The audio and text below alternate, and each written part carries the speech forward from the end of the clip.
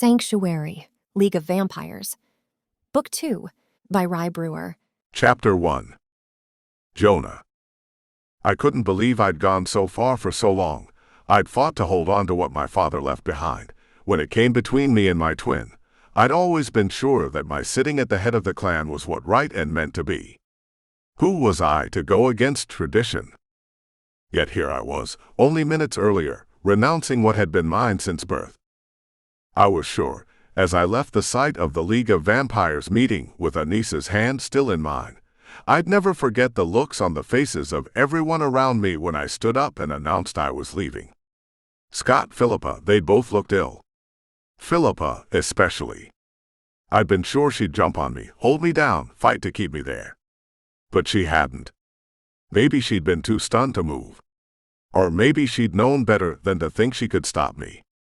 That was always possible. She did know me well.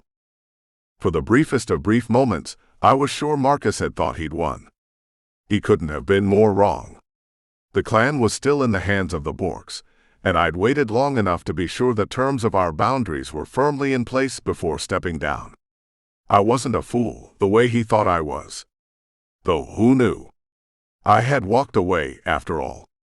Maybe I was a bigger fool than I wanted to admit.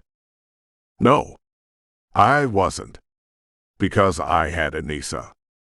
I couldn't imagine going the rest of my existence without her. Maybe it was looking at Lucian, the most ancient of our kind, that made up my mind for me. Knowing I could live as long as him without her. Unthinkable. So very unfathomable. In the face of something like that, how could I have chosen otherwise? Where are we going? Anissa asked, as we sped away from the cathedral. I didn't want to course, that special means of travel we vampires had that took us from one location to another, very far away. That traveling method which drained us to the point of needing time to recuperate, being unable to fight or course again, or even run.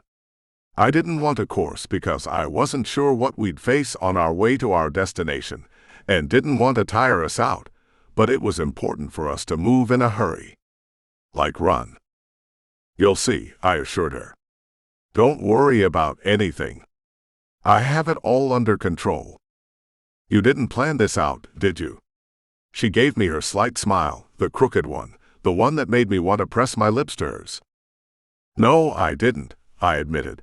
But it's always good to have a plan B, part of being an effective leader and all. It seemed so crazy, and I could tell she felt the same. We had gone against tradition, both of us, and we'd lived to tell the tale. I hoped she wouldn't regret it. I knew I never would, no matter what happened. We stopped to rest for a minute at the border between New York and Vermont. From there, we would move farther east. Anissa looked around, still smiling. What's up? I asked. All I could see was a forest, a beautiful one, granted, but one like any other. So why was she like that? It's gorgeous. I've always wanted to spend time exploring places like this, she confessed. I guess it's in my blood. I never knew until now that it's because of my half-fae heritage, but since I found out, so many things make sense. Ironic that I spent my life so far in a world of glass and concrete. I wish we were here to explore, I apologized, but we have to keep moving. Oh, I know. I'm just glad to see it with my own eyes, instead of looking at pictures. Her golden eyes glowed. I couldn't help pulling her to me for a quick kiss. I had to be close to her, if only for a minute. The sound of rustling not far from where we stood cut our minute short. We both froze, our instincts kicking into overdrive. I held my breath while listening for more noise. Whatever had made those sounds in the brush was bigger than a deer, for sure. I wondered if it was the time of year for bears to go exploring. Not that I couldn't take down a bear, but the surprise wasn't welcome. Only it wasn't a bear. I could smell the blood flowing through the body of the humans not far from us. Anissa's eyes shifted up to mine, and I knew she could smell it too. Enforcers. Humans who were part of the Enforcer Coalition. A coalition with the sole purpose of deleting our kind. They were taking their time about showing themselves, which meant they weren't out for a quiet stroll through the woods. They'd been stalking us. "What are we going to do?" Anissa asked, only moving her mouth enough for me to read her lips. "We don't leave enforcers alive. It's not prudent.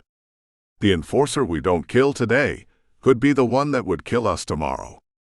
Plus, I couldn't afford to have them following us to the place we were going." "Fight," I replied. She nodded, her expression hardening. Her skills would come in handy, as would my strength. We decided not a moment too soon because, in a flash, a group of enforcers surrounded us. They weren't like normal humans. They made taking down vampires their business. Anissa groaned when she recognized them for who they were. "Back off." I glared at them each in turn. They looked like what humans referred to as hillbillies. Grimy faces, clothing that looked like it had been around for about as long as I had. But enforcers were deceptive. They couldn't be judged on their looks alone. They were usually smart as whips and fast. And strong. They trained in the art of killing vampires for years before being set loose on the population. "You don't get to tell us what to do, vampire boy," the tallest one growled. "There's a treaty between the humans and the vampires that stretches back decades," Anissa said. I was proud when I heard the strength and confidence in her voice. She wouldn't let them know she was terrified, even though I could feel fear coming off her in waves.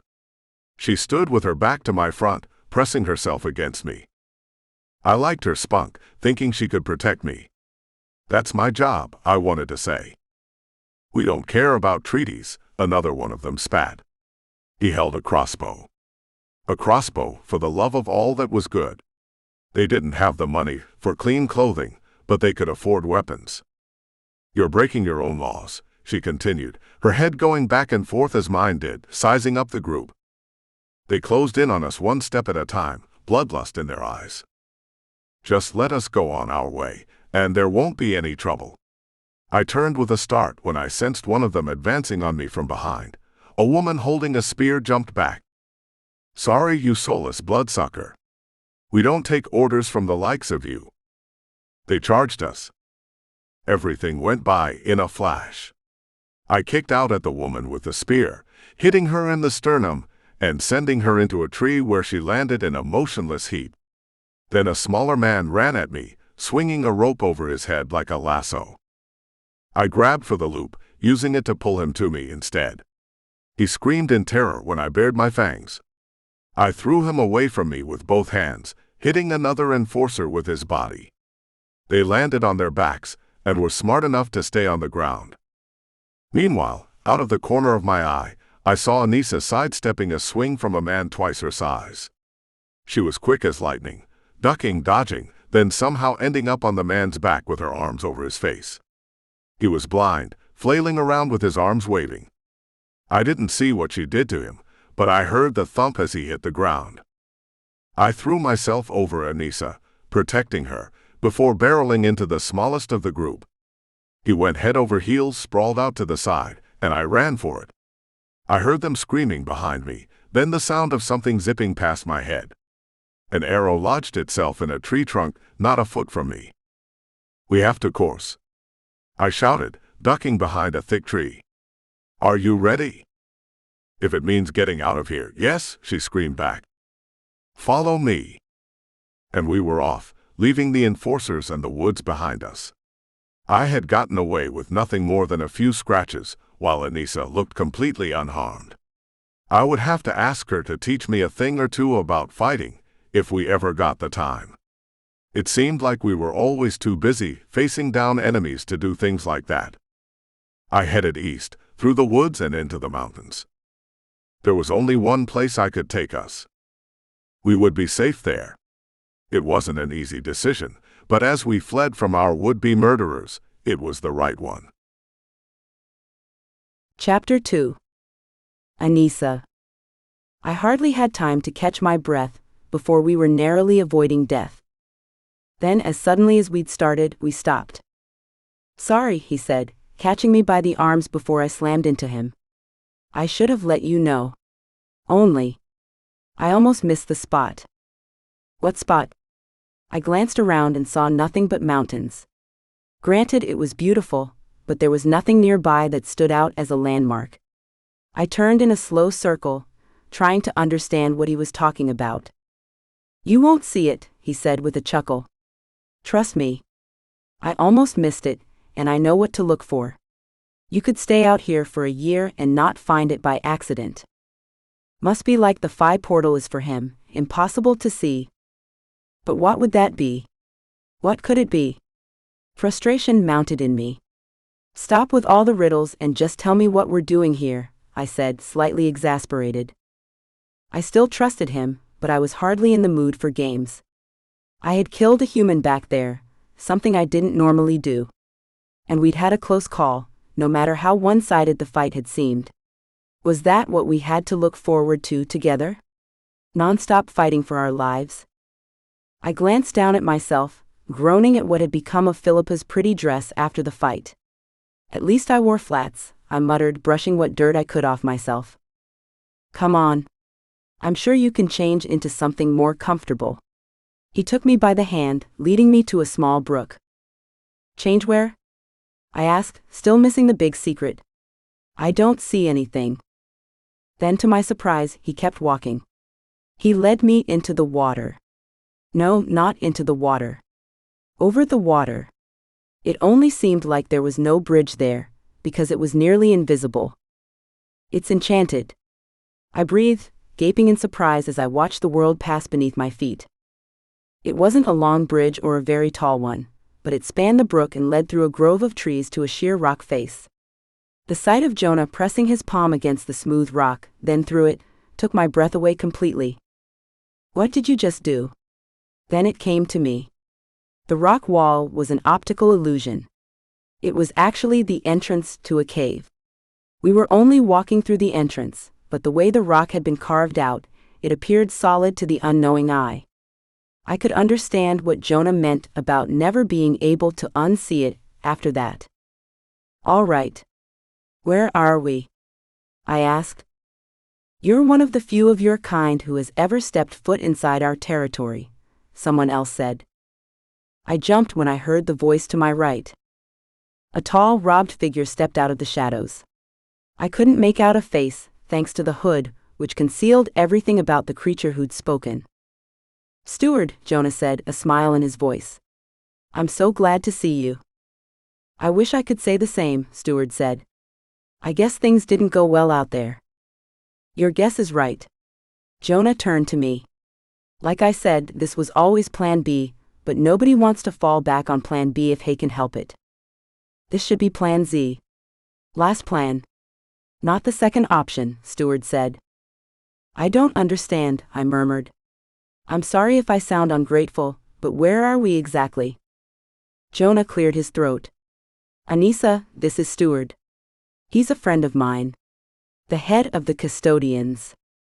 I bit my tongue against the gasp, threatening to escape. I felt very cold all of a sudden. A custodian? They were the sort of creature children heard stories about. Rumors. Heard of. Never seen. Like trolls, only they lurked underground. Or so I'd thought. Were we underground? I didn't know what to say. Jonah had taken me to the one group considered completely off-limits to vampires, and vice versa, as custodians were to never ever show themselves in the vampire world. It could mean death. "Come." Steward's voice was gravely deep, and I didn't dare drag my feet. A custodian. I'd never seen one in person naturally. I didn't know what to expect. The size didn't surprise me. I knew they were supposed to be tall. Of course, when you're as short as I am, almost anyone is considered tall. It was the robe that worried me, or rather, the thought of what was underneath the robe. I couldn't see an inch of skin, even the sleeves fell way below his hands. There were all sorts of rumors as to what custodians really were. Mutants, crossbreeds, anything and everything the imagination could dream up. Part human, maybe. There was no way of knowing, and I wasn't about to ask. Jonah's hand was strong and sure in mine, so I chose to go along with him. I didn't have a choice, really. It was either follow the custodian into a series of underground tunnels, or be left to an uncertain and probably very short life in the outside world. Torches mounted along the walls lit our way, as Steward led us deeper and deeper into the maze of passageways. I sensed the slight downward grade of the floor, telling me we were moving farther underground all the time. Although I was still half terrified of the custodian, and the thought there were more like him where we were headed, it was reassuring to know we'd be out of our enemy's clutches. It was Steward who first clued me in to the secret tunnel on the grounds of the Carver mansion, Jonah explained. "Thank you for that," I said, speaking to the figure ahead of me. "It's our job," he explained. "We're the keepers of knowledge and lore. The entire history of the vampire race can be found in our records. We've been keeping the archives for centuries." I looked around, noticing the farther we got into the underground lair, the more openings I saw in the walls. They led to rooms, of course. I caught glimpses of scrolls in those rooms and books. I could only imagine the wealth of knowledge the custodians oversaw. I shivered a little, which was strange since my kind rarely felt cold. Jonah noticed. "Are you all right? Are you cold?" Steward asked, not turning around. "Yes, a little. It's normal," he said. "Most humans would get hypothermia down here in not much time at all. It's well below freezing. To you, it's just a little cold." "Do you think you have any clothing she could wear?" Jonah asked. "We have chambers. There are articles of clothing inside." "Great. I hoped it wasn't one of his robes. There's no way I'd fit in it. As long as they were warm, I guessed it didn't really matter. I couldn't imagine living down here in the dank darkness. No matter how much lit torches, there was never enough light. It was still dark, gloomy, and cold. I hoped there would be a fire in my chambers." Steward stopped, and I guess we'd reached our destination. Jonah stepped in front of him. "You don't know how grateful I am you've welcomed us here." "I told you I'd always be here for you," Steward replied. "Still, it means a lot. We're safe here, nobody knows how to find us." I could believe that, since I never would have found the bridge or the entrance on my own. Besides, I thought, it would take more than a little courage to venture in here alone. We didn't have to worry about our enemies here, or my predators. I entered one room. Jonah took a door leading to another. Somebody had gone to the trouble of setting out a wardrobe full of jeans, sweaters, and boots. I would be warm, thankfully. I wasted no time washing up, using the basin on the bedside table, then changing into decent clothes. Then I knocked at the door next to mine. Jonah stepped out in clean clothes. We looked at each other for a long time before I spoke. "Custodians, huh?" It was the only logical choice. "I'm not questioning your choice," I said with a grin. "I'm only wondering what other surprises you have up your sleeve." He grinned back, and for the first time since rescuing him from Marcus, I felt him relax. "Safe for now. Maybe." Chapter 3. Anissa. It felt good to be safe, to be clean and comfortable, to an extent. To the furthest extent we could be, considering we were in an underground cave. Or a series of caves, maybe. Vampire eyes are stronger than human eyes naturally, and it was easy for me to adjust to the darkness. While the custodians did their best, lighting the halls with torches, the entire underground system of hallways and rooms was cloaked in darkness. It made me wonder how anyone had ever managed in the days before electricity. I glanced at Jonah, standing beside me in the hall as we waited for Steward to fetch us. He looked more beautiful than ever to me, which hardly seemed possible considering how crazy I already was about him. Beautiful seemed like such a strange word to use to describe him, but I couldn't think of any other. He was sheer perfection. Inside and out. He'd given everything up for me. He'd already taken huge chances, and then he'd given up his birthright. I knew how important it was to him, leading his clan. He was proud of them. What did that say about his feelings for me? It was overwhelming, but the nice kind of overwhelming. The kind that made my heart beat fast and my palms all sweaty. I'd never felt this way before, though I'd always heard it was possible. The appearance of Steward, nearly gliding down the hall in his hooded robe, pushed all thoughts of romance out of my head. I still wasn't completely sure about him, but Jonah trusted him. Besides, he'd saved us. I had to give him a chance, and with that in mind, I smiled. "I take it you're both comfortable?" Steward asked in that gravelly voice of his. "Very. Thank you." I was far from comfortable in reality, but it would be rude to voice my discomfort. Sure, the heavy cable-knit sweater and fleece-lined jeans I wore helped with the incessant bone-deep cold. I couldn't relax with being underground. I'd already seen so many unfamiliar places in such a short time. It was a lot to absorb. Being in a cold, dank underground lair was another surprise to adjust to. "And you're certain you didn't lead anyone else here?" Steward asked Jonah as we walked. I stayed one step behind. It was easier to look around open-mouthed when Steward's eyes weren't on me. The sheer size of the caves, the scope, made me wonder how long it had taken to create them. It was breathtaking. "I'm sure," Jonah said. "The humans couldn't have caught up with us. And there were no vampires, half-fae, or anything else on our track." The mention of vampires got me thinking. What about Sarah? Jonah and Steward stopped, turning to me. "Who?" Steward asked. "My sister." I looked at Jonah. I should have thought about her. Oh no. The cold seeped through my clothes, making me shiver. Or maybe it was the mental image of my sister's torture. What if she suffered that again, because I wasn't there to protect her? My thoughts spiraled out of control. "Relax." Jonah's hands cupped my shoulders. "Scott will take care of her. He won't let anything bad happen." I wanted so much to believe him. I told myself I had no choice but to believe him.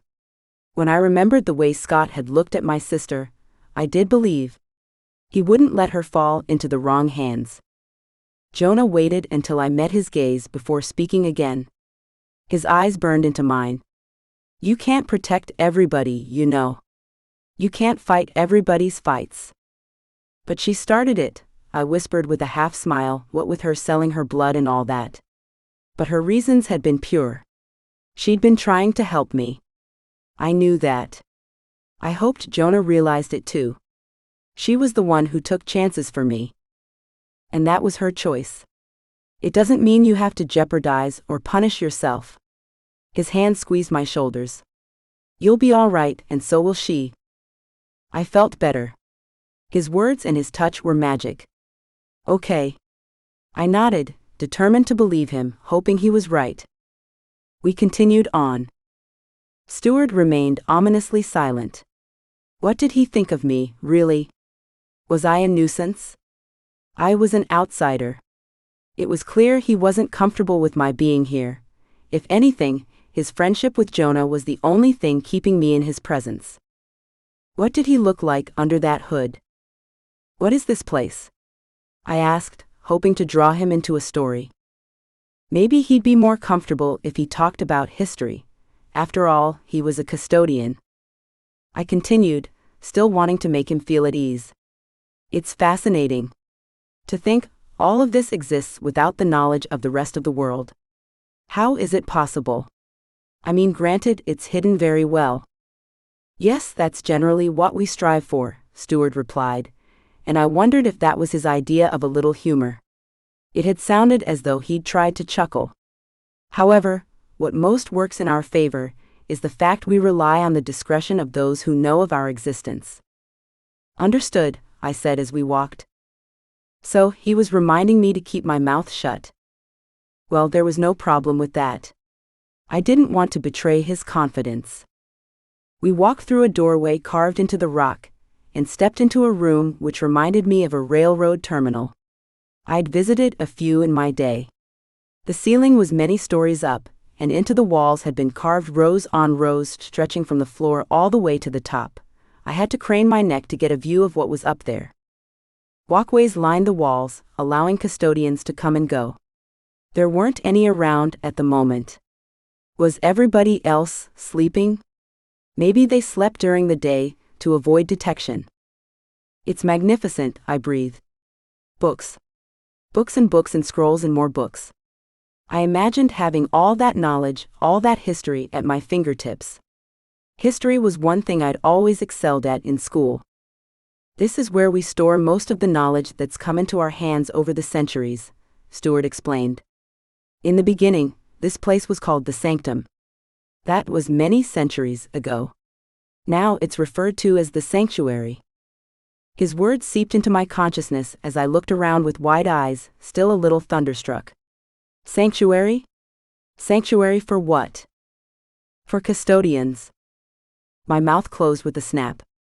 Oh. So this was where they hid. It was their sanctuary. I should have known. I shouldn't have asked. I needed to pay better attention if I wanted to avoid making mistakes like this. I see. The discomfort was like a heavy blanket I'd pulled over my head. Like an idiot. It didn't seem to matter too much. He brushed off my clumsiness like it was nothing. Maybe he was used to it. How are you feeling? Although the hood was pulled low and I couldn't see his face in the shadow of it, I heard concern in his voice. And it was funny, since I hadn't noticed how weak I felt until then. Tired, I admitted. Me too. Jonah even looked a little more pale than usual. His shoulders slumped. Stewart nodded. You've been through a lot. Between fighting the enforcers and coursing here, yeah. It's catching up to us. Jonah looked at me with concern written all over his face. I'm sure it's affecting you more than me. Why me more than you? I asked. Because I'm stronger than you. Says you. Remember, I have skills you don't. I heard the weakness in my voice, and I hated it and the fatigue that was setting in, draining me. He only nodded. We need to feed, he said. That's the only answer. It'll restore our strength. We both looked at Stewart. He shook his head. We have no blood here, there's no reason for us to store it. My heart sank. Of course. They weren't vampires, so there was no reason to store the synthetic blood produced for creatures like us. Is there any way for us to get it? Jonah asked. Another shake of his head. We couldn't run the risk of having a delivery sent here. I'm sorry. And feeding on others is against the law of the League of Vampires, Jonah murmured to himself. Everybody knew that. The synthetic blood was produced to remove the need to feed on other creatures, which was one of the conditions the humans created when they agreed to make peace with us. They couldn't have us killing them anymore. We could still feed on animals, couldn't we? I looked from one of them to the other, hopeful. I don't think that would be advisable, Stewart said in a grave tone. I didn't want to have to share this with you, but there have been enforcers spotted in the area. I couldn't help but gasp, remembering the fight with the ones we'd come across earlier. No. Jonah's arm slid around my shoulders. There's nothing to be afraid of. We're safe here. You are, Stewart assured me. They could look every minute of every day for the next year, and never see it, not just because it's hidden either. What do you mean? It's a matter of what humans are willing to see. If we're unwilling to see something, it can be right in front of our face, but we'll be blind to it. They could stumble over the bridge leading to us, and blame it on a rock or branch in their path. You might be surprised at the number of excuses a human is willing to make to cover up their ignorance. But they can't be blamed for it. Stewart's shoulders moved up and down as he shrugged. That was a relief. But it didn't help solve our problem. I was feeling weaker by the minute, and wanted nothing more than to lie down and rest. That wouldn't help, at least not for a long time. I'd have to spend days resting to get my strength back, when blood, even synthetic blood, would restore me much sooner. There's one solution we haven't touched on, Stewart pointed out. I had no idea what he was talking about, but Jonah clearly did. His head snapped around to look at Stewart. No, Jonah said. I'm sorry, but no. You know it isn't personal. I understand, Stewart replied in a controlled tone. I've tried it before and it didn't go well for me, Jonah continued, practically stammering in his discomfort. I have no idea what's going on right now, I admitted. What's happening? Jonah turned to me, concern all over his face. It might not be the same for you, he mused, one eyebrow raised. That's great, but I have no idea what we're actually talking about, and if I had the strength, I would scream at both of you for being so cryptic. So please, somebody clue me in. From the look on Jonah's face, he was almost pained when he opened his mouth. He's suggesting you feed on him, Jonah clarified. On you? I looked at Stewart, eyes wide again. Would there be any end to the surprises this day? Is that advisable? I'm suggesting you both do it, Stewart corrected. I realize it's a shock after spending much of your existence feeding on synthetic blood, but it's better than suffering through the weakness you're feeling now. Especially since there's no telling how long it will take you to recover. I could tell from his expression Jonah was fighting with himself. I wondered what the problem was with feeding from Stewart, especially since it seemed like the only logical solution. Why was he so hesitant? I trusted Jonah's judgment, so the fact he was so reluctant didn't give me much confidence. All right, he sighed. I guess we have to. He took my hand. It'll be all right. That didn't make me feel much better. Chapter 4. Anissa. Let's go somewhere you can be more comfortable once the feeding has commenced. Stewart's face was expressionless, not judging. It all seemed so formal, and the strangeness of the situation plus my growing weakness gave the impression everything was happening around me, without my having any say in it. Because really I didn't. I had no say. Decisions were being made for me, and that was the way it had to be. By the time we reached the room Stewart had picked out for us, Jonah was nearly carrying me. My head felt so heavy. I couldn't help but remember Sarah's weakness when we fled the mansion. She'd been so brave and strong, running as she had when she felt the way I did. In fact, she'd probably felt worse. My poor sister. Would I ever see her again? I scanned the room. It was small, with a very welcome fireplace in which a very welcome fire blazed. There was a large sofa against one wall, piled high with cushions. I could almost forget I was in a cave, but the lack of windows reminded me. Stewart sat on the sofa, then motioned for Jonah to place me beside him. Only I would have noticed the hesitation as Jonah paused for the slightest of moments before moving toward Stewart, his arm around my waist. What was holding him back? Why was he so concerned? If I'd had more strength, I would have asked. What had Jonah gotten me into? What could I expect? She's fading fast, Jonah said, but his voice sounded far away. Was I dreaming? No, I was still awake. I could feel the heat from the fire on my skin, the little bit of skin still exposed thanks to the bundling up I'd had to do. I could feel the cushions behind my back too. And I'd never felt such deep chest-clenching discomfort during a dream either. Fear, yes, but not discomfort. We shouldn't waste time then. Stewart faced me and took hold of his hood. I held my breath. What would I see? I swallowed back revulsion, although I had no reason to feel revolted. I hadn't seen anything yet, and I didn't know if there was any reason to feel revulsion in the first place. I couldn't offend him either. He was allowing me to feed from him. That was no small thing. When he slid it back, revealing himself, I marveled at the starkness and beauty. Stewart's dark skin gleamed in the firelight, flawless, unblemished. His head was bald, as smooth as the rest of his face. His eyes, however, disquieted me. They were amber-colored, and even in the dim light they gleamed. They reminded me of the fire burning beside us. Who was he? What sort of creature had eyes like his? He wasn't human, that was for sure. He wasn't a vampire. He wasn't half-fae. He reminded me of all I didn't know about the world, and that wasn't reassuring. He tilted his head to the side, away from me, then ran a long finger down the side of his throat. Here, he said in that deep voice of his. This is the place. I had no idea what I was doing, but I remembered the way Mallory had fed from me. Can I use your wrist instead? It seems so intimate using your neck. He nodded, smiling a little. You're right, Here. He held up his wrist, inside up. I looked down and noted the way the veins pulsed. I could see them so clearly. There was blood in them, pumping, waiting for me. For the first time and longer than I could remember, my instincts kicked in. I wanted his blood. I was hungry. It was the only thing that would help me. All I had to do was give in and take what was right there.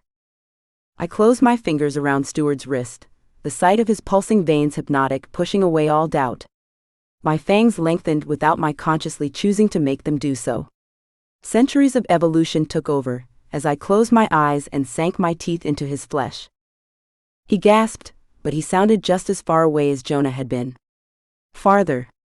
Nothing else mattered but getting blood. Real fresh blood.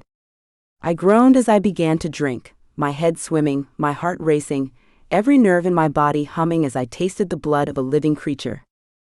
No wonder so many vampires had risked so much for the taste of real blood. It wasn't only survival. It was intoxication, the feeling of flying although I knew I was sitting still. I was invincible. I could do anything, be anything, and crush anyone who stood in my way. But after my first gulp, things started happening. Strange things. Images flashed before my eyes. Images that weren't my memories. How could they be? I hadn't been in ancient Rome, had I? Of course not, I was far, far too young. And it wasn't a memory from a movie, or something I'd made up in my head after reading a book or a play. No. It was Stuart's memories. He was surrounded by others like him, tall, dark-skinned men who weren't men, whose eyes gleamed the way his did. They were at the Colosseum, watching gladiators fight to the death. The stony expressions of the other custodians didn't reveal much, but I felt how displeased they were. Yet they had no choice but to attend Caesar's events or else risk his animosity. How did I know that? Because I was in Stuart's head. Or his thoughts. I knew he was just as unhappy as they were, even as thousands of Romans screamed in delight all around them. That memory faded. There was another, and this was of a fire. A fire unlike anything I'd ever seen, not the vampire Great Fire either. It was Rome. Rome was burning.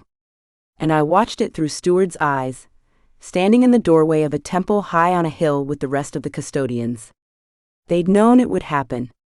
They'd had the luxury of standing apart from the heart of the crumbling civilization, and they'd known it didn't have long to last if it continued on its course. But none of the ruling class wanted to hear the warnings Stuart and the other custodians had tried to give. So they'd stood back and watched things fall into place, helpless to stop it. I could smell burning, could hear screams of terror and pain. That image faded too. I was no longer dressed in a robe. I was in a suit of armor, astride a horse. We galloped along open fields, little stone huts dotting the landscape. I smelled manure and fresh grass and heard hoofbeats all around me. I wasn't alone. There were dozens of others dressed like me, all of us on our way somewhere. And we were knights carrying swords and shields. I knew enough about medieval history to understand what I was remembering. There were men working in the fields, women feeding chickens and tending gardens. And in the distance, looming larger with every step my horse took, was a castle. We were on our way to see the king. Which one? I didn't know. The memory wasn't clear or strong enough. I only had the impression of news we had to share with him. Then, just as quickly, another memory swept over me. A much more modern one. The men and women around me wore jeans, skirts, sweaters. They stood in a large room, looking to each other for answers. I had the impression I was in the middle of a secret meeting. Then I saw why. A battle. Blood, so much blood. Humans using human weapons against those of my kind. Stakes and silver blades and silver shackles. Vampires tearing the throats from humans, leaving them dead in moments. Heaps of bodies everywhere, piled high. And then a new scene. I watched as someone threw a lit torch into an open door. I couldn't see who did it, as it was dark all around me, but I did see the blaze that resulted. It grew and grew, higher and stronger, and it didn't take long for me to realize what I was watching. The Great Fire. I was seeing it set. I was watching the great fire start. The immensity of this struck me, but I didn't have the time to dwell on it, as images rushed past in a blur. I couldn't make sense of them. So much fire smoke screaming. The smell of charred flesh was enough to turn my stomach. My mother. I saw my mother fleeing the fighting around the outer rim of the fire. The flames hadn't quite spread there yet, and Mom ran alongside Sarah's father. I wanted to scream to her, to get her to stop, to see me. But she wouldn't have seen me. She would have seen Stuart. So Stuart knew her? Why else would I be seeing that very memory? Another memory. I screamed and screamed inside my head, knowing I was only seeing a memory, but unable to separate myself from what I saw. It had happened so long ago, so very long ago, and yet it felt immediate. Nothing could prepare me for the sight of my mother's corpse, charred, barely recognizable except for the heart-shaped locket around her neck. I knew that locket. How many times had I touched it? Otherwise, the heap of burned flesh in front of me might as well have been charcoal. I felt hollow inside. Another memory rushed in, obliterating the sight of my mother's body. I welcomed it. Anything would be better than seeing her like that. Only Mom was in this memory, too. Standing in the center of a massive room. No, not a room. A cave. A cave with walls lined with books. My eyes flew open, and I jerked away from Stuart's wrist. The entire sequence of visions had flown by in the span of seconds. The blink of an eye. I'd hardly slated my thirst, but that was the least of my concerns. My mother? I asked, searching those amber eyes. What? Jonah asked. I hardly heard him. My mother was here? I stared at Stuart, willing him to answer me. Of course, I already knew the answer, but I needed to know more. He nodded. And your brother? Chapter 5. Anissa. I reeled back as though he'd slapped me. My face stung as though he had too. All the breath left my body. Things started sliding around, out of focus. Anissa. Jonah took me by the shoulders and turned me to face him. I could hardly see. I couldn't breathe. My brother. I have a brother. When I regained my senses, I let out a cross between a laugh and a sob. I have a brother, I whispered. It's impossible. I'll tell you everything you need to know, but first, Jonah must feed. Whether or not he wants to. I got up.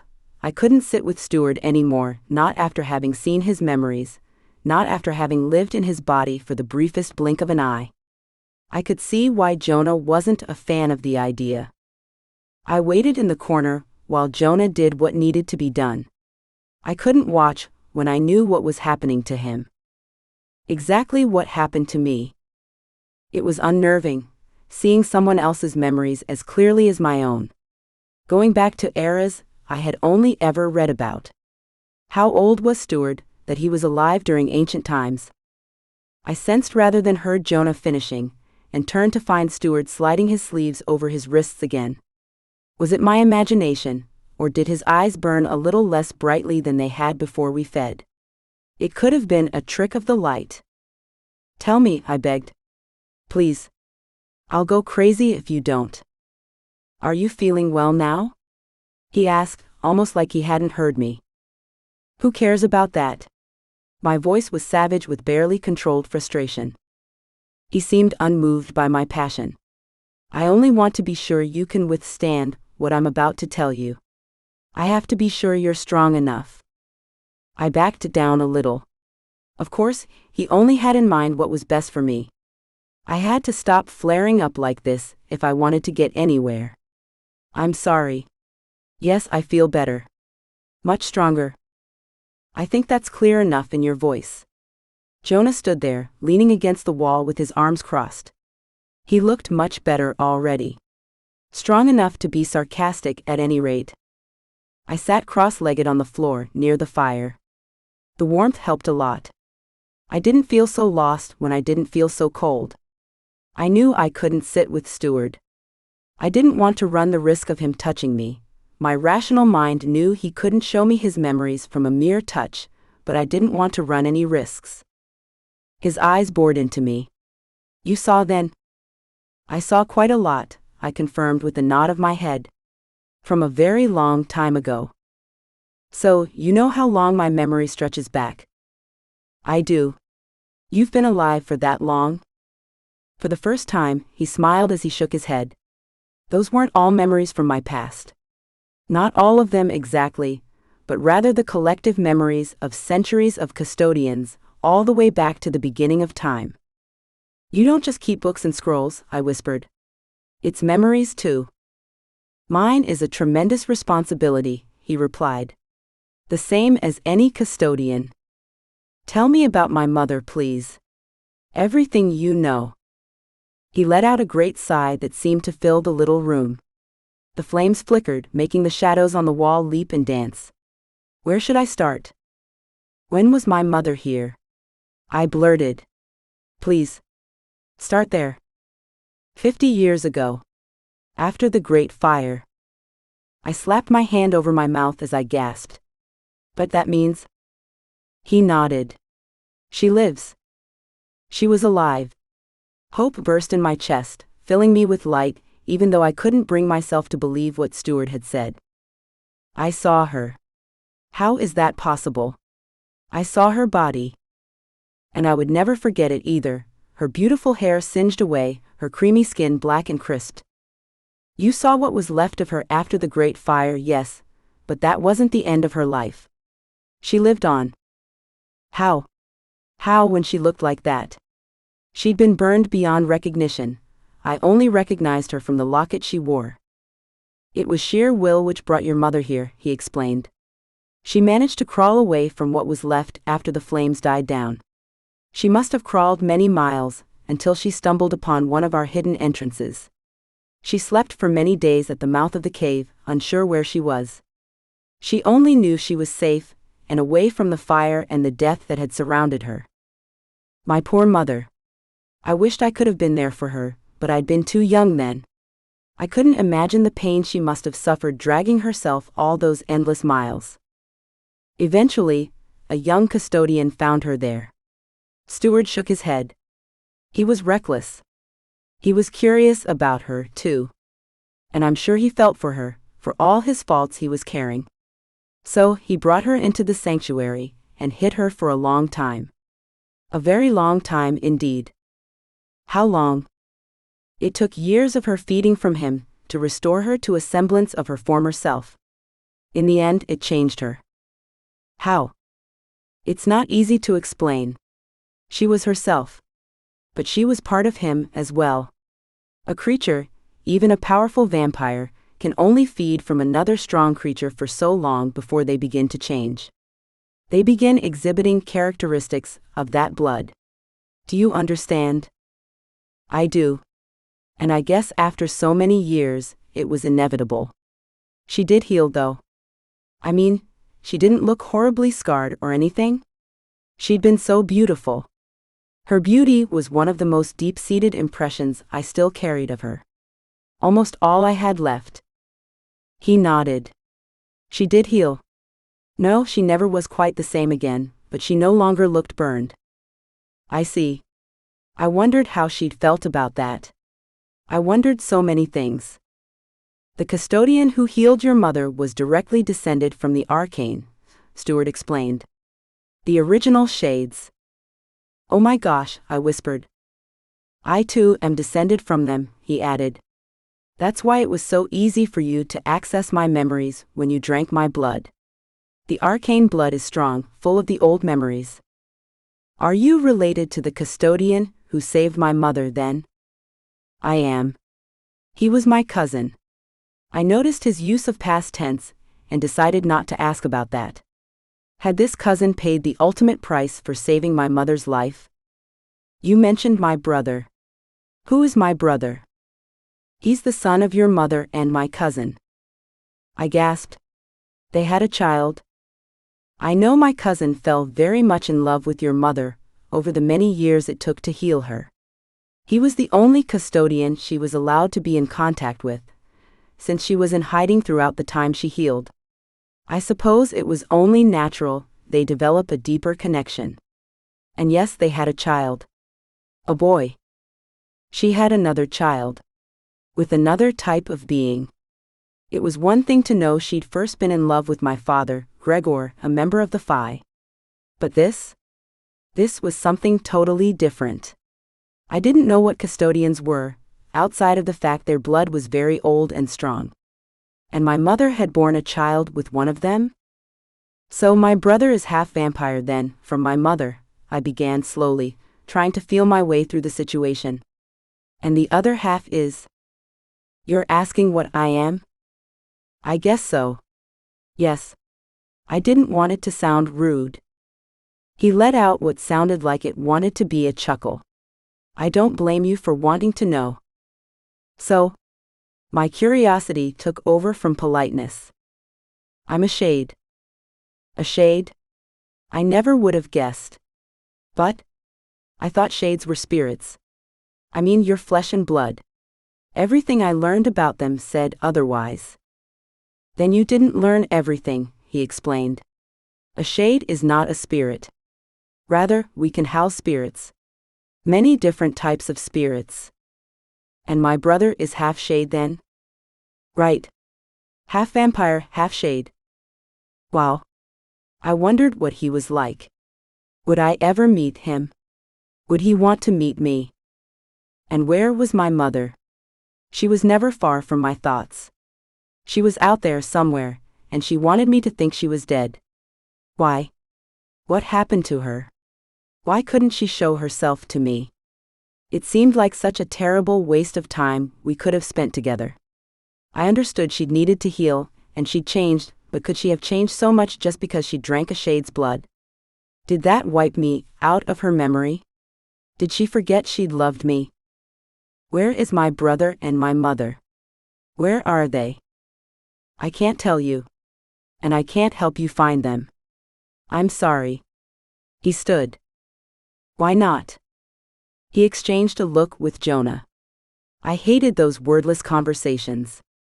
The sort of silent discussions grown-ups used when they didn't want a child to know what was really happening. Stewart sighed. Because it's already a risk to my life that I've brought you here. It is. I gulped. No wonder he hadn't wanted to tell me. I felt awful. I didn't want him to suffer because he'd saved us. And if the other custodians find out I've given you blood, I'll face certain death. Our blood is highly valued. Why did you do it then? Let us feed from you, I mean? If you knew it was certain death? He looked at Jonah again, whose eyes shifted to the floor. Because Jonah saved my life. It's a blood debt. I owed him. I stood too. And now what? Now that your debt has been paid? Now you'll stay here, he said. You'll stay in hiding, of course. In my quarters. Meanwhile, I have duties to attend. Lessons are about to begin, and it's my night to lead the curricula. You teach lessons here? He nodded. To the young shades. I have to be there, even if it wasn't my night, they'd miss me. He went to the door, which didn't take long seeing as how the room was so small. Remember, do not leave my quarters for any reason. We were outside your quarters earlier, weren't we? I sensed his irritation at my questions, but it wasn't enough to make me back down. Yes, but we tend to sleep during the day. Now the chance of discovery is much higher. Promise me you won't venture out. I promise, Jonah and I replied in unison. With one more look at us, Stewart left. Chapter 6. Philippa. I was stunned. Yeah, that described me pretty well. Stunned. Speechless. Jonah had bolted. Just flat out left our clan, left the league meeting, gave up. All for that half-breed, half-fae, half-vampire, white-haired girl. And now, I was going to be announced. I braced for the proclamation. Lucian rose and took a few steps forward. In light of these developments, he said in a booming voice, it's clear Philippa Bourke is now acting head of the Bourke clan. How the hell had this happened? I was still asking myself. Jonah was gone. My brother gone. He'd left. Never ever did I think he would leave me like that. Sure, he was crazy about the little half-blood, but this was beyond insanity. It was reckless. It was stupid. And he'd just thrown me into a position I'd never imagined being in. But who else could do it? Gage was gone. Nobody knew what he was thinking, or when he would come back to his senses, the idiot. And Scott? He was younger than me for one, and he was too busy making eyes at the little Carver girl.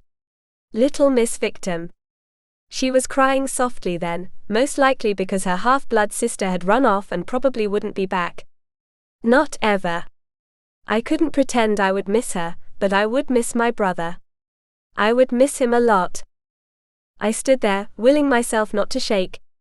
I wouldn't give any of them the satisfaction of watching me fall apart in front of them, even though that was exactly what I wanted to do. I wanted to break down and cry and ask the gods why this was happening to me. I'd never wanted to lead the clan. I didn't want the responsibility. Sure, I had advised my brother, but it was a lot easier to give advice when the outcome wouldn't be blamed on me if things went wrong. I glanced around the table. Everybody was staring at me. All of the heads of all of the clans, including the Bourke clan. There was Marcus sneering as always. This time he looked as though he knew I would screw up. He was waiting for it. So, what if he didn't get his way and force my brother out of power? He thought he'd get what he wanted after I ruined the clan. He was so easy to read, it was almost sad. It was the expression on his face, that snide certainty, that stiffened my spine. I would have more than a few words for my brother when he got back from the delusion he was living in, but, for the time being, I was the head of the clan. So be it. I smiled as brilliantly as I could. Thank you, I said, trying to sound gracious and strong. I had to. There was no choice. I felt another pair of eyes on me, the only other pair I cared about. At the end of the table, sitting closest to Lucien, was his clan. And in that group sat the vampire who focused so intently on me. I could always feel when he watched me. I'd been able to feel it when we were together, before we were together, and in the years afterward. Some things never changed, did they? And Vance's gaze never changed. It felt hot like a caress. It made my skin tingle and burn. I willed myself not to care too much. It wasn't the time. I had to focus on what really mattered, and seeing as how Vance was seeing a girl from Genevieve's clan, he didn't matter. Still, I couldn't help but sneak a look at him from beneath my lashes. There he was. Watching me. What was he thinking? How long had it been since I had been able to practically read his thoughts? Well, maybe not really read his thoughts, but I could almost always tell what was going on in his head. That was then, however. Far back in the past. I couldn't bring those times back even if I wanted to, and considering how things had turned out, I didn't want to. It wasn't worth going through that pain again. Did he believe in me? He always used to tell me he did. He used to tell me I was the smartest of all the Bourke kids, that I was the only born leader in the family. I didn't believe that. Jonah was a leader for sure, but it was easy to be overlooked when you were the only girl in the family. Vance had always made me feel special. He'd made me believe in myself. He was why I had the courage to stand here in the first place, facing down all the disbelieving stares. I couldn't let him know how much I still cared. I kept my eyes away from him as I sat back down. He'd moved on, hadn't he? It wasn't fair for him to sit there, watching me with those eyes of his, the way he used to when we were together. It wasn't fair. He couldn't be happy with somebody else, and still keep me hanging on. The thought gave me strength, and made it easier to regain control. Scott, sitting at my right, squeezed my hand. I was surprised he knew what was happening around him, he was so stuck on Sarah. I couldn't let her get to me, either. It was a fairly well-kept secret. I didn't care for her or her half-blood sister, namely because I didn't advertise it much. I couldn't give her much of my headspace, she would only push me off track. I had to present a good front, more than ever before. We'd already lost Gage, and now Jonah. I had to show them we were strong. It was what my father would have wanted. I sat blank-faced through the rest of the meeting, which I could tell the rest of the league were happy to get on with, since my family had managed to cause so much commotion. My head reeled, my thoughts spun out of control. There were so many things to do, so much to take care of, and I was the one responsible for all of it. I tried to remember everything Jonah and I had ever talked over, and knew it was pointless. I would never be able to remember all of it, and besides, I would only overwhelm myself. I couldn't do that, either. I needed to take it slow. If I thought too far into the future, I'd only go crazy. One step at a time. I was intensely aware of Marcus's presence across from me. How many times had I said I wished I could get my hands on him? How many times had I wished I was head of the clan, so I could deal with him as he deserved? All of a sudden, with the entire league looking to me for leadership of the clan, and the rest of the clan depending on me, I understood why it wasn't so easy to lash out. It wouldn't be the smart move. I needed to outsmart Marcus, not try to defeat him by force. That was what he wanted, and I couldn't give him what he wanted. No, I needed to take advantage of the fact that he thought he was smarter than everybody else. He always managed to trip himself up due to that arrogance of his. I only had to sit back and wait for him to destroy himself. I wished I could talk to Jonah about it. He would tell me what to do. How could he walk away like that? I thought I could count on him. I thought he was smarter, more reliable. Maybe Gage would have been the better leader all along. Gage wouldn't have let his feelings for some half-blood get in the way of what he needed to do. Duty would have come first, love or lust or whatever it was second. No third, after family. Didn't family mean anything to Jonah anymore? I couldn't believe how much it hurt, thinking about what it took for him to leave. I couldn't wait for the meeting to be over. I needed to be alone so I could process what happened, preferably somewhere I didn't have to sit up straight and put on my public face. I very much wanted to lie down in a dark room, alone, to think about all that had transpired. When Lucien finally called the meeting to a close, I stood on shaky legs. The sounds of congratulations hung in the air as vampires from other clans wished me well. It wasn't sincere. I knew it. They didn't want me to fail per se. They were only commenting on the excitement of it. They wanted to suck up a little. That was all. They'd sit back and wait for me to screw up. Well, I wouldn't screw it up. I need to get out of here, I whispered to Scott, and he nodded. We'll leave then. There's a lot to deal with now. He wasn't wrong.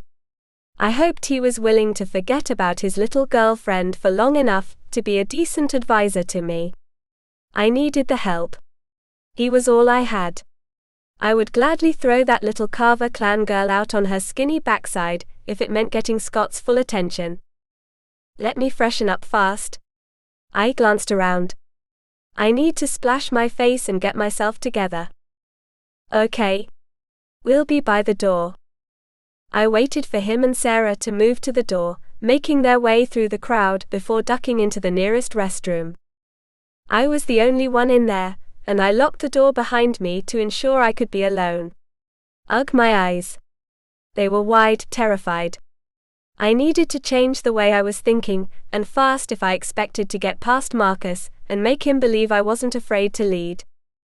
My skin appeared paler than normal too, and my red hair stood out in stark contrast to it. I splashed cold water on my cheeks and leaned my hands on the edge of the sink while peering deep into my eyes. Get it together, I whispered. You can do this.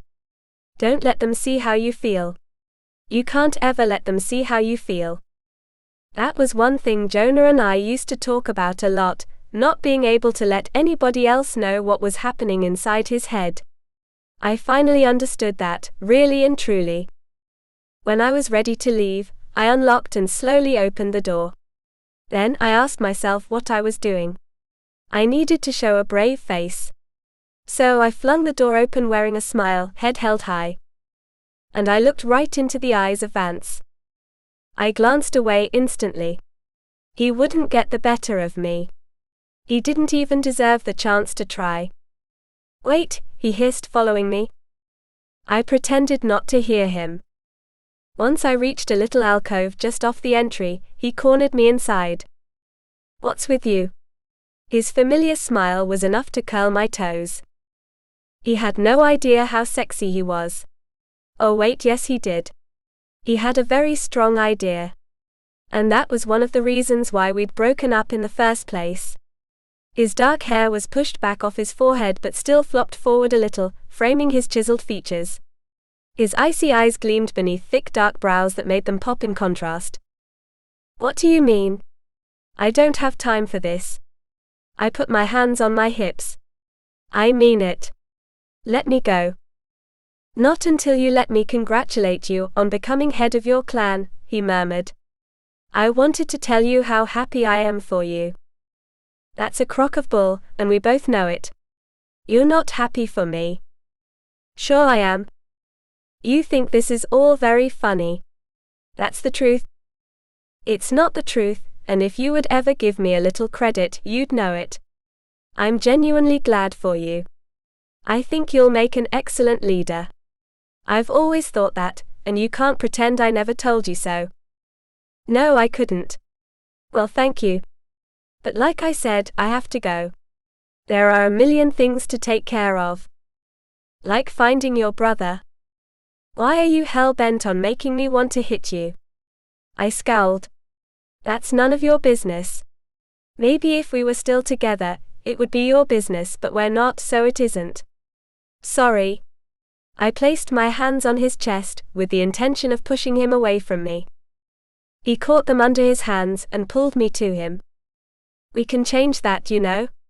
He leaned in to kiss me. I pulled back the instant our lips touched.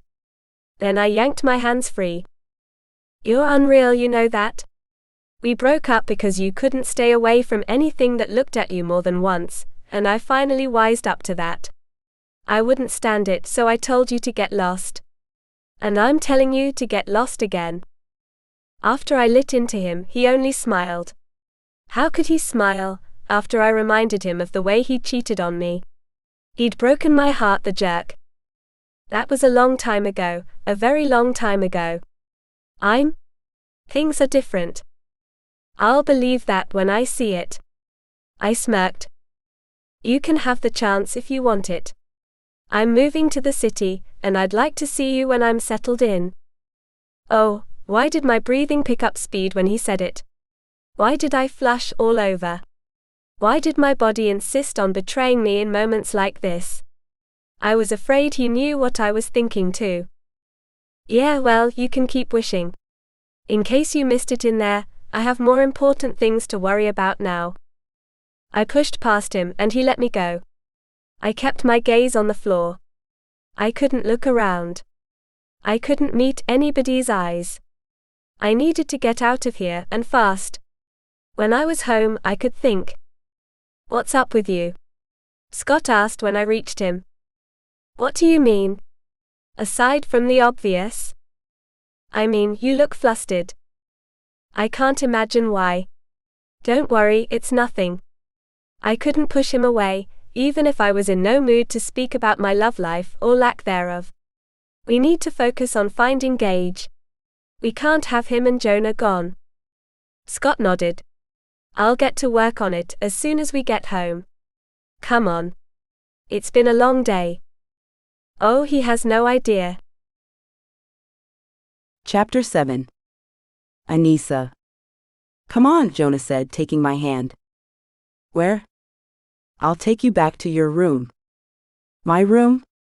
I whispered my reply as he glanced both ways, up and down the hall, before leading me out of the small room and into the hall. "Yeah, why?" We spoke in hushed tones as we hurried back down the hall, in the direction of the room steward had laid out for us. He had a lot of space in his quarters. I wondered if the other custodians had room after room dedicated to their use. From the looks of it, most of the rooms were full of scrolls, texts, and the like. What am I going to do in my room? There was nothing in there. Not even a window to peer out of. Rest. You need to rest. Rest? Who could rest right now? I felt more keyed up than I'd ever felt in my life. My mother was alive. I had a half-brother out there somewhere, and not a clue how to find him. It was easy for Jonah to tell me to rest. He had no idea how I felt. You should try. We reached my room, and Jonah stepped in after me before closing the door. Once we were inside, it was easy to breathe and relax. There was little chance of being detected in the hall, seeing as how we were in steward's quarters, but still. The closed door helped me feel more secure. And you'll rest in your room? I asked. He grinned. What do you think? I don't tell you to do things I wouldn't do myself. That wasn't exactly what I meant. I looked at the stone floor. So much like the walls and ceiling, though there was at least a small rug to give the room a homier atmosphere. You'll be fine. He put his hands on my shoulders, and I lifted my gaze to him. How is it possible? I whispered. How's what possible? Everything we've been through already. How's it possible? Didn't we just meet yesterday? He chuckled, and his grip tightened a little. Maybe not yesterday. Maybe a little while before then. Okay. But you know what I mean. He nodded. I also know it feels like I've known you forever. I had that funny, sweaty palm feeling again. I'm not alone in that then. No. You're not. I couldn't decide if he was going to kiss me or not. For a heart-stopping moment, I thought he would. Then he released my shoulders. I need some rest too, I think.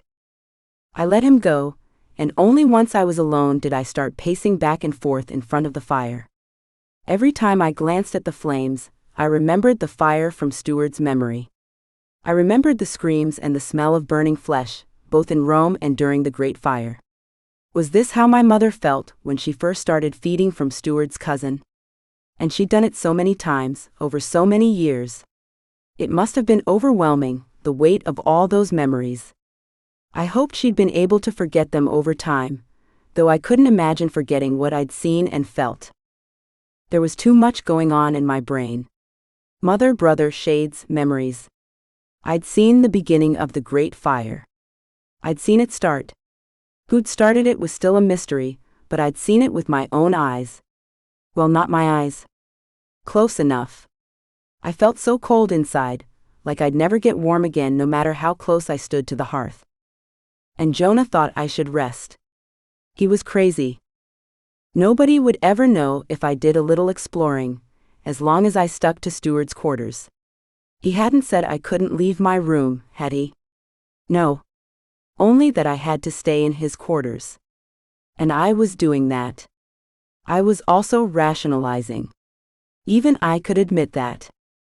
It didn't stop me from opening my door and sneaking across the hall. The door to one of the rooms was ajar, so I slipped inside. What I saw in there just about knocked me off my feet. Scrolls. Stacked from floor to ceiling in all directions. What could they be? What knowledge of the world was stored in them? I almost didn't dare touch them. Almost. There was a large wooden stand in the center of the room. I guess that was the spot where Steward would spread out the scrolls when examining them. A large candle-filled iron chandelier hung above the stand. There had to be some sort of enchantment on it, or else the chance of burning the whole room up would have been astronomical. And how terrible would that be, to lose all that knowledge? I took one scroll at random from a small stack beside the stand, and pulled at the linen ribbon holding it closed. Of course it was written in some ancient language. I couldn't make heads or tails of it. How old could it be? If the custodians had been spending time with the gladiators in ancient Rome, I could only imagine. Then I found something even older than Rome. The next text was written in hieroglyphics. Ancient Egypt. My mind boggled. Well, of course, the arcane were the first beings, as Steward had explained. Where had they come from? Did they simply appear one day? I didn't dare ask him at the time. I wasn't sure if I ever would. Could I handle the answer? More and more. Latin, more hieroglyphics, ancient runes. Absolutely unreal. I was holding ancient information in my hands. How many hands had touched this over eons? I was so busy imagining way back into antiquity, I didn't notice the door opening until a presence stood behind me. I whirled around, prepared to flee if I had to. What are you doing here? Jonah's eyes swept the room. Reading. I felt intensely guilty under his glare. He was disappointed with me. I hated that. Reading? Since when do you read Latin? Oh, I know all sorts of things. You're smart. But you're not that smart. His hands found the sides of my face. I sighed softly. His touch was the best thing I'd ever felt, the best thing I'd ever imagined. Enough to make my breath come a little faster. When he leaned closer, I realized he was going to kiss me. I wasn't wishing anymore or kidding myself. I closed my eyes and melted against him the instant our lips touched. It was like a spark leapt from him to me, or me to him. No matter where it came from, it created a sort of sizzling feeling that arced between us and spread all through me. I felt more alive. Everything was more real. I buried my fingers in his hair and held his face close as he kissed me. I wanted it to last forever. But nothing lasted forever. Not even in our world. You need to get back to your room, he whispered, stroking my cheeks with his thumbs. Wow. What a romantic thing to say after kissing me. I was breathless, a little giddy. He chuckled. I'm serious. You can't be in here. But it's part of steward's quarters, isn't it? That doesn't mean somebody might not show up out of nowhere, especially in a room like this one. They might be looking for a scroll. Who knows? It's too much of a chance to take. We owe steward that much. I couldn't argue with that. You're right. I didn't have to like it, but there was no defense against it. We went back to my room, where Jonah watched as I sat on the little bed steward had made up for me. You'll stay? He asked. I hated feeling like a child, like he thought he had to keep an eye on me. On one condition. Which is? He raised an eyebrow. That I stay in your room. With you. Excuse me? I don't mean that way. Though I wouldn't have been against it. I mean, I can't stand being alone right now. I can't. There's too much going on in my head. I need to be with somebody right now. Please. I'm alone in here, and my brain is racing out of control. He paused for a moment, then it was clear he saw how serious I was. Okay. Come on. We went to his room, which looked exactly like mine. This is nice, I said. Ah, thanks. Not much like home, but safer. True. I walked the length of the room and back again, hands clasped in front of me. I wish I could turn off what's happening in my head. Honestly. I really do. I know you do. But there's nothing you can find out right now. Is that what you were doing in there? Were you trying to find something? It would have been nice if I could have. I think you're looking for a needle in a haystack. That's very helpful, Jonah. Thank you. He snorted. Sorry. I know it's easy for me to say. It is easy for you to say. You're absolutely right. But you know what? I can sort of identify with what you're feeling. I mean, I don't know what happened to my parents.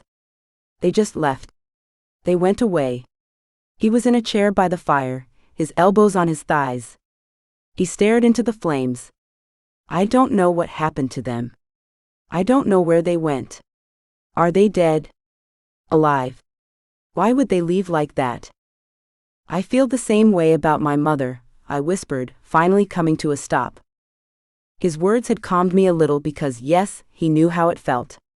And talking about it made everything feel a little easier to deal with. Why would she never come back? Why wouldn't she send word to me that she was alive? I mean, all these years. All these years and I thought she was dead. How could she have let me think that? I don't know. And I didn't know her. But I guess she had a very good reason. I can't imagine being away from you, and never telling you I was thinking about you. I can't imagine knowing I would never see you again. He looked at me, and when our eyes met, I felt the same sizzling feeling I had when we kissed. I can't imagine never being able to touch you again. So, there would have to be a very, very good reason for me to stay away from you. He had no idea what he was doing to me. He didn't know how my heart threatened to burst when he looked at me that way, and said words like that, or else he wouldn't do it. He wouldn't torture me this way, sweet delicious torture. I wished we were anywhere else but here in this moment. I wished I could kiss him again, and we could just be the two of us. We'd never had that chance. Why don't you try to get some rest? You need it, even with the blood. Okay. I did feel calmer, actually. He had that effect on me. I stretched out on the bed, wishing he would join me, but knowing it was better if he didn't. I closed my eyes, and immediately my body went into its resting state. My metabolism dropped, as it always did when my body recharged. I felt myself floating in a semi-conscious state, one ear trained for the sound of Stuart's return. I had more questions for him. Questions that couldn't wait much longer. Chapter 8. Anissa. I didn't know how much time passed before I heard a commotion at the door. I sat up, looking at Jonah with wide eyes.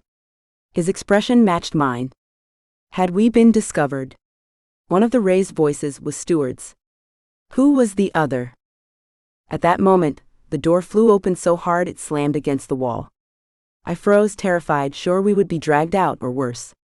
I thought of the danger we'd put Stuart in just by being there. Would they know we'd taken his blood, too? There was a man standing there. No, not a man. Not exactly. He reminded me of Stuart with his robe and those eyes. Eyes that gleamed even in hardly any light. Amber eyes. He was a shade, too. But not only a shade. His skin was dark, but not as dark as Stuart's. There was something else inside him, some other blood strain. There had to be. And his nose. His nose was like mine. I sprang from the bed, facing him. It couldn't be. Stuart would have told me. He would have. Those amber eyes burned into me, and the shade whose nose looked like mine gave me a hard, cold look. He then gave Jonah the same look, like he was furious and disgusted all at once. What would he do? He turned and left, his footsteps pounding down the hall. Oh no, I whispered, sure he would tell somebody we were there. Who is he? I asked Stuart, who had moved into the doorway. Is he going to tell we're here? Stuart's voice was heavy when he replied. He's your brother. My brother? Of course. It wasn't just the nose. It was a feeling I had as soon as I laid eyes on him. The same sort of connection I had to Sarah was there between us, different, but the same in many ways. Yes. His name is Epilogue. I have to talk to him. I dashed out into the hall, but there was no sign of him. Anissa, he won't want to talk to you, Stuart said. Please trust me. You can't go looking for him. It's too dangerous, Jonah said, tugging on my arm. He'd followed me out. I whirled to face Stuart again. How did he know we were here? Epilogue has skills. He must have sensed or felt you. I'm not sure. It doesn't matter. He knows. Jonah's jaw was set tight as he looked up at Stuart. What does this mean for you? It means I have to find somewhere else for you to go. You don't think he'll keep us a secret? But no. He had to. He was my brother. Didn't he feel the connection the way I'd felt it? How could he hand over his own sister? I can't say for sure. I want to believe he will, but I can't be certain. He looked downright flustered, and I felt sorry for him. He'd taken such a chance on us, too. Wait here. I have to take care of things, do damage control if necessary. I'll be back as soon as I can. In the meantime, stay in your rooms and wait there. Don't come out for anything. He hurried off, pulling the hood over his head as he did. We should listen to him. Jonah took my hand. Stay in your room and I'll stay in mine. All right. I had no intention of doing any such thing, but I had to at least make it look as though I did. Chapter 9. Anissa. The second Jonah's door closed, I slipped back out into the hall. All of my old assassin skills came back to me as I darted down the passageways, ducking in and out of the deep dark shadows. It wasn't difficult to stay concealed, since there was hardly any light brighter than a weak torch. I pressed myself against the cold walls any time I thought I heard footsteps or the swishing of robes. I had to find Epilogue. Why had he run off like that? Was he angry to find me there? Why? Did he know who I was? Well, if he knew I was there, he probably had a good idea of who we were to each other. I held my breath as I heard footsteps from the other end of one passage, and ducking into a shadowy alcove, I waited until the person passed. There were so many hallways, a maze of passages both wide and narrow. I wondered if I'd ever find my way back to steward's quarters. How large was the network of tunnels? How much land did it cover? I couldn't imagine how long it must have taken to carve it all out. I heard voices, both male and female. There were female custodians, too. Maybe my mother was one of them. Maybe she'd turned into one of them when she'd fed. Maybe that was what she'd changed into. I pressed myself tight against the wall, feeling the cold rock beneath me. It sent a chill straight into my bones. I held my breath again as the voices grew closer. What would I do if they caught me? No. I couldn't let that happen. Why had I gone against steward's orders? I could get him killed. I glanced to my right down a long passage. Torches lit the walls at even intervals, and I saw what appeared to be a female custodian approaching. She was a little smaller than steward, but wore the same robe. The only thing that gave her away was the feminine walk and the curves that were hinted at beneath her robes. She was coming closer with every step. Soon she'd be right on me. Could she possibly miss me? I hoped so, but hoping wouldn't be good enough. My breathing quickened. I was sure she'd be able to hear it. I couldn't take the chance. I had to course to get away from her. Although I still wasn't up to full strength after feeding from steward, there was no choice. I turned and felt the mental click I was so used to, like my brain was switching to a higher state. My body became freer, and I started to let go. Except I couldn't course. I hardly moved. It was like I was trying to run through quicksand, like something was pulling at me. I'd had dreams similar to this before, where I tried to run or react quickly to something. Usually it had to do with Sarah and trying to protect her, but I couldn't, no matter how hard I tried. Those were always the worst dreams. I never thought it would happen in reality. But there I was, struggling to move. I was sure the custodian had seen me by then. There was no way she could miss me. Sure enough, I heard what sounded like snickering behind me. You can keep trying, little one. Exhaust yourself. It will make my job that much easier. Her voice was like a female version of Steward's, slightly higher pitched. And colder. Much colder. She hated me. I could feel it. What's happening? I whispered, still fighting against the pull she was clearly exerting over me. That was the only explanation. The custodian laughed. Did you really think you'd be able to perform your little coursing trick here, little one? Did you think we wouldn't have layer upon layer of enchantment in place? She was beside me then, moving slowly to keep pace with me. I turned my head slightly to get a better look at her, but her robes concealed her. We protect ourselves against that very thing, well, that and many other forms of magic which can be found in our world. We can't have ourselves being detected now, can we? I studied her with narrowed eyes. You might as well give up. She walked around until she was in front of me. I did exactly as she said, though I didn't want to. I didn't mean to stop.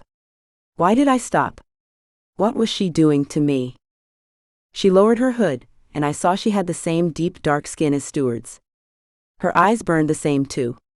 She was beautiful in a cold, almost frightening way. It might have been the way she stared at me, like she was trying to get into my brain. A tingling sensation began at my toes. I glanced down in surprise. "No," she said, her voice sharp. "Look at me. Into my eyes." I didn't want to. It was the last thing I wanted to do. It was terrifying, how much I didn't want to gaze into her eyes. Still, I raised my eyes to hers. "That's right," she whispered. "Just look at me." So I did. I let her stare deep into my eyes and delve into my mind. I actually felt her digging in. And the tingling started to intensify. It deepened and grew. It began spreading all through my body, until my body wasn't my own anymore. I realized I had no control over myself. I told myself to move my arm, my leg, but nothing worked the way it should have. Something wrapped itself around my senses. My eyes, my ears, my very thoughts. I wasn't me anymore. I was someone else, no, something else. The tingling stopped, replaced by numbness. Complete numbness. I opened my mouth, ready to scream, to curse her. Nothing came out. I strained until my eyes bulged, but there wasn't a sound. All I could do was think, and my mind screamed. It screamed that I was trapped, that there was nothing I could do, that I was in bigger trouble than I'd ever been in. The satisfaction in her eyes told me the custodian knew I was under her control. "Come with me." She turned and beckoned me to follow. I had no choice but to do what she wanted. My arms and legs moved without my controlling them. I wanted to stop. I couldn't stop. I didn't know where she was taking me, but I had no choice. I had to go there. I moved like I was in a dream, like my conscious decisions meant nothing. We walked for a short while, then took a right turn and continued along a narrow passage with water dripping down the walls on both sides. She could have been leading me off a cliff, and there would have been nothing I could do about it. We reached the end of the passage, where a small door led to a small room. We were far from everything else. How often did other custodians come to this area? My gaze darted around the room since I couldn't turn my head to look, still under the control of another. No scrolls, no books. Wonderful. The odds of somebody dropping by were slim then. Of course, it wasn't as if I was waiting for another of the custodians to save me. But Jonah. How would Jonah ever find me? Why hadn't I listened to him? So, let's find out a little more about you. Still under her control, I closed my eyes as the tall, dark figure drew closer to me. "It's all right," she whispered.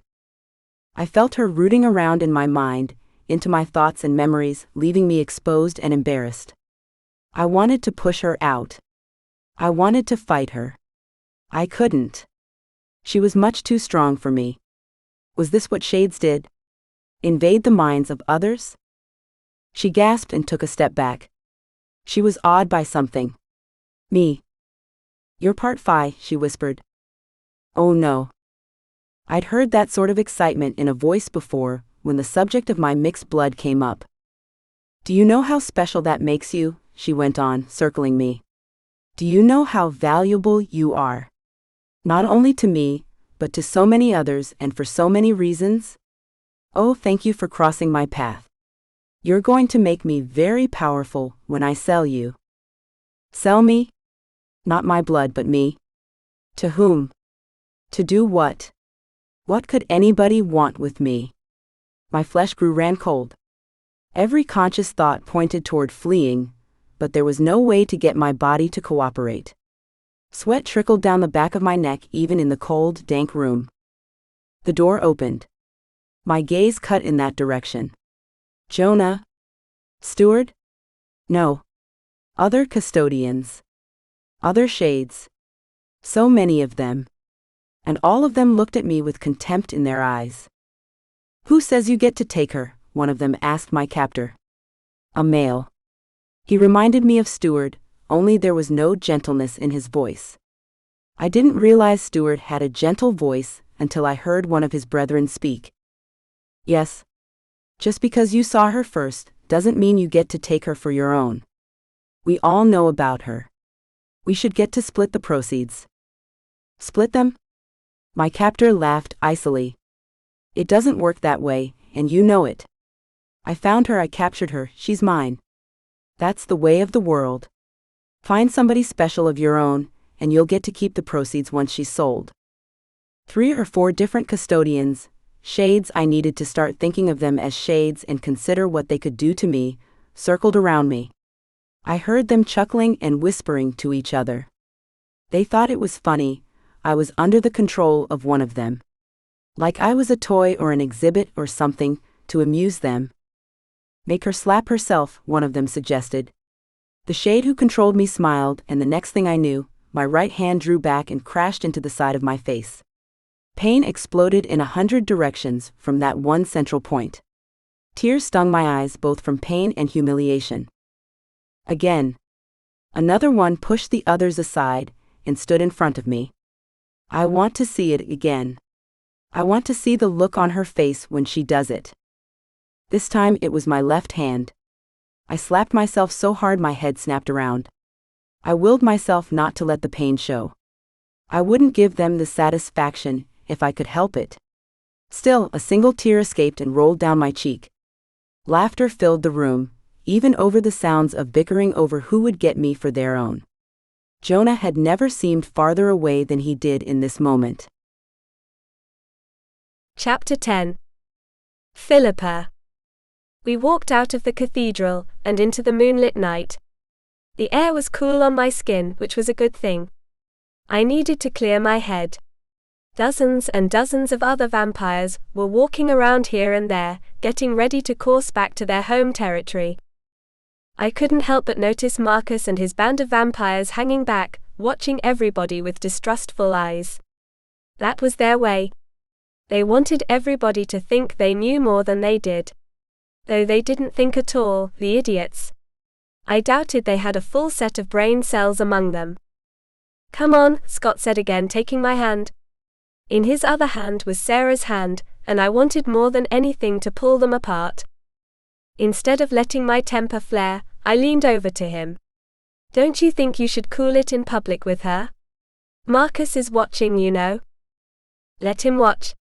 He wouldn't dare do anything to her while I'm here, not to mention most of the other clans too." "I know, but I think it would be best not to stir things up." "Your first decree as leader of the clan?" he asked. He was only joking, his usual way, but I was in no mood. I cut him a deadly glare that shut his mouth pretty quickly. His gaze shifted from mine, and seconds later he dropped Sarah's hand. They exchanged a meaningful look, and she nodded. Well, she had more sense than her sister anyway. "Hey, Philippa." I glanced to my left and my heart sank as Sledge walked over to me, his brow creased as he frowned. "Where have you been?" I hoped to change the subject from what I knew he was going to say. If I took control before he had the chance, I might be able to steer things away. No such luck. He might have been strong and loyal, one of Jonah's most valued and trusted guys, but he was as stubborn as an ox and about twice as quick on the uptake. His focus moved behind me, to where Vance was walking. I could feel his eyes on me as always. "What's he doing with you?" Sledge asked, almost growling. "What are you talking about?" I asked. "I thought it was over between the two of you." "It is," I said, glaring at him. "And could we please not talk about this right now? I mean, this isn't the time or the place." I looked around, reminding him we were hardly alone. His loud, booming voice had attracted attention, and not the kind of attention I wanted. Like things could get any worse. I did what I could to keep from rolling my eyes. "It is?" He stepped closer. The thumb he touched to my bottom lip was a total surprise. I didn't think fast enough to move out of his way. "Where's your lip gloss smudge then?" he asked. I slapped his hand away. I didn't care anymore who saw or heard me. If anything, they would find out then and there I wasn't somebody to mess around with. "Don't you dare touch me like that without asking if I want to be touched," I warned him. "Besides, my lip gloss wasn't smudged until you touched it." Damn Vance. I could have torn his throat out. "Oh, really?" He scrutinized my throat. "Why's your pulse racing?" And didn't he go and put a finger against my neck, feeling my pulse? Though I told him not to touch me. Who do you think you are? A detective? Are you going to join the humans on their police force? I glanced around again before saying another word. He needed to be set straight. Listen, Sledge. Just because we had a couple of dates, doesn't make you my husband. You don't get to interrogate me. And don't ever touch me without permission. I mean that. I have a real problem with it. I backed away and took Scott's arm. After taking a few seconds to compose myself and let my adrenaline settle in, I waved a few of the others from our clan over to me, including Sledge. I hoped he could forget about his personal nonsense long enough to take care of what really mattered. We need to get to the building where Gage and his faction have been hiding out. Scott and I have been there before, so we know where it is. Scott gave them the address. I continued, I can't have both Jason and Gage away at once. We can't. We have to put up a united front right now. Moments later, we were coursing back to New York. There were 6 of us in total, including Sarah. I wasn't sure she would be any help, in fact she was a liability, since I couldn't be sure Scott wouldn't be too focused on her to take care of himself if we got into a fight. I wished more than ever she wasn't here. The entire way back, I couldn't get my thoughts straightened out. Why did things like the blow-up with Sledge have to happen when everything was falling apart around me? I didn't have the time or the bandwidth to think about Vance or Sledge. And wasn't there anyone I could unload Sarah on? I couldn't have her around. She would hold Scott back. I was sure of it. Of course, he didn't want to hear that. Nobody who thought they were in love wanted to hear the truth. How many times had Jonah warned me about Vance? But I'd gotten myself involved with him, hadn't I? I didn't want to listen to reason back then, any more than Scott would now. We slowed down once we reached the Bronx and the old building which Gage and his band of traitors were using as their headquarters. I recognized it from the first night we visited. Would he be there? He had to be. He'd have gathered his little group together for strength after the League meeting, for fear he'd been brought up somehow. He hadn't, but that might only have been because Jonah caused a bigger drama than his. Are you sure we should ambush them like this? Scott asked. It's not like you to back down at the last second, I whispered. Is there something I should know? No. And I'm not backing down. But he sounded awfully defensive. What is it? Are you worried about her? I didn't bother to try to hide the contempt in my voice. She was taking everything from me, everything I thought I could count on. She and her sister. Maybe I am a little, he admitted. I don't want her getting caught up in this. In case you forgot, I hissed, they're the reason we're in this mess with Gage to begin with, so maybe you'd better not worry about her too much right now. She's the one who got us caught up in something, her and her sister. All right. Point taken. Just don't tell me I need to feel sorry for her, all right? Because I don't. We're sacrificing so much thanks to them. I get it. I told you I get it, and I get it. You don't need to keep rubbing it in like this. I'm not trying to rub it in. I sighed, already beyond frustrated, and we hadn't faced one solid day under my leadership. I'm only reminding you we're your clan. Not her. And from what I've heard of her, she's tougher than she looks. I wasn't simply saying that though. I meant it. I wasn't sure I could withstand the torture she'd been through, and have the strength to run away from whatever she'd run from. You're right. I sort of feel like she's my responsibility. We're your responsibility. Your family. I know. I won't let her get in the way. Good. Don't. I waved the others over to us, and we continued to walk to the entrance. I looked around, all senses on high alert. Am I the only one who thinks there's something strange about this? I muttered as we picked our way over broken concrete. The heels of my boots got caught in the cracks, and I cursed myself for choosing fashion over practicality. What do you mean? Sledge asked. I wondered if he was over it yet, and figured he probably wasn't. I mean, the last time we were here, somebody called out the windows the second they caught sight of us. They made sure we knew they didn't want us here. You're right. Scott slowed to a stop. Nobody's looking out. Nobody's warning. Nobody's there, Sarah whispered. I smelled blood. No. Somebody's there.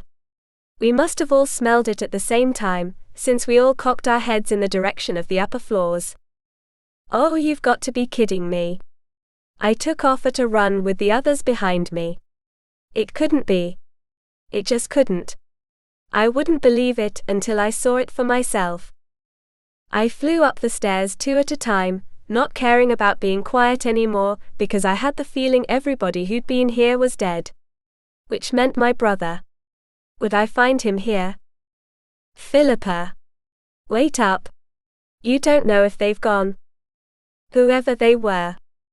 Scott had a point, of course. I didn't know it would be safe to go up there alone, but there was no waiting when I was sure my brother was dead. I was certain we'd been tricked.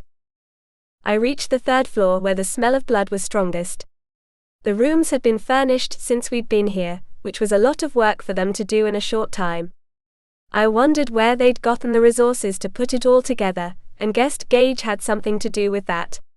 He must have taken some of the family money to outfit his headquarters and make it more comfortable. I got to a large room, probably once 2 rooms, but the wall separating them had long since been torn out.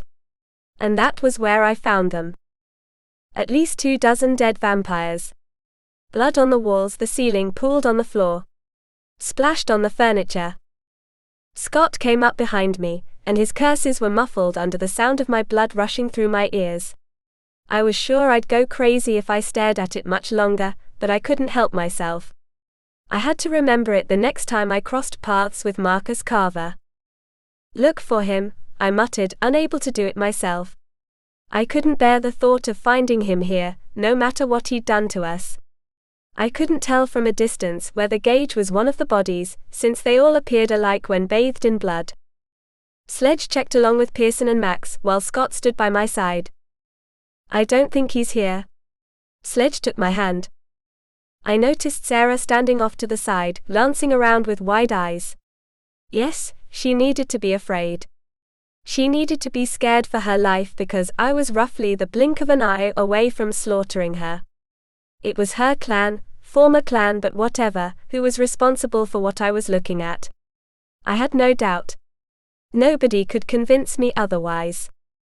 He's not here, Sledge announced. I slumped a little, leaning against Scott. He wasn't here. My relief only lasted a moment. Fury replaced it. I want him dead. I screamed.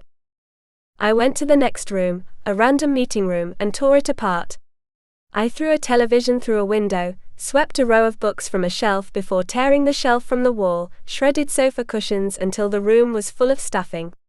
It wasn't enough. I kicked a hole in the wall, then another. I want him. I want him dead. Gone. Finished. My fangs were bared. I wanted blood. Philippa. I spun around to find Scott standing in the doorway. Don't tell me how to act right now, I warned him, my chest heaving up and down as I gasped for air. I want Carver blood for this, and I want it now. They'll pay for this. And they'll die one by one until we find our brother. And I didn't care if his little girlfriend approved or not. Chapter 11. Jonah. I couldn't stop worrying about her. Was that how I was destined to spend the rest of my existence? Worried over Anissa. She was capable, but she was always getting herself into trouble. I had never known so much trouble all at once in my life. And I had made the choice to go with her. I had walked away from my clan. I wouldn't choose differently if I had it to do over again, of course. I couldn't imagine existence without her. I just wished she would get a little better at staying out of trouble, was all. I heard a noise at the door and sat up in bed, where I'd been trying to rest. The door opened, though it didn't burst open the way it had when Alana came in. Stewart didn't enter the room, barely stuck his head in. "We have to go. Now. It's too dangerous for you here." "What?" I jumped to my feet, ready to flee. "What happened?" "Too much to explain now," he replied. "Come. We don't have a moment to lose. Let me get Anissa." I went to her room next to mine and opened the door, to find her gone. "No," I whispered as the world crashed in on me. Why couldn't she obey the rules for once? Why was she always trying to take things on by herself? Didn't she ever learn? "Come. We have to go. We can't stay here." "No," I said again, stronger this time. "I can't leave without her. You can't expect me to. Jonah. It's too dangerous to stay. Come now." "I can't." I rooted myself to the floor. "I won't." He sighed heavily, shoulders slumping. "You leave me no choice." I knew what he meant as sure, and as suddenly as if he'd struck me with a bolt of lightning. "Don't do this," I warned. "I have to." I felt my toes tingling, the sensation spreading up from my feet to my calves, my knees, my thighs.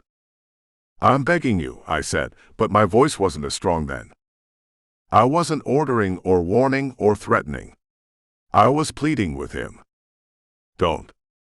You've made it impossible for me not to." Sadness filled his voice. I opened my mouth to reply, but no sound came out as he took over my senses. My body went numb, like I'd been plunged into icy water. I had no choice but to follow him as he led me from the room. It was a spirit that had taken over me. Shades could host spirits as well as send them into others, turning us into hosts for those spirits. And we couldn't do anything to stop them. It wasn't fair for him to do that. My brain sizzled with fury as I followed him, helpless, to the scroll room where I'd kissed Anissa. What could he need from there? I didn't need a scroll. I needed Anissa. I needed answers.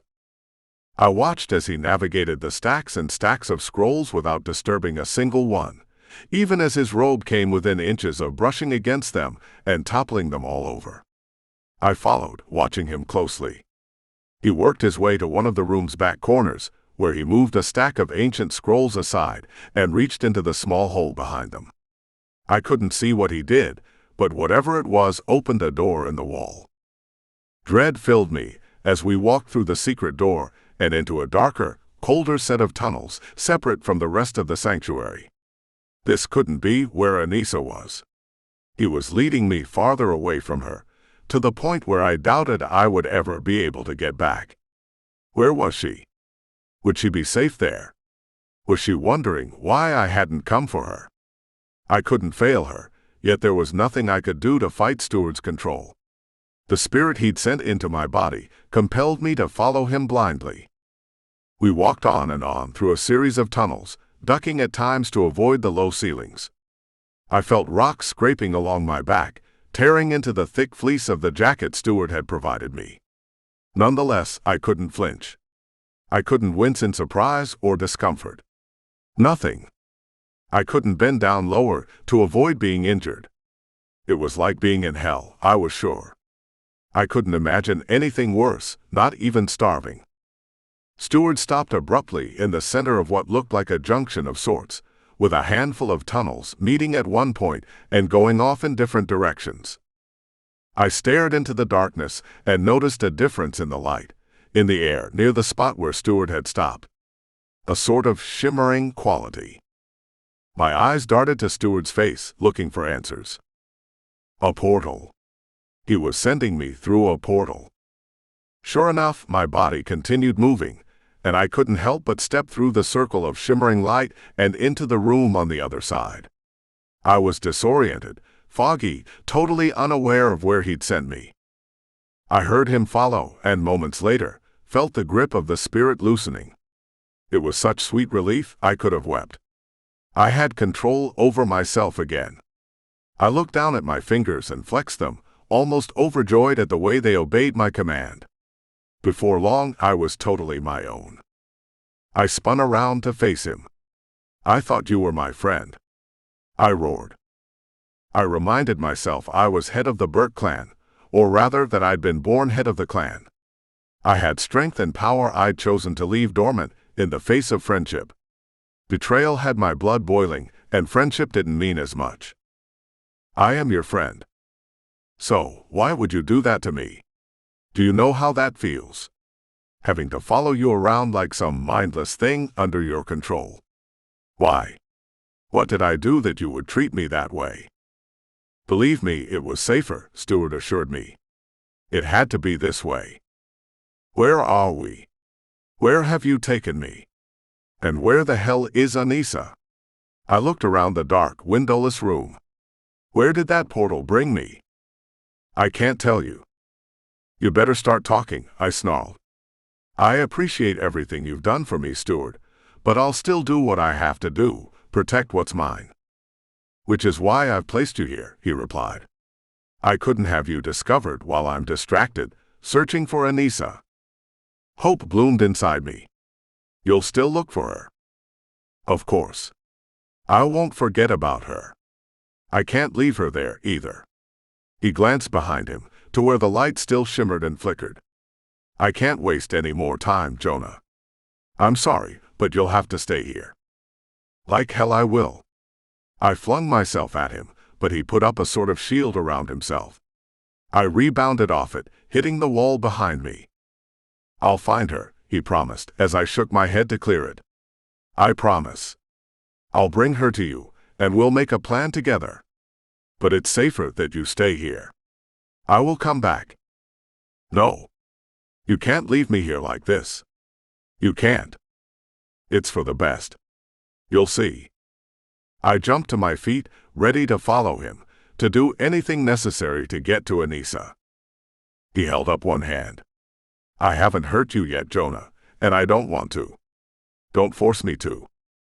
It wasn't easy admitting to myself he was right. I was a powerful vampire, but my powers didn't mean much in the face of what he was capable of.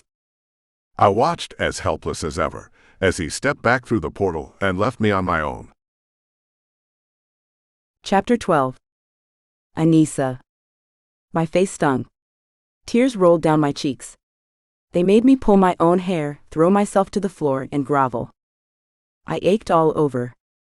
There were at least a dozen of the young shades standing around the room, throwing out commands for my captor to force me to perform, taunting me.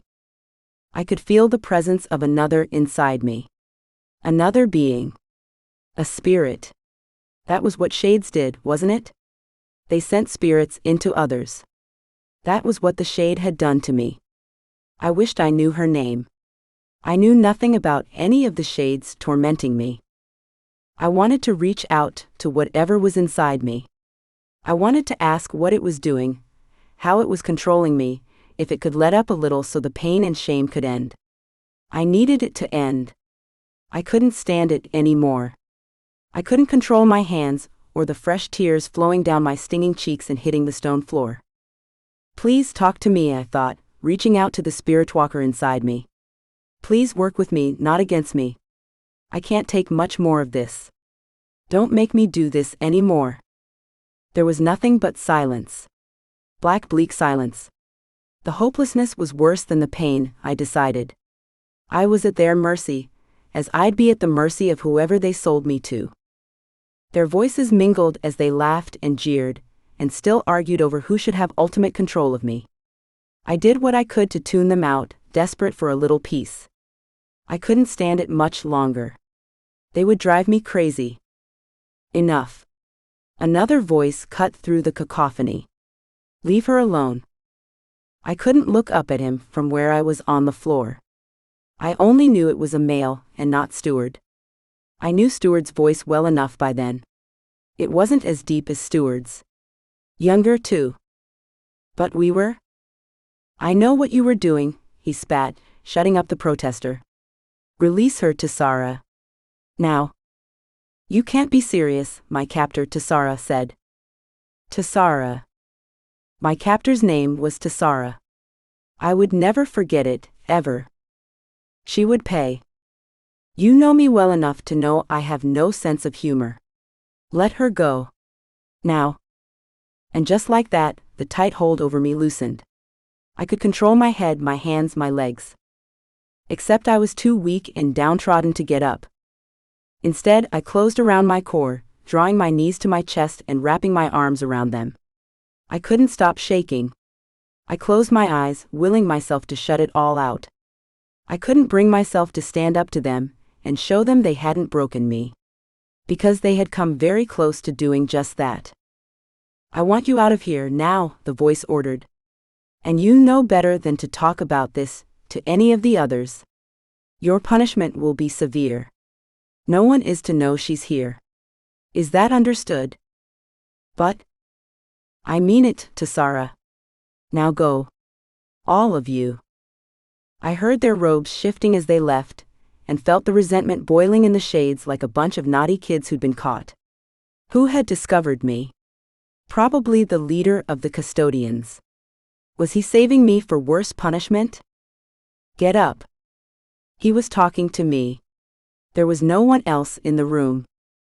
What he didn't know was I couldn't get up. I was terrified, not to mention heartsick. Anissa. The command in his voice and his knowledge of my name opened my eyes. I looked up slowly, inch by inch, taking in the robes and the dark skin that wasn't as dark as Stuart's. The eyes. That nose. It's you. I unfolded myself, awe taking over for fear. I was too stunned by the presence of my brother to worry about how I felt anymore. I don't believe it. You saved me. I didn't. You did. I never would have survived that without you. Thank you. He glanced away as I stood. I didn't do it for you, he muttered. Who then? For our mother. He looked at me again, but only briefly before his eyes shifted away from mine. She wouldn't want to see her oldest child in that position. I heard respect in his voice, maybe even love. I wondered about the two of them. How long had she lived here with him? How much did he know about her? And he knew about me, how? Had she told him he had sisters out in the world? Did he ever wonder about us? I have so many questions for you, I whispered. I'm sure you do, but now's not the time for them. When then?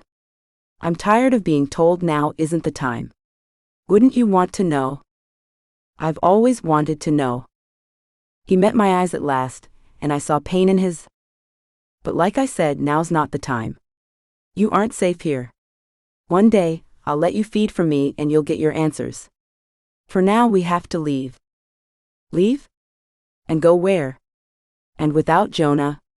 He knew about Jonah, of course. He'd seen him. I was afraid to mention his name, for fear of how Alanik would react. He was saving me because I was his sister. That didn't mean he had to save Jonah. If I brought him up, my brother might abandon me. Out of here. I'll help you find safety elsewhere. But where? Out in the world. I don't know what time it is out there. I could burn in the sun if it's still day. He nodded. And it is. Most of us are settling in for sleep at this time, to avoid being awake when humans are most likely to be in the forest around us. There's still a lot of time before the sun sets. It'll have to wait until then. He turned away, like he was about to leave. Where are you going? I hated the sound of panic in my voice, but couldn't do much about it. I have to leave you here for now, he said, staring at me with those unnerving eyes of his. I'll come back, and we'll get you out of here then. Just wait for me here. What happens if one of them comes back? I couldn't keep from shivering a little at the thought. I would never forget her. Tessara. Her taunts and jeers. The way they'd all made me hurt and degrade myself. They won't. They know they'd have to face me if they did, and none of them want to do that. Trust me. He didn't say another word, his robes trailing behind him as he left the room. Wait for him here? Wait for one of them to come back for me, more like. I couldn't take the chance. I didn't know if I could trust him. I remembered the way he'd looked at me when he first discovered me in Steward's quarters. His expression had screamed hatred and resentment. What if Alanik was only saving me for himself? What if he had something worse in mind for me? I didn't intend to hang around and find out. I slowly counted to 100, until I was sure he was far away, before opening the door. How could I find my way back? I dashed down the long dark tunnel Tessara had led me down when I was under the control of her spirit walker, then made a left since we'd made a right. Yes, I remembered. I'd made a left turn 3 doors down, so this time I made a right when I was sure there was no one around to see me. I was careful, staying close to the walls, freezing in place whenever I thought I heard voices or footsteps. It was all in my head. I was still shaken up by everything that had happened back in that room. I pushed it aside. I had to focus on finding Jonah. Once I reached the towering room with the rows and rows of shelves, I knew I was on the right track. I ran down the hall Steward had led us through, until I was back in his quarters. I could breathe here. I leaned against the wall outside the door to my room, eyes closed, chest rising and falling rapidly. Jonah? I whispered, once I'd collected myself. I opened the door to my room, empty as I had expected it to be. I went to his room next. Jonah? Come on. We have to leave right now. It isn't safe. Only he wasn't there. His room was as empty as mine. Dread grew in my stomach. How long had I been gone? What could have happened to him? Anything, really. What they'd done to me might have been just the beginning. And to them, he wouldn't have been as valuable. He didn't have half-fae blood. They could have. Jonah? I was desperate, my heart racing as I went from room to room. Each was empty except for books and scrolls and documents I no longer cared about. I only cared about finding him. Where could he be? I didn't see a trace of Steward either. No. They wouldn't have left me here. Maybe they did. Maybe they gave up, or maybe things got so dangerous for Jonah he had no choice but to leave. Maybe he was hanging around somewhere at the entrance to the cave, waiting for me to come out. I had to go. He'd be there. I was sure of it. How had Steward brought us to his quarters? I closed my eyes and willed myself to look back. I replayed what I could in my mind, calling up the little landmarks I could remember. I had been so confused then, and so afraid of where we might be going, I hadn't paid the strict attention I could have. I cursed myself for not being more aware. I should have been. I couldn't stop. That much was for sure. I kept going through long dark passageways. I headed away from Steward's quarters until the cold wasn't so cold anymore, making rights and lefts as necessary, until there weren't any more doorways. It was all smooth wall, floor, ceiling. I realized I was on the right track and started to run. I remembered the long passage he'd led us down when we first came to him. When I reached the end of that, I spied a glimmer of light at the end, mouth of the cave entrance. My heart soared. Jonah? I called as I ran. He had to be here. He just had to. He'd make everything better. I wouldn't have to worry about anything anymore. I didn't stop running until I was in the open, and immediately, I recoiled away from the sun's burning rays. Jonah? I cried, wanting him to know I was here looking for him. He had to be hidden somewhere. That was the only answer. He was hiding, protecting himself from the sun until I found him. Jonah, I'm here. I covered my face with my arms, but it was no use. My bare hands began burning almost instantly, the back of my neck too. I covered it with one arm, but that left part of my face exposed. I shrieked, spinning in circles trying to find somewhere to hide until the sun went down again. I was too weak and too scared to go back inside. What if somebody found me when I did? Yet I blistered more and more every second I was in the sun. Images of my mother's charred body flashed across my mind. I heard the skin on the back of my neck sizzle. There was only one thing to do. I began to dig using my scorched hands. It was even greater agony, and it left my head and face exposed to the brutal rays. Although I worked blindingly fast, throwing dirt and leaves in all directions as I dug myself a hole to hide in, by the time I finished, my hands were a mass of raw blisters. I scrambled into the hole, sobbing in pain as my scalp began to swell up the way my hands had. I pulled the leaves and dirt all around me, as the skin of my face began burning and peeling. Hurry, hurry, hurry. I settled in once I was completely covered, one mass of gripping agony. Not even the slimmest ray of light pierced the shelter I had created for myself. I closed my eyes, wondering what could possibly happen next as I prepared to rest and heal. I couldn't look for Jonah while the sun was up and while I was in this condition. "Please wait for me," I whispered, though I knew he couldn't hear me, before closing my eyes and allowing myself to go into a state of stasis for healing. Chapter 13. Anissa. It was taking too long. I opened my eyes, listening for the sounds of the forest. There were almost none. The sun must have set, the daytime animals inside for the night. Even the birds no longer twittered in the trees. The nocturnal ones were emerging from their dens and the shadows. I was too weak after my experience with the shades, the spirit walker, and the burning sun's rays. I had never fully recovered after feeding from Stewart either. The visions I'd seen had made me break off before I was finished.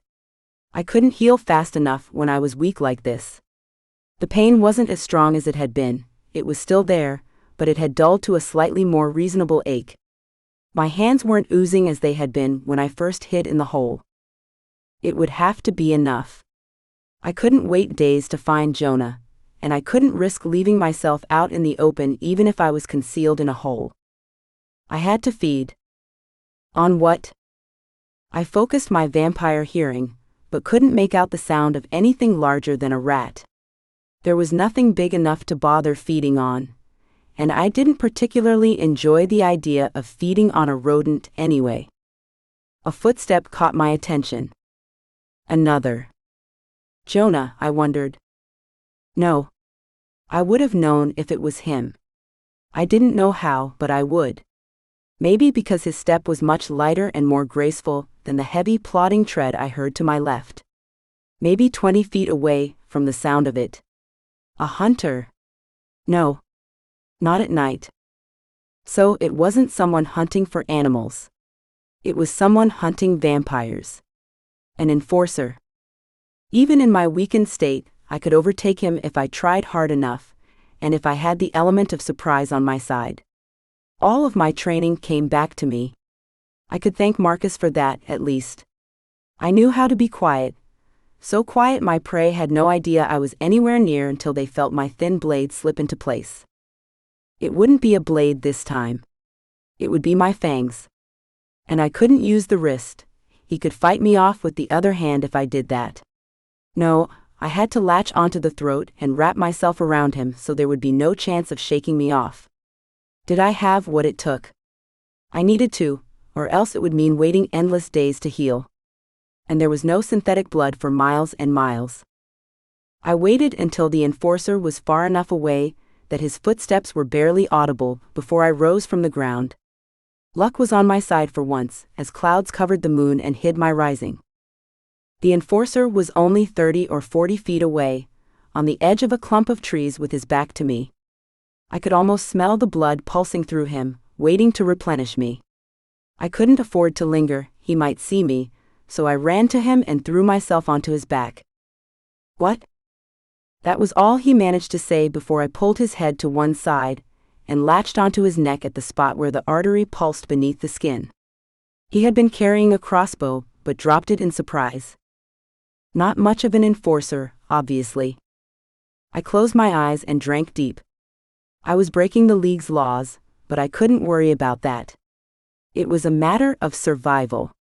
I wasn't feeding for the sake of feeding, out of convenience or anything like that. It was feed or die. And no wonder they didn't want us to feed from humans.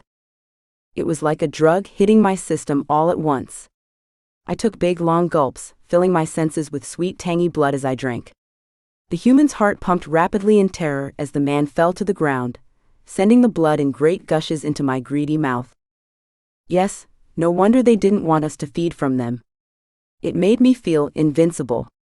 I could do anything. I buzzed from head to toe, filled with an energy I'd never known. The heart began to slow, and with it, the flow of blood.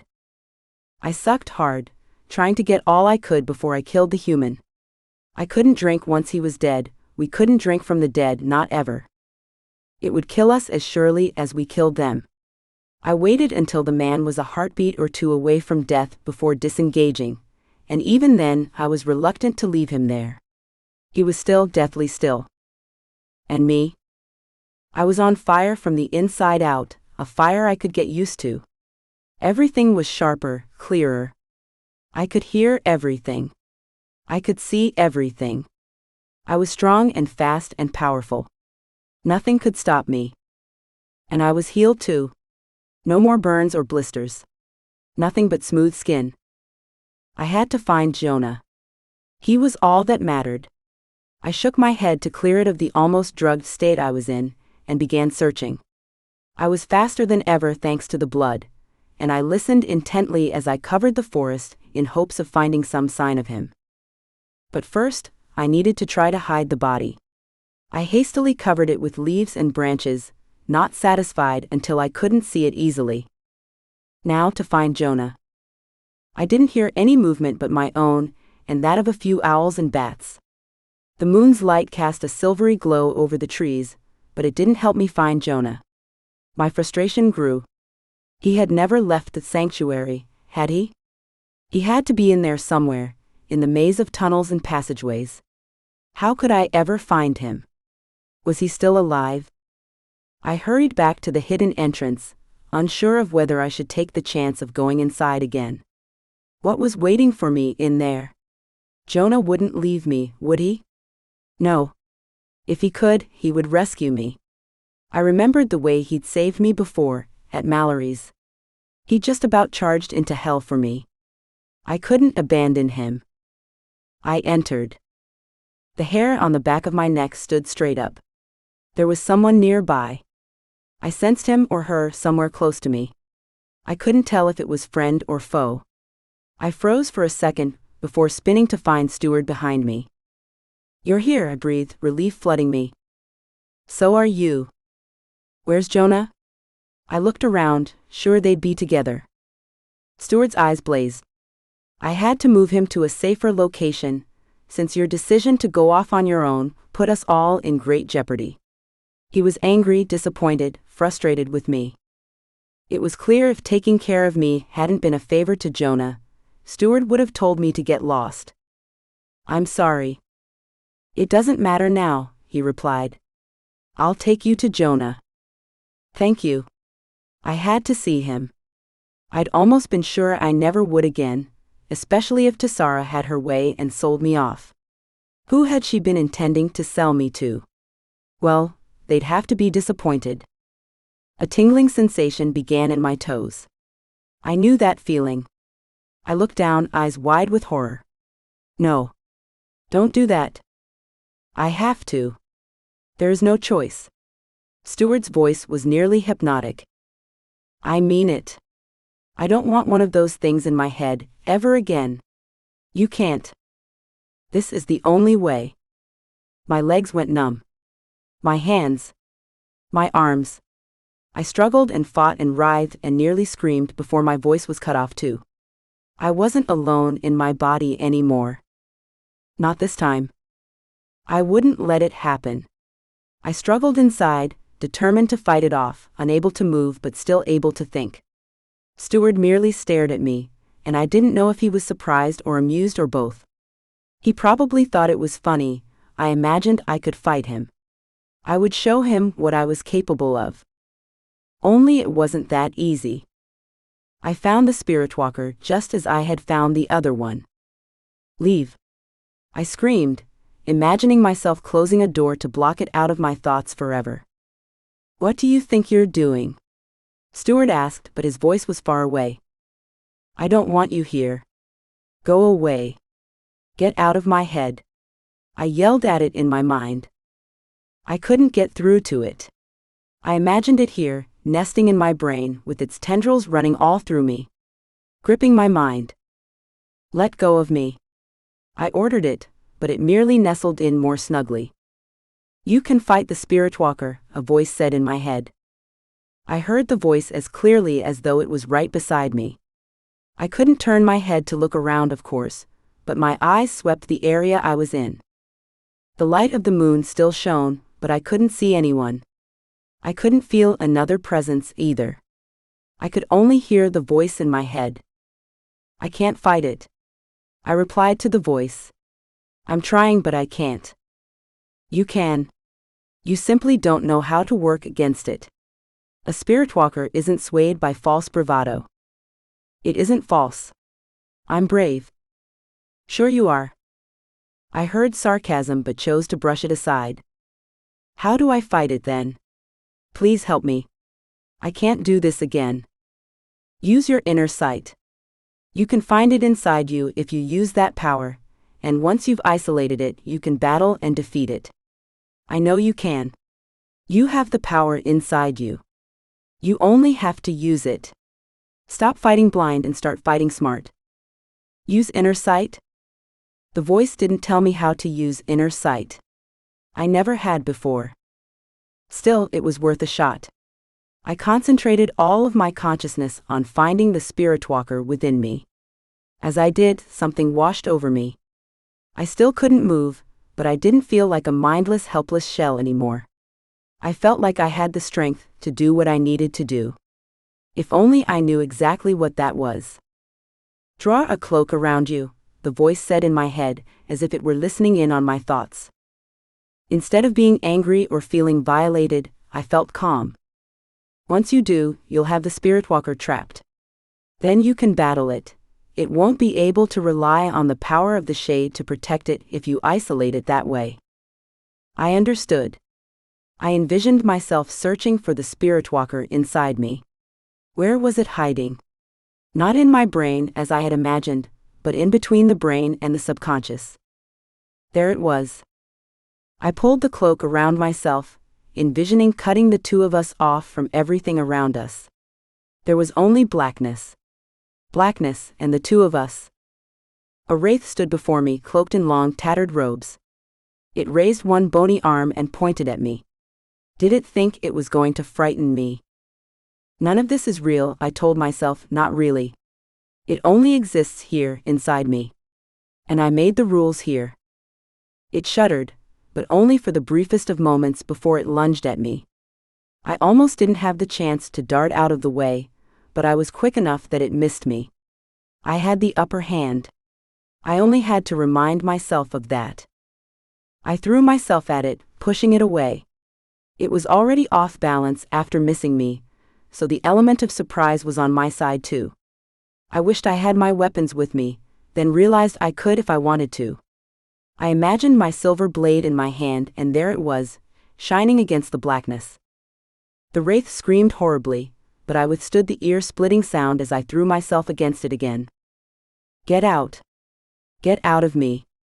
I screamed at it, pushing it away with all my might. It knocked me back a step or two, but that wasn't enough to stop me. I was determined. I finally knew what I was fighting. Go. Get out. Its bony fingers wrapped around my wrists as it screamed again, white eyes blazing from beneath its hood. There was nothing in those eyes. Nothing at all. We were face to face, pushing against each other, battling for control. I knew without being told not to stare into those eyes. It would be worse than death to look into the eyes of a wraith. I'd be lost forever. Let go of me.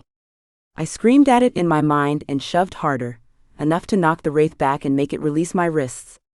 I thrust my blade into its torso, where the heart would be, if it had a heart. It screamed louder than ever, a horrible sound that threatened to tear my mind apart. I couldn't take it. I was sure it would drive me crazy if it didn't stop. I covered my ears, even though the sound was in my head and there was no way to block it out. The wraith died in agony, screaming and falling to the ground. Then as it vanished. Back in the physical world, I fell to my knees. I was exhausted, totally drained, and not sure what had happened. You killed it. Stewart sounded stunned. How did you do that? I breathed heavily, as drained as if I had coursed for hours. I couldn't make sense of what had happened, not a bit of it. Still, I felt victorious. I had won. How had I won? I still wasn't sure, but I had.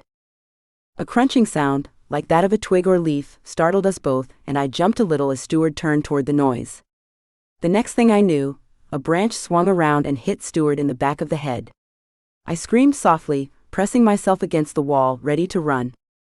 You did well. Alanic stepped out of the shadows, dropping the branch as he did. I knew you could do it. Wait, that was you? You were the voice in my head. It was me. Why did you do it? Why did you help me? Because I wanted to see if you could do what I knew you were capable of. And I wouldn't let him control you that way, especially when you begged him not to do it. Thank you. It was incredible. I didn't know I was capable of something like that. I did. As I knew you were going to run away the minute I left you alone. He seemed to know me after all, though we hadn't met before this. Maybe it ran in our blood. I couldn't celebrate my victory any longer. I couldn't waste another minute. I have to find Jonah. Then something else occurred to me. You just knocked out the one person who can tell me where he is. Chapter 14. Philippa. I looked over the heads of the vampires assembled in the lowest level, the basement, of the high-rise we called home. There were probably 200 vampires, give or take a few. We were the only ones who knew of the elaborate tunnel system beneath our building. The tunnels had been completed decades earlier. We'd needed a way to get around the city without being seen, and traveling underground had been the only way to go. It was perfect for what I had in mind. I clapped my hands to get the attention of those in attendance. Thank you for being here, I said, standing on top of a table at the head of the assembly room. It was so strange, being at the head of the meeting. I'd had to psyche myself up to build the courage to speak to so many of the clan at once. What did they think about me standing here? Did they think it was a joke? I definitely saw more than a few confused expressions, not to mention a few expressions of disbelief. They must have heard what happened at the League meeting, of course, and they'd always known me to be the party girl of the family. That was my thing, wasn't it? I was never very interested in living by the rules of others, and I'd seen enough death and destruction, not to mention hearing the stories told by vampires much older than me about the destruction of the Great War, to take my existence very seriously. Talk about a turnaround. I couldn't wait to get my hands on Jonah. But he wasn't my first priority. One of the new lessons I was learning about leadership, prioritizing. Gage was number one. Well, I guess you all know, I said, deciding I might as well address the elephant in the room. Jonah left. He chose something that was important to him, and we have to support him in his decision. Oh, how I choked on the words. I didn't believe them for a second, but I needed to make the others believe them. We had to unite. Lucian and the rest of the League decided I'd make the best choice for leader of the clan, and I have to agree with them. There was a rumble of laughter throughout the group, friendly laughter, which was a good sign. They were on my side. Good. I needed them there. What you might not know is I've been Jonah's closest advisor for decades. I know almost as much about heading the clan as he did. He came to me with almost everything, so I'm well aware of our position in terms of relations with other clans. Which brings me to my next order of business, and the reason why I assembled you all here now. I glanced down at Scott, who gave me a firm nod. I'd already practiced my speech on him a few times in the hours since I'd called the meeting. He'd helped me make it more relatable, as he called it. I needed to make them like me. I was never great with that. I could party it up with the best of them and get along with just about anybody, but that was all superficial, surface-level stuff. This was the real thing, and leading people was more of a challenge for me. As you've heard, Gage is missing. The rumble of murmuring after that statement was a lot less friendly than the laughter I'd just heard. I held up my hands to quiet them. Listen. I know how you feel. I'll be honest with you, I think you deserve that much. I hated Gage when he left. I felt he'd betrayed me, and I'm not one to forgive a betrayal easily. So, I don't blame any of you for being angry with him. I don't blame you if you don't care what happens to him. There was more rumbling. I held my hands up to stop the noise. But, I continued, we have to remember something important, something that runs deeper than our feelings or opinions on Gage's decisions. He's our blood. I looked around the room, deliberately making eye contact with as many of them as I could. We don't give up on blood. No matter what, we can't leave him in the hands of the Carver clan or any other clan. He's ours. If we want to deal with him, we'll do that in our own way, but it'll be up to us. It doesn't mean we abandon him. And I guarantee you, whoever kidnapped him is counting on us not coming for him because we've cut him off. We can't fall into that trap. We can't give them what they want. A few heads nodded. Then more. Pretty soon, I knew I had the majority on my side. So we go looking for him. We find him, and we bring him home because he belongs to us. Not to them. My voice shook with emotion. It was mostly rage, but a little might have been love. Because I still loved him. I thought he was an idiot for doing what he'd done, and I didn't know if I could ever trust him again, but I loved him. Yes? I heard from the back of the room. A chorus of cheers erupted, and I was sure the echo would deafen me.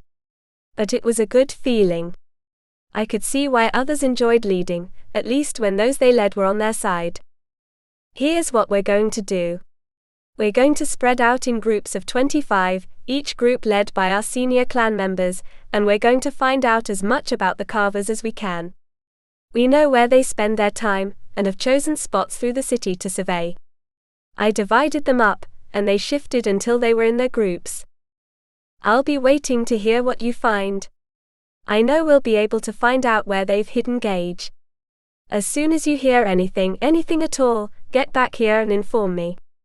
I don't want any of you taking chances you don't need to take either. Be careful out there. Let's bring Gage home.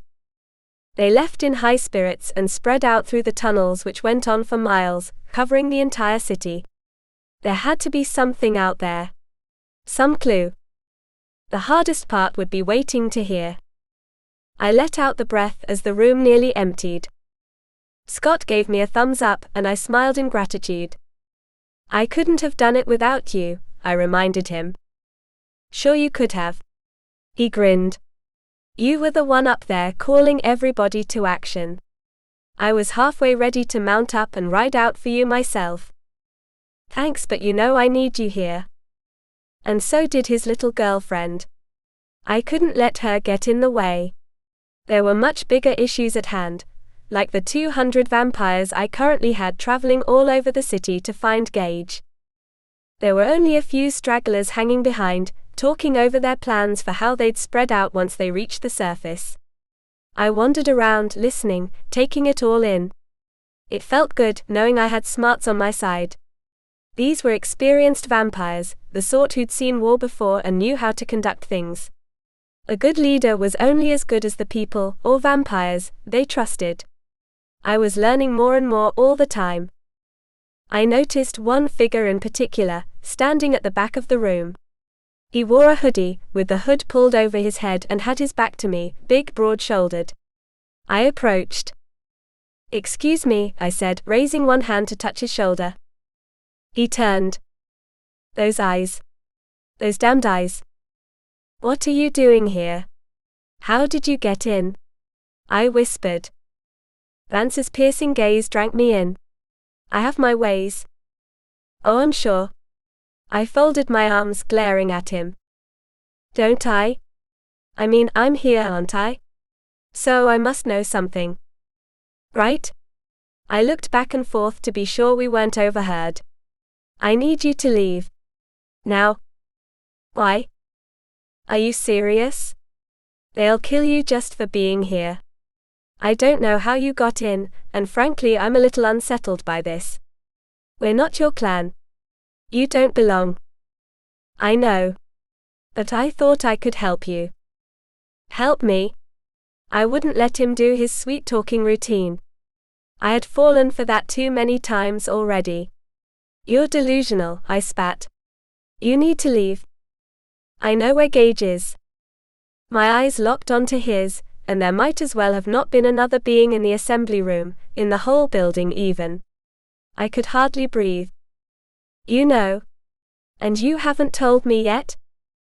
You didn't exactly give me the chance yet, he uttered. I have to know if you're serious. I have to know you're not playing with me.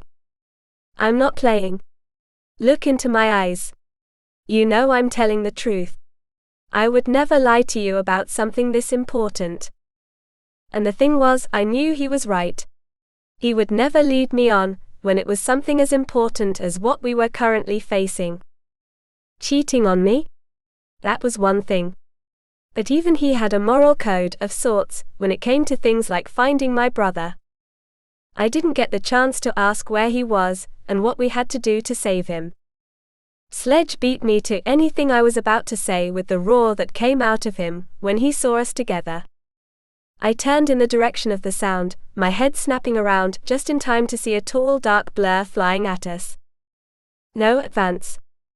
Sledge's claws were extended, his fangs bared. He was ready to tear Vance into pieces. Except Vance wasn't simply any vampire either. He was equally as strong as Sledge and twice as fast. Sledge had a lot of muscle and bulk, but it made him slow. After Vance hit the wall Sledge threw him into, he seemed to bounce off it and throw himself against Sledge. It was like that for a while as they flung each other back and forth, breaking tables and chairs, punching holes in walls, sending plaster through the air as they cracked the concrete of the floor. Stop this. Now? I mean it. We don't have time for this. I might as well have been talking to myself. A group of 24 vampires returned when they heard the noise. Who could have missed it? They bared their fangs as soon as they saw it was Vance, a vampire from another clan, who fought with Sledge. No. This isn't happening. I pushed them back, into the tunnel. I'll take care of this. I closed the doors, then closed the doors around the rest of the room to shut out anybody else who thought they'd join in the fight. I had enough problems. I jumped up on the table again, the only table they hadn't yet broken. Stop this. I bellowed, and my voice carried over the room. I could be good and loud when I needed to. I had to be, in a family full of boys. Being able to make myself heard meant I didn't get completely ignored while growing up. They stopped, both of their heads turning toward me. I wondered if they knew how ridiculous they looked, tangled up together on the floor, scratched and bleeding and panting like animals. I want you to get off each other and move to opposite sides of the room. Now before I call the others in here and let them deal with you. I think you'll like it better this way. They shoved each other a few more times, but only half-heartedly. They both wanted to get the last word in, so to speak. I rolled my eyes as they separated. I swung around to Sledge. Okay. I don't know why you think you can keep doing things like this. Me? He pointed to himself, still breathing heavy. Are you kidding? No, I'm not. And if you knew me at all, you would know I'm not. I walked to him and put my hands on his shoulders. Like I said, we had 2 dates. That was it. We're not a couple, Sledge.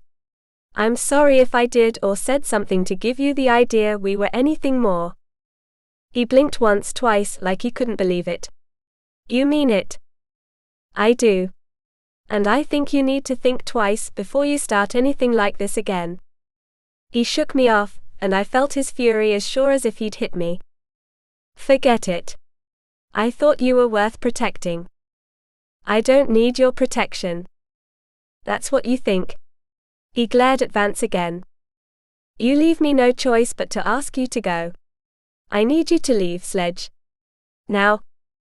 He looked at me one more time, searching my face.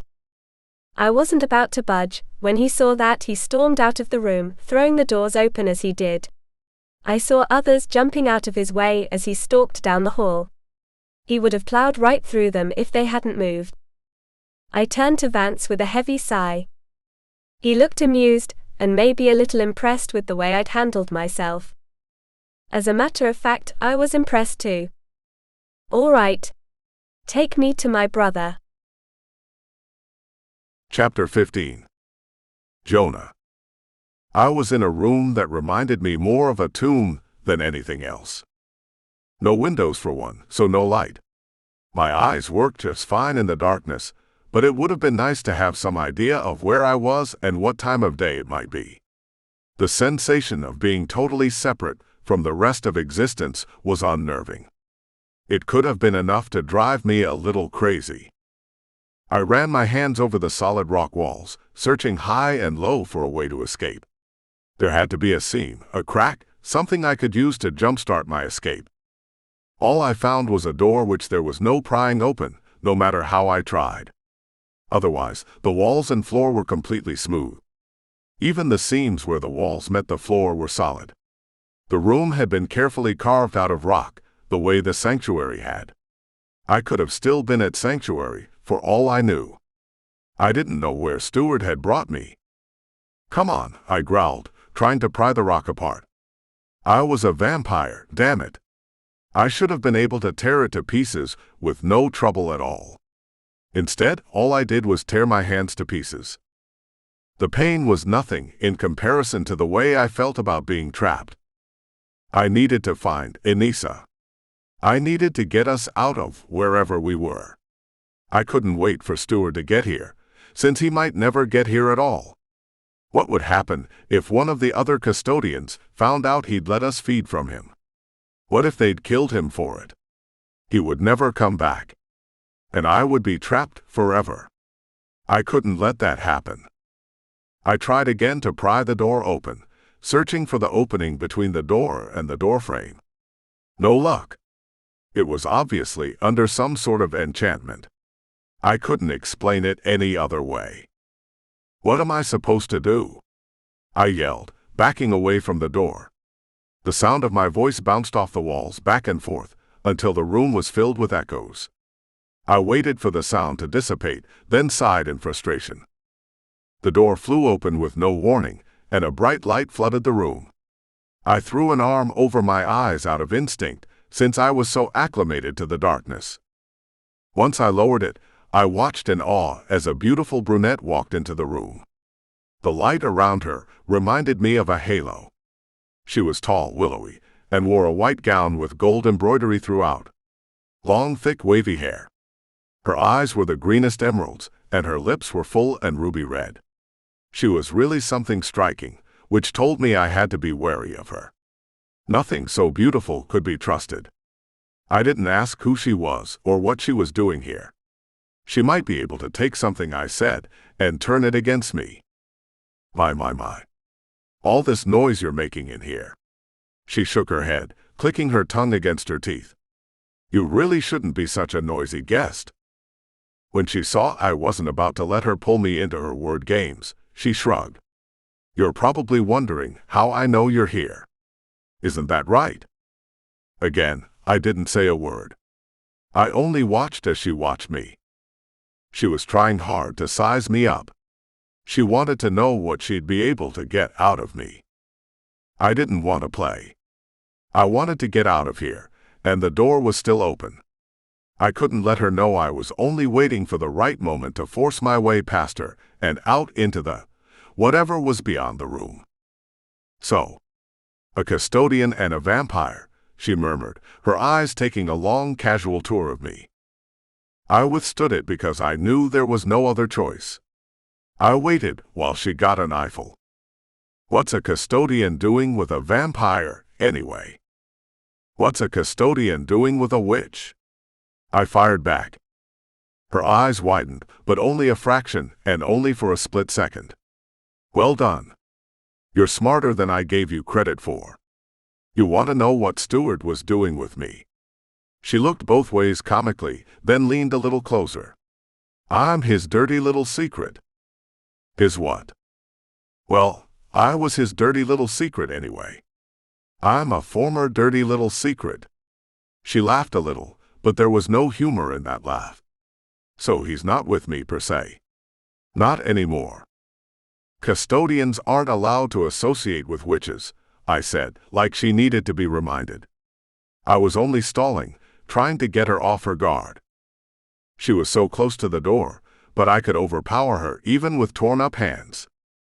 They're not allowed to associate with vampires either, but here you are.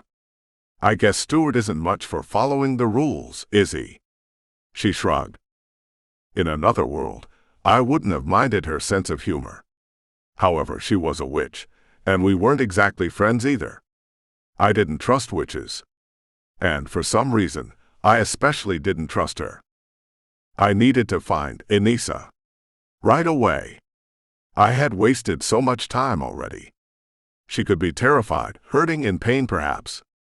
I couldn't let that keep happening. She needed me.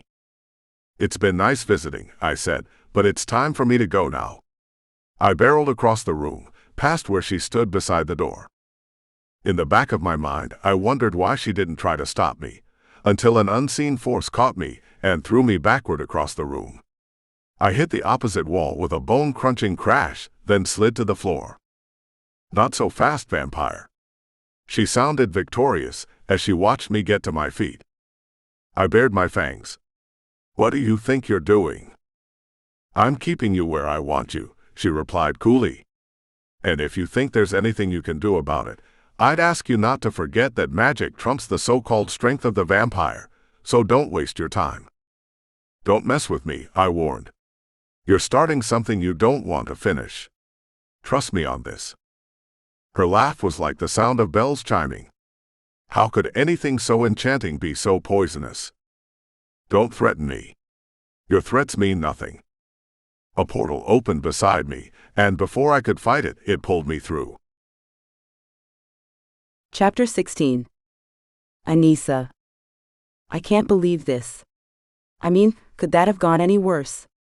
I paced back and forth, while a very unconscious steward laid on the ground at my feet. You've already said that many times. Alanic raised a brow. I'm aware of that, thank you very much. I don't need you to tell me how many times I've said something. It's not helping things, so why do you keep saying it? Because it's better than screaming or wringing your neck, I muttered. You could try. Already, Alanic and I were fighting like brother and sister. I wondered if he saw the irony there. It could have been he didn't know what siblings sounded like when they argued, since he didn't know what it was like to have one. He didn't have Sarah or me in his life. Here. Alanic tore a strip of cloth from his robe and handed it to me. There's a brook nearby. I hear it. And I knew what he meant too. I wet the cloth in the brook, then returned to wipe Steward's face with it. Steward didn't flinch. No reaction at all. Boy, I muttered. You really did a job on him. I thought I was doing it to help you, Alanic reminded me. Why did you? I asked. I mean, he's a custodian, like you. Why would you attack him like that? I did it for you, of course. But aren't you risking an awful lot? We don't really know each other. But we share a mother, he said, and his voice was softer than I'd ever heard it. I feel like I owe it to her. I know she would want me to help you. His words touched me deeply. Thank you for that. I know I haven't genuinely thanked you yet. But thank you. You're welcome. An uncomfortable silence stretched, filling in the empty space between us. In that silence was a million questions. 1.5 million. I wondered if he would ever tell me what I needed to know. It couldn't have been easy for him, knowing I was there, maybe even on our mother's mind when she was with him. Nothing could have been easy on him, especially being half vampire, since the custodians didn't associate with vampires. I know you want to know more about her, he uttered. You need to stay out of my head. I wasn't in your head. Not like before anyway. It was more like, well, I just know you want to know. I'd want to know too. Besides, you're slightly single-minded. You don't let things go until you get what you want. Is that something our mother told you? No. It's something I figured out about you pretty quickly. I see. I needed to stop asking him questions about her, especially questions which involve me. Why don't you feed from me? It'll give you all the answers you need. The thought was a tempting one, extremely tempting. I wanted to know more than anything. Then I remembered what it felt like to feed from Steward. What an unnerving memory. I would have to go through that again. Can't you tell me? The short answer is no. It would take too long. You'll be able to see and understand more by experiencing my memories, and not merely my memories, but the shared memories of all the custodians. I see. It made sense. I wanted to know more about what happened after the Great Fire, especially. And why she decided never to come back to me, which hurt a lot more than I wanted to admit to myself. Why wasn't I enough for her to come back to? Sure, she had her reasons. She must have. But wasn't I reason enough to at least send word to let me know she was alive? All right, I decided. I'll do it. He offered me his wrist, and I took it in my hand. I was much smaller than him, and his hand dwarfed mine. I looked up at him, and he nodded once. I was about to feed for the second time that day, or maybe the third, since I didn't know exactly when I'd fed from Steward in relation to the present moment. I bared my fangs and sank them into his wrist. The first rush flooded me, almost like a wave crashing through me and filling me with a blast of euphoria. It took concentration, all I had, to keep from losing control and drinking deep to make the feeling last as long as possible. The memories came quickly, flashing past my eyes as I drank. There she was again. My mother. Our mother. She was burned almost beyond recognition, and clearly in terrible pain. Every movement was almost enough to send her into convulsions, but she crawled anyway. And kept crawling. The sun burned her worse than the fire had, and she searched for cover in vain. A custodian came to her rescue. His robes were a giveaway. He carried her into the sanctuary, where he laid her down and allowed her to feed. Her burns were deep, so deep. She fed, and as she did, the custodian shared memories with her. Years passed. She looked healthier, her skin as healed as it could be after she'd suffered the way she had. And her skin changed too. She no longer had the same pale skin all vampires shared. It darkened the longer she fed. She was never as dark as the rest of the shades, but she was still markedly different than I remembered her. I saw her take the custodian who'd helped her as a mate. She loved him. I could feel it. And he loved her. She was his secret, and he had protected her for so long. She would be dead if it weren't for him. So they were in love, and they had a baby. Alanic. She loved him too. She was good to him, even if he had to stay hidden the way she did. After all, a surprise baby wouldn't have worked. He would have given them away. He'd grown up there in the sanctuary, barely allowed to interact with the others. Mom loved to sketch. That was one thing I remembered about her, the art she used to create. She created sketch after sketch of little girls. Me and Sarah. I wished I could wrap my arms around her and hug her, and tell her I was thinking about her too. That I missed her. I pulled away from Alanic, unable to see any more. Tears streamed down my face. She'd thought about me and Sarah.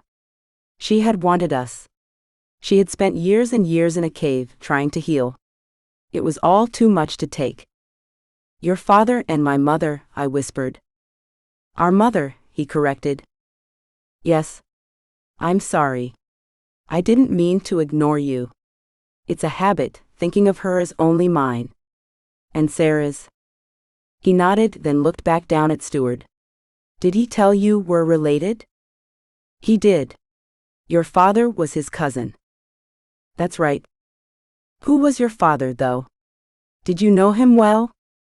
He shrugged. As well as I could, considering I wasn't supposed to exist. I'm sorry for that. I sort of know how that feels, at least a little. None of the vampires in my clan accepted me, since I wasn't full blood. And at least he had my mother to love him. I didn't have anybody but Sarah. I couldn't say that out loud. My grandfather is leader, and that leadership would have gone over to my father. Where is he? He's gone. I see, I whispered. Does that mean you'll be the leader one day? Funny you should ask, he sneered. No. My grandfather would never hand over leadership to a half-vampire. He hates me. There are even a few in the sanctuary actively against my letting. Oh. I didn't know what else to say. We had more in common than I'd originally thought. We sat in silence for a little while, before another pretty obvious question sprang to mind. Do you feed? I mean the way I feed. He shook his head. I have fangs, he explained, and he bared them for me. It was disquieting, seeing a shade with fangs. But I have no bloodlust. I can survive without it. I nodded. Being a half-blood. It's not easy. You never feel like you fully fit in on one side or the other. I know. Like I said, I've felt that pain. I always wondered why the rest of my clan shunned me. I wondered why I was a little different from the rest of them. Now I know it was because of my Fae blood. And my father, well, he expects me to relinquish all vampire ties and join him. Like I could ever forget half of myself. Something occurred to me. Our mother. When she drank your father's blood. Stuart said it changed her. I saw the way her skin tone changed. Did anything else change? You mean, was she still a vampire? Right? He waited a long time before answering, and I held my breath in anticipation. No, he finally replied in a quiet voice. She would never stop being vampire, you understand, but after feeding from my father for so many years, his blood changed what she needed. The way I'm still half vampire but have no need for blood. It was the same for her. I felt a sadness I couldn't describe. I didn't know why I should be sad. My mother had survived. She hadn't only survived but had found love again. And she'd had a baby to love too. But she'd lost part of herself in the process, and she'd lost her daughters. Why didn't she ever reach out? I knew it was something Alanique's memories could never show me. She must have had a reason, deep down in her heart. For some reason I thought of Gregor, my father and leader of the Fae. My heart ached for him too. I needed a parent. I had so many feelings to process, and yes, I knew I was old enough to deal with them on my own. I shouldn't have needed their guidance, but a little advice and understanding would have been nice. I'd never felt so alone. I missed Gregor. It was so strange. How could I miss somebody I barely knew? But I did. I wished I hadn't shut him out. I was sure he'd be too angry with me to ever accept my apology. Too angry and too disappointed. I opened my mouth to tell Alanique how I felt, but when Stuart sat up and lunged for Alanique, anything I would have said was lost to the melee that ensued. Chapter 17. Anissa. Stop this. I fell backward from where I'd been crouching beside Stuart, pushed aside when he went for Alanique's throat. Just as I had threatened to do not long before then. I watched as they scuffled, rolling back and forth across the ground, grunting and growling and hurling what I was sure was curses in another language at each other. Stuart did most of the cursing, really. I could only imagine how furious he was. Stop, I said. I took my life in my hands by throwing myself between them. Please. We don't have time for this. Settle it later. I got up, brushed myself off, and was deeply relieved when the other two followed along. Where's Jonah? I asked Stuart. Please. We have to get to him. He nodded while rubbing the back of his head. You're right. I'll take you to him, but we need to port. Okay. Let's do it. Poor Jonah. He'd been waiting for so long for me. He had to be frantic by now. I need to use a spirit walker in order to take you there. Ha. Not a chance. I folded my arms. Excuse me? Have you already forgotten what happened the last time you tried to use a spirit walker on me? I asked. That's what got us into this situation, you with a lump on the back of your head. I can't just take you there. I don't want to run the risk. I rolled my eyes. I know. You can't run the risk of my running away or doing something I shouldn't. While I don't blame you for not trusting me, I need you to believe I don't do things like that when the stakes are this high. I wouldn't do anything to jeopardize Jonah right now, or your security. I swear. I'll bring her with me, Alanic offered. I'll take care of her as we cross over. You don't have to be concerned. Steward shot him a deadly look. We have a lot to settle. I know we do, but like she said, this isn't the time. Steward let out something between a snarl and a sigh. As you wish then. He opened a portal there in front of us. It shimmered and shone, and I wondered what it must be like to have such power. To be able to open a portal anytime, anywhere, leading any place. Come. My heart took off at a gallop as Alanic pulled me under his cloak, pressing me close. I wrapped my arms around his waist and went with him, stepped as he stepped. Just like that, the sounds of the forest were no more. No owls, no crickets, no bats. No breeze in the trees. Nothing. And no light either. Alanic pulled his cloak away, and I found myself in a room as dark as it had been under the cloak. The room was also empty. No Jonah. Where is he? I looked from one of them to the other. I thought he was here. You brought us here and said it was where Jonah was. Enough, Steward said. Enough. I need to think. He was angry. Deeply, deeply angry. I could feel it around him, like he wore an aura of anger. He walked to the open door carved into one wall, then turned around. His face was set in tight, rigid lines. I glanced around again, taking in the walls, their smoothness. Almost supernaturally smooth. Who created it? How long ago was it created? And why did he choose this place of all possible places to store Jonah while he searched for me? I could imagine Jonah in there, all alone, wanting to find me but being trapped. What do you think happened? Alanic asked. I don't know. How should I know? I left him here because I knew he would be safe here. No one ever comes here. It's all but forgotten. A high-pitched laugh, one which reminded me of the chiming of bells, rang throughout the room. But instead of making me smile, it sent a cold chill down my spine. I turned to find where it had come from, and saw Steward already knew. He stood at attention, every muscle in his body tight. What are you doing here? Steward muttered. He wasn't talking to me. He was talking to the tall, willowy brunette who stepped out of the shadows. She was beautiful. Stunning, actually. Her eyes glowed like green fire. They reminded me of Steward's in a way. Her ruby-red lips curved into a smile as she walked to him. Hello to you too. She ran a fingertip along his jawline. He growled dangerously before he recoiled like her touch burned. Where's Jonah? What have you done with him? She didn't answer his question, probably because she was too busy looking at me. I felt her eyes burning into me, sizing me up. She had hurt Jonah. I was sure of it. I glared at her, willing her to make a move if she thought she was strong enough. I might not win the fight, but she would remember me. Who's this? She asked, pointing at me. My replacement? Replacement? Suddenly, the finger down his jaw made sense. And I lost control. I don't know why. It might have been because she wasn't telling what she knew.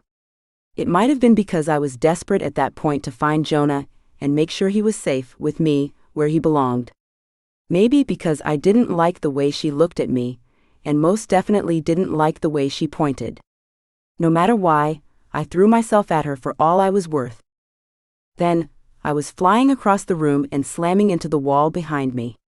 I never reached her before she cast some sort of spell. She was a witch, without a doubt. I didn't care. Instead of cowering against the wall the way she obviously wanted me to, I lunged at her again. This time I intended to rip her throat out if I had to. I must have taken her by surprise, because I managed to get my hands around her neck.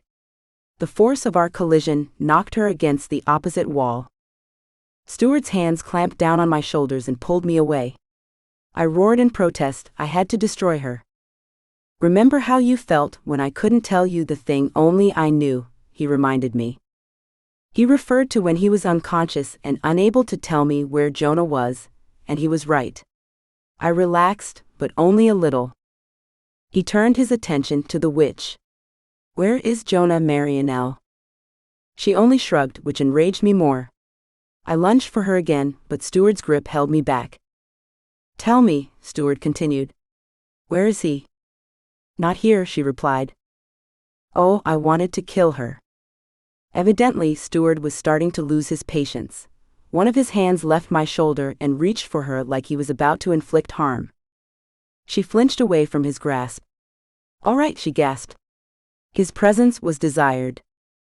"That's all?" I asked after she fell silent. "His presence was desired? That's not an answer, you disgusting bitch. And you know it.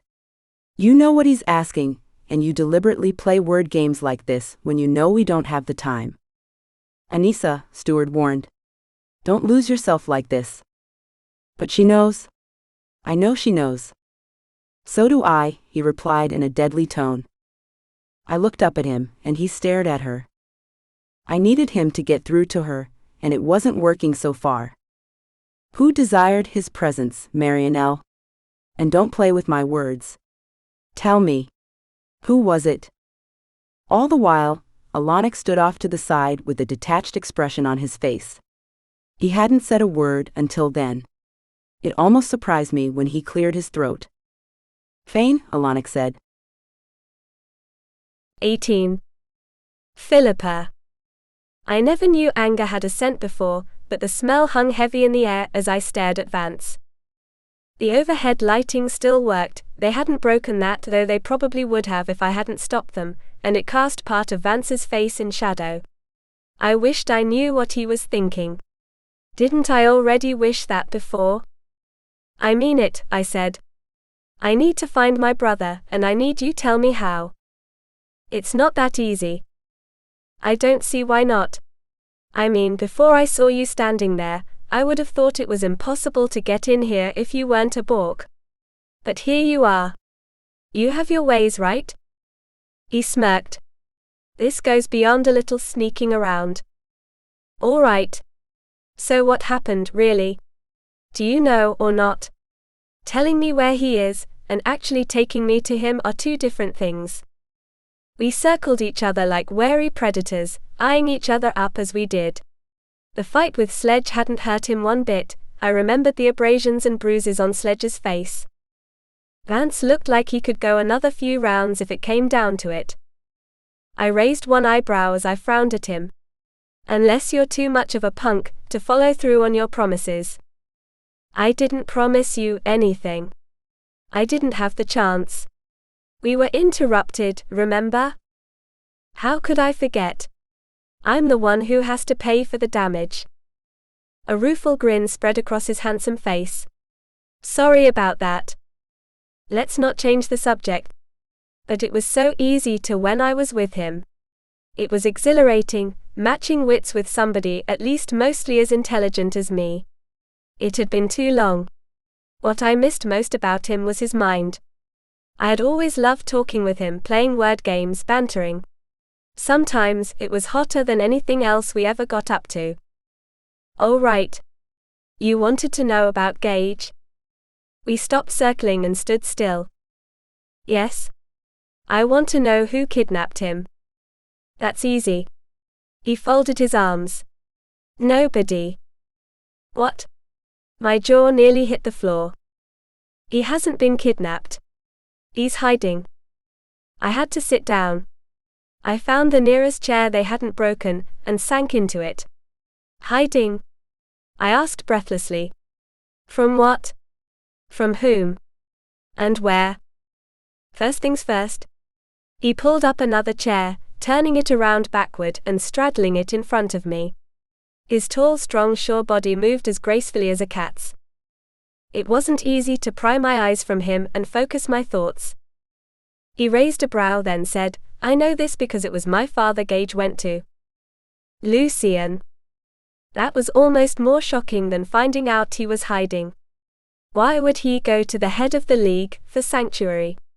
What had he done? Or what was he afraid of having done to him?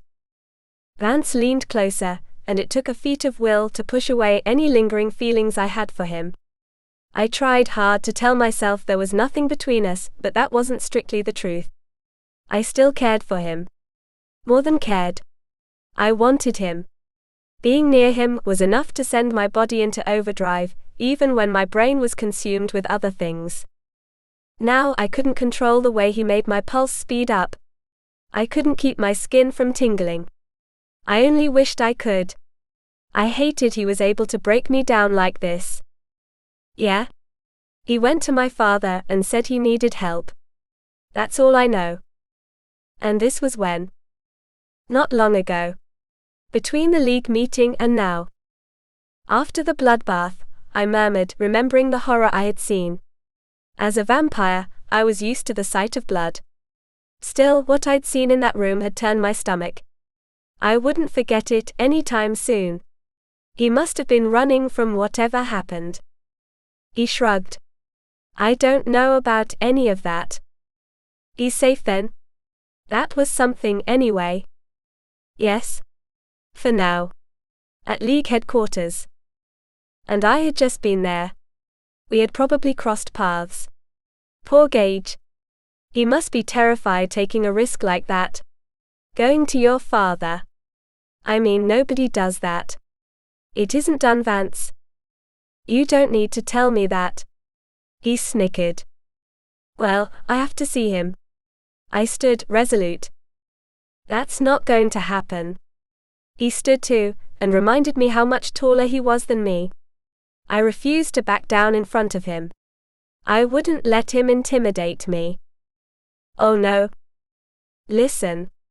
This is great and everything, the way you want to save your brother, but it's not a good idea. If I lead you to him, my father will know it was me who did it. Oh, and you wouldn't want to get your father upset, would you?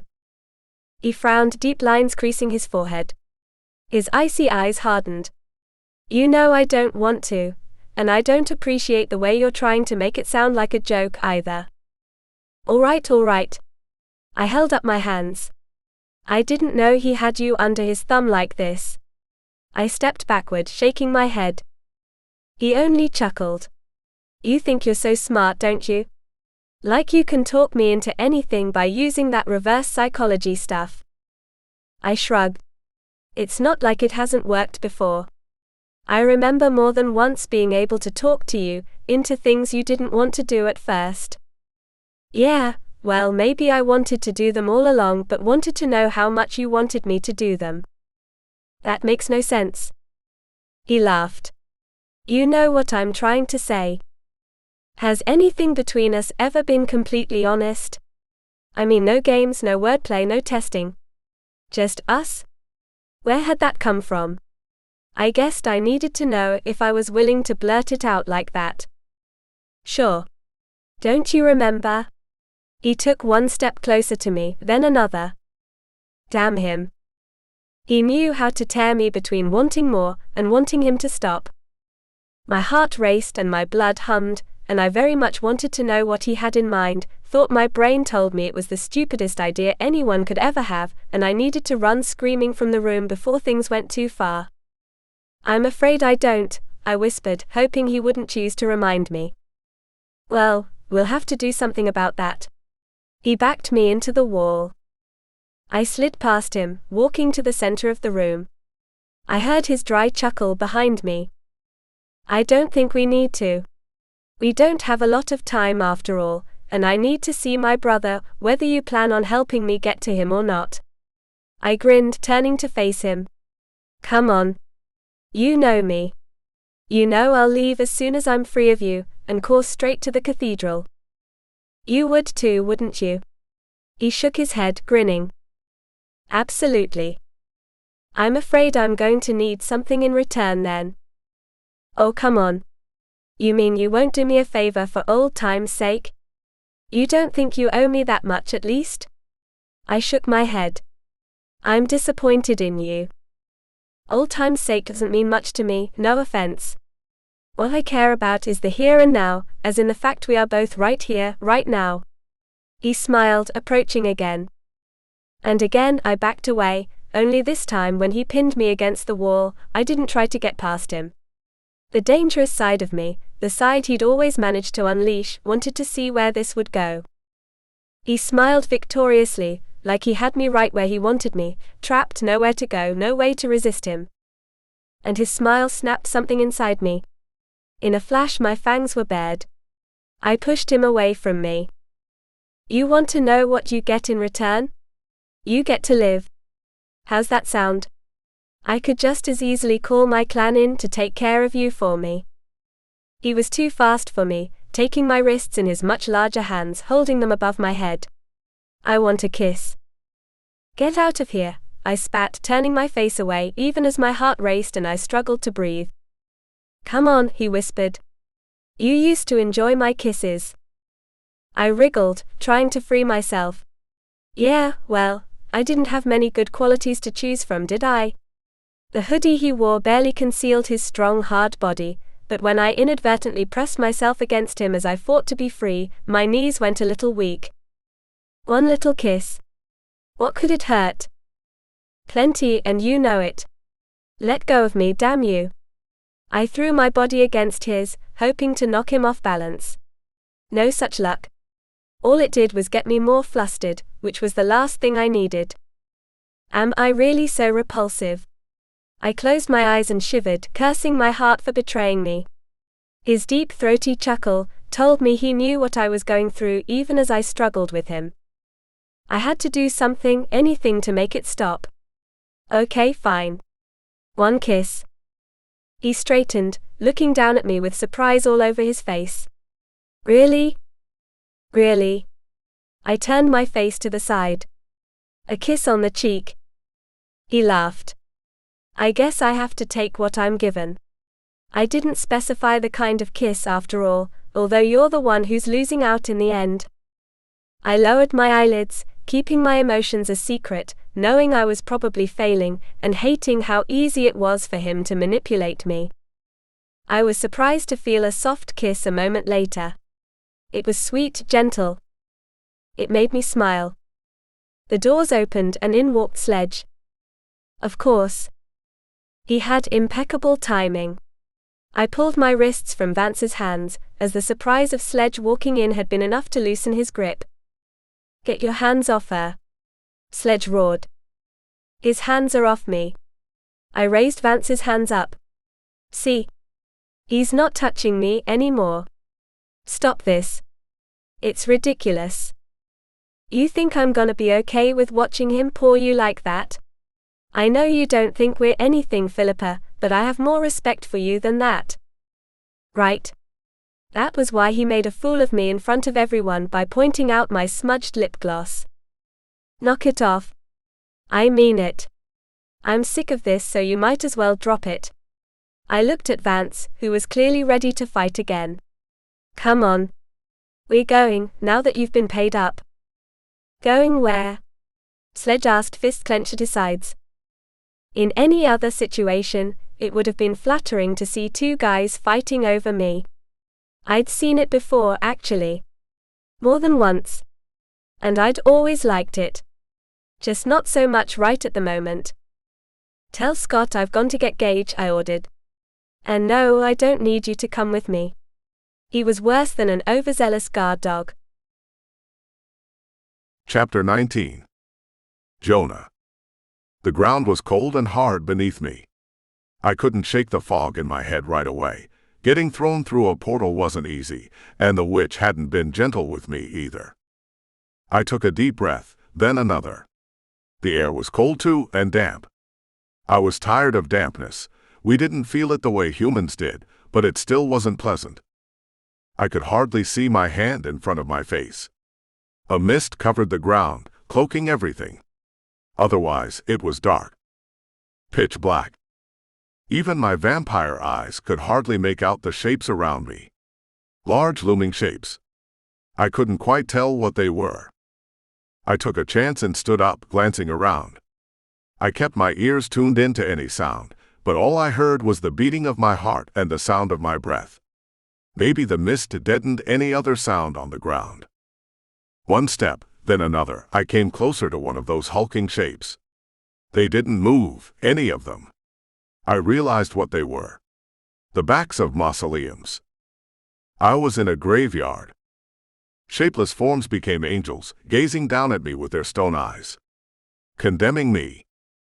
I made out the tops of headstones, the iron doors of one family crypt after another.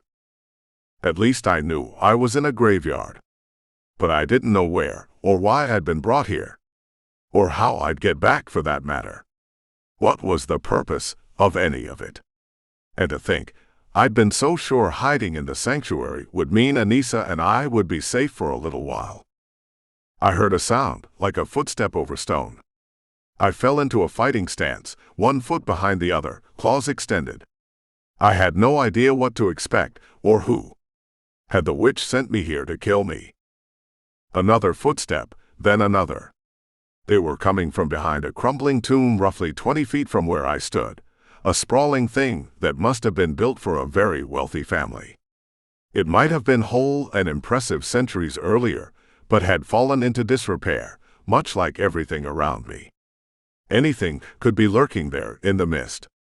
I readied myself for whatever was coming. When I saw exactly what was approaching, I let out a shuddery breath. It felt like I'd been kicked in the stomach by a horse. All the air left my lungs. I felt sick. When I was finally able to speak, I said only one word to the man who'd stepped out from behind the tomb. You. The word echoed off the walls of the other tombs and monuments, almost an accusation. You. He nodded in the darkness. Son. I couldn't believe my eyes. He didn't appear much older than he had when I last saw him. Of course he wouldn't. We didn't age quickly after all, and I only looked a year or two older in human terms than I had on the day my parents disappeared. All those years ago. Wondering where he was. No answers, no clues, nothing. Hoping for the best, but only able to believe the worst. After all, wouldn't a parent let their child know he was still alive? I'd let go of hope a long time before then, needing to take over and lead the clan. I couldn't lose myself in worry and doubt, could I? What happened? I managed to sputter, reeling a little, swaying on my feet. His appearance gave the impression he'd been through a war. His eyes were tired, lined. That was what had changed most about him, I decided. He'd always been so youthful, both in his smooth young face and his shining eyes. Those eyes didn't shine or twinkle as he stared at me. It's a long story, he murmured. Like that was enough of an explanation. It wasn't enough, not at all. Nothing would ever be enough to fill all the emptiness he'd left. And Mom. I couldn't help hoping again. If he was here, she might be too. But he shook his head, eyes lowering a little. Fresh pain pierced me, as real and raw as it was the day they disappeared. It was like losing her all over again, the confirmation she was really gone. She would never come back. Knowing I would never see her face again, never see her smile, was like a knife in me. A white-hot knife, silver, burning me from the inside out. I took a deep breath, closing my eyes for a second to steady myself. There was too much to ask, too much to learn, to let myself fall into despair. Would you like to tell me where you've been all this time? Do you think I deserve to know? I looked him over. He wore a long gray coat, or maybe it wasn't gray, but it appeared that way in the near-perfect darkness. Underneath was a button-down shirt that had seen better days, and a pair of those cargo pants with all the pockets that humans love so much. Leather boots on his feet, battered, dirty. He emanated a power I didn't remember him having. It was almost tangible. What had he been through? Where had he gone? Not that you don't deserve or didn't deserve. His voice was still the same, wasn't it? That same evenly measured tone. The same warmth. Yet, I heard fatigue in it too. A soul-weary exhaustion. It's only that I was trying to protect you. Protect me. From what? From whom? Things you didn't need to know about. Things I would still rather you not know about, only my hand has been pressed. I've had no choice but to reach out to you, though I can't afford to be found. He shook his head. I couldn't afford to let you know anything about me. It would put you in jeopardy. About you.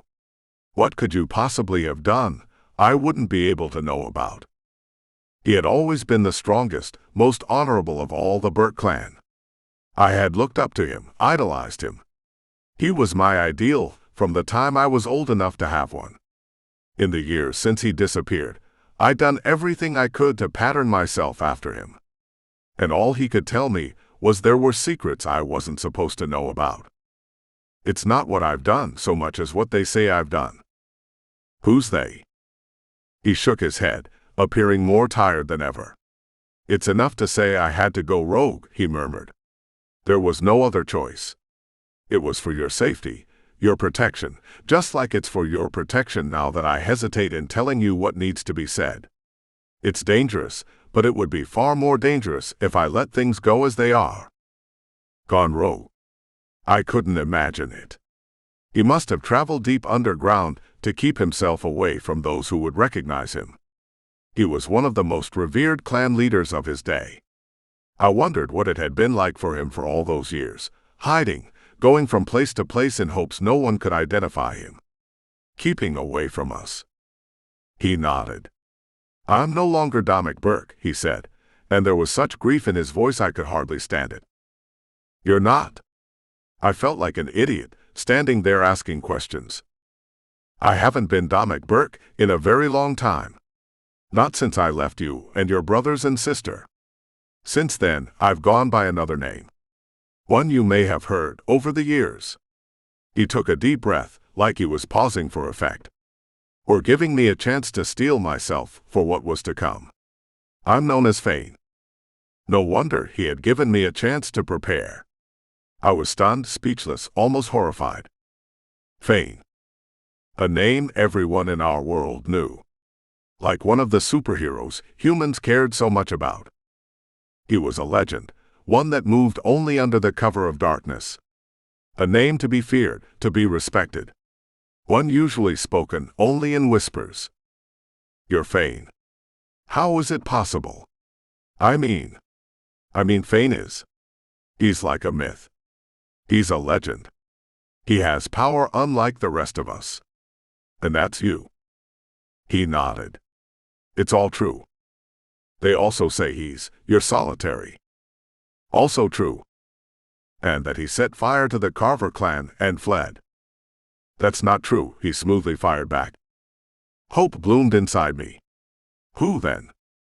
Someone who set the fire, then pointed an accusatory finger in our clan's direction. His voice was tinged with the pain of betrayal, though so many years had passed. I couldn't make sense of it. They still think we did it. So, why did you have to flee? I mean, we've survived the accusations. No, we're not allied with the Carvers, but if I had stayed, you wouldn't be in the position you're in. Trust me. He sighed, leaning against the crumbling marble. If your mother and I had stayed, the entire clan would have been in trouble, but especially you kids. I couldn't let you suffer that sort of danger. Your mother and I had to leave. There was no other choice. He stared off into the distance, almost as if he could look into the past. Elena didn't want to go away, but she knew, no matter the pain it caused her, there would be more pain if you suffered because we'd stayed. She wanted to leave word too. I did as well. But there was no way. Any clue we gave you as to our whereabouts could have led to us. And it could have put you in danger. What about years later, once everything calmed down? I could see wanting to stay away while the fire was still a fresh memory, but now. You couldn't have sent word, reached out somehow, to let us know you were alive. I was desperately glad he wasn't dead, nothing would change that, but I couldn't get the pain and the relief to coexist peacefully. The pain kept coming back, along with memories of aching for my parents every day, my imagination going wild as I pictured what might have happened to them. Nothing in real life could have been worse than what I held in my imagination. If anybody knew I was alive, there would have been trouble. Deadly trouble. It was better for everyone to think I was dead. If I was alive, you would all be perceived as threats. I don't understand. If it was known I had survived, others might think I could work through you. That I could lead the clan through you.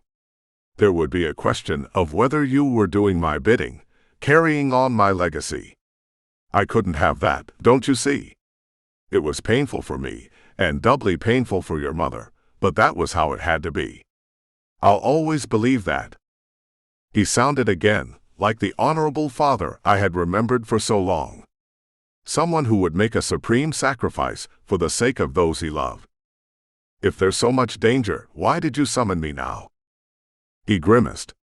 I was tempted when I first heard of the tension brewing between you and your brother. How was it that, even after so many decades of existence, and so many of them without my father, I could still feel guilty when he used that tone of voice? The disappointment was almost palpable. He continued. And then again, I heard you'd left your rightful position and gone rogue yourself. He shook his head. That was very foolhardy.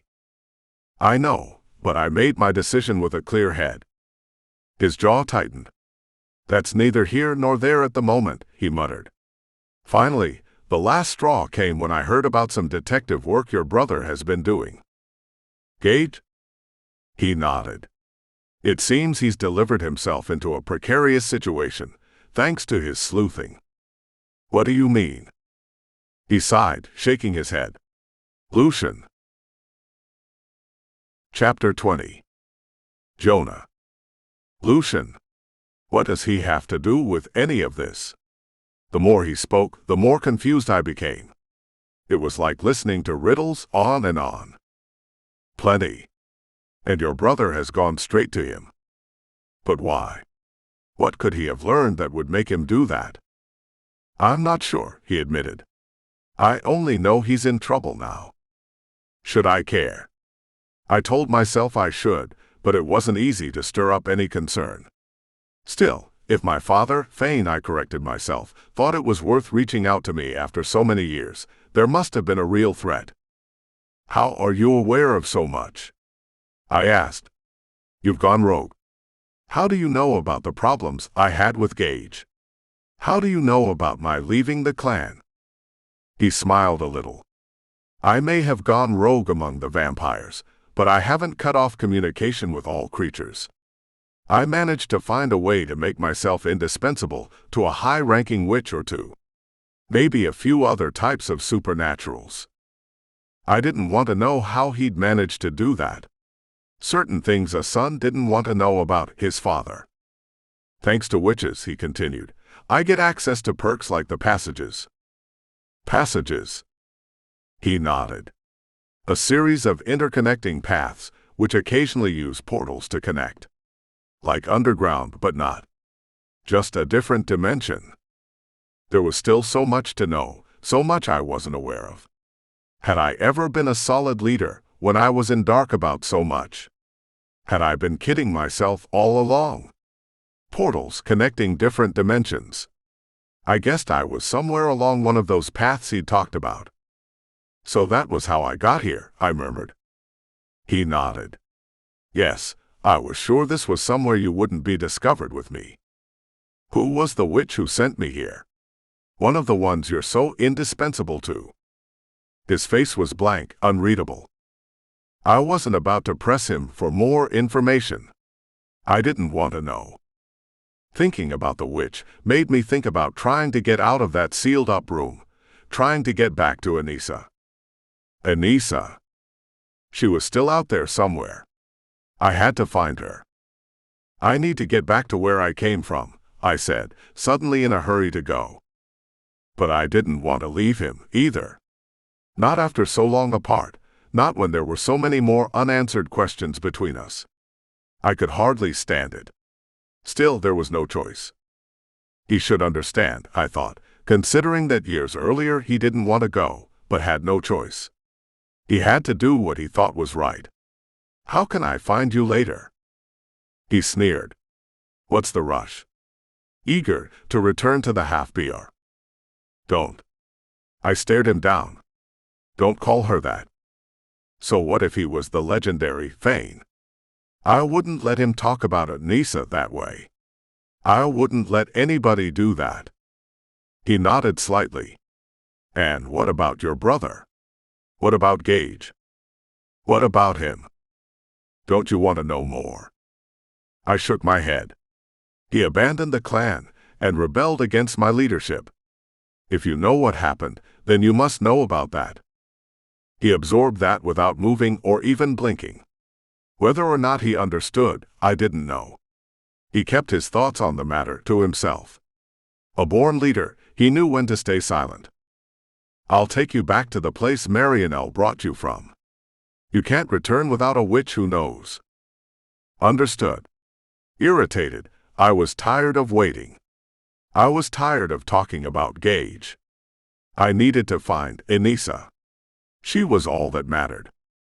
A small smile played along the corners of Fane's mouth as he threw a portal, quicker than I could see him do it. It was so close to me, I didn't have to move in order for it to pull me in. I didn't get the chance to say anything to him. Not even goodbye. In the blink of an eye, I crash-landed in a dark room with stone floors.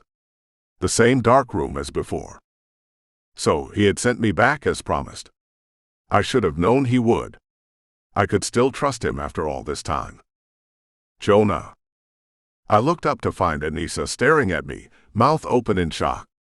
I got to my feet and took in the sight of not only her, but also Stewart and the witch, Marianelle, Fane had called her. I had to remind myself to think of him that way. He wasn't my father. He was Fane. And then, standing nearby, there was Anissa's brother. All of them together. But Anissa was the one I focused on. And the first thing I noticed was how terrible she looked. Like she'd been buried alive. I hurried to her side. Are you okay? There was dirt all over her face and clothes. Her nails were filthy, packed with sod. There were leaves and small twigs in her hair. I picked a few of them out. Not only that, either.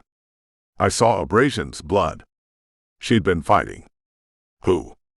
I berated myself for leaving her alone to take care of herself.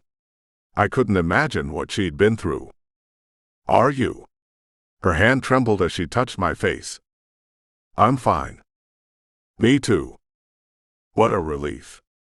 I could relax for the first time since she'd disappeared. Where were you? She asked.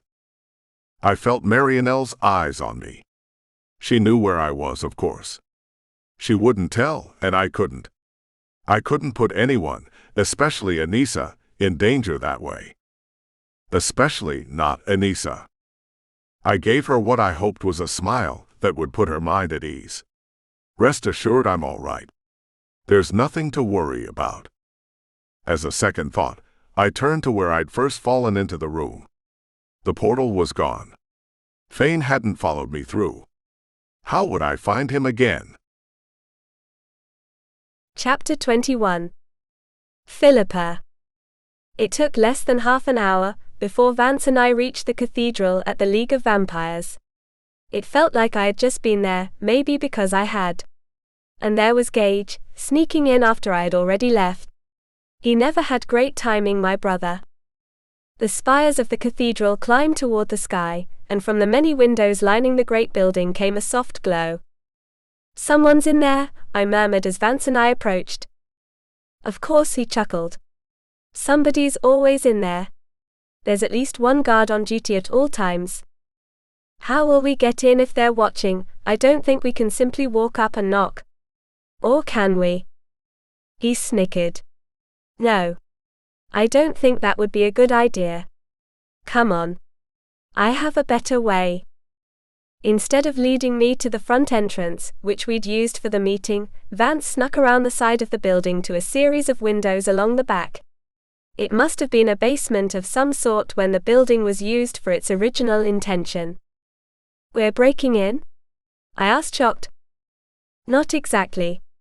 He bent down and with the tip of one finger, delivered a series of taps against the glass. As if by magic, the window swung open.